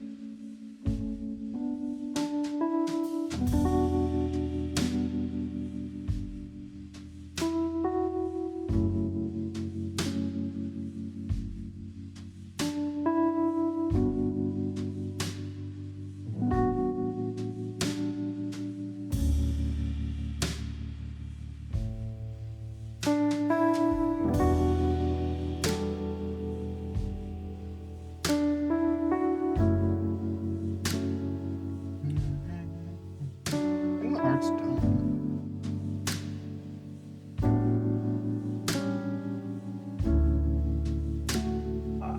My bones.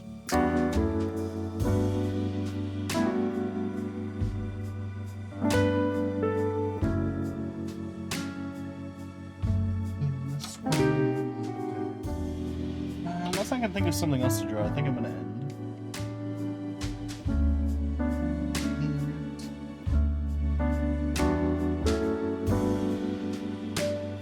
I'm curious, what would this look like if I did?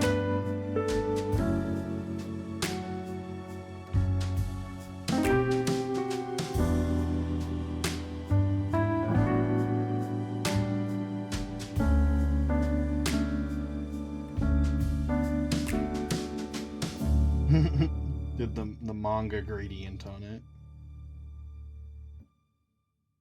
Probably not. Wait, hold on. That the checkered background's not helping. Yeah, that makes it look better. See, this is why you don't just go color into black and white mode. Shit like this will look ugly. I don't know. I was messing with that because I'm making a black and white comic. So I have to use those I have to use that to give the image more depth. But obviously I can't just take the colors from the color sheet of the character because it does, look like that, look like shit. So I've made a color palette, quote unquote, or I guess tone palette for the character in my comic so that they look good in black and white. Meanwhile, their actual colors are completely different.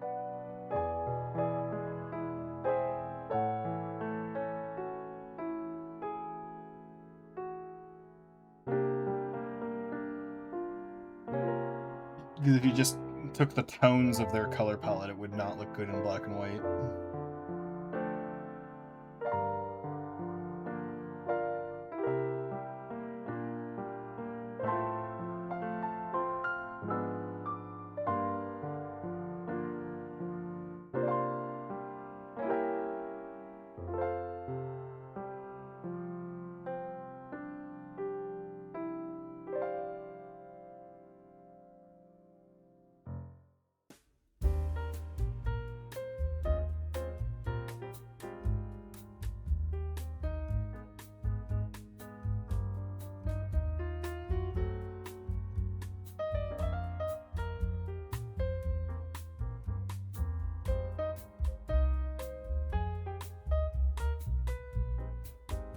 Wow. I didn't mean the color converter.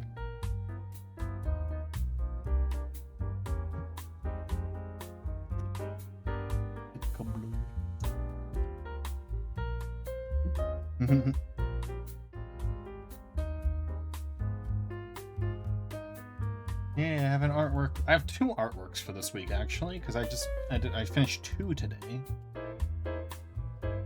That's cool. And if I just do art streams, I'll have fucking art to upload every week. And I'll be ahead of my weekly uploads if I just do art streams.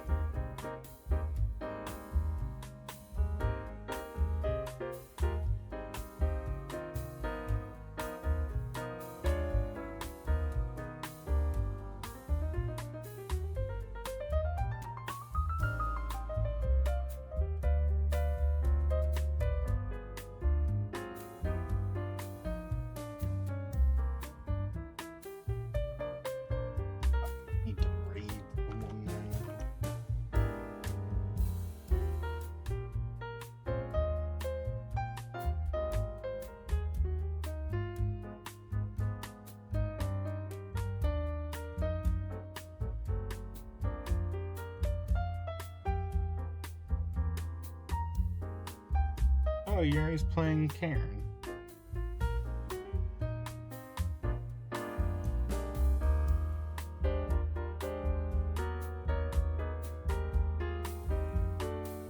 I guess we're right Yuri.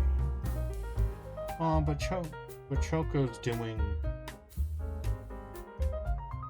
How far is... Well, I think we're at the start. Did they just get raided? God dang it, they just got raided. I want to show that person up. Oh, okay, Choco's doing art though, so let's see Choco.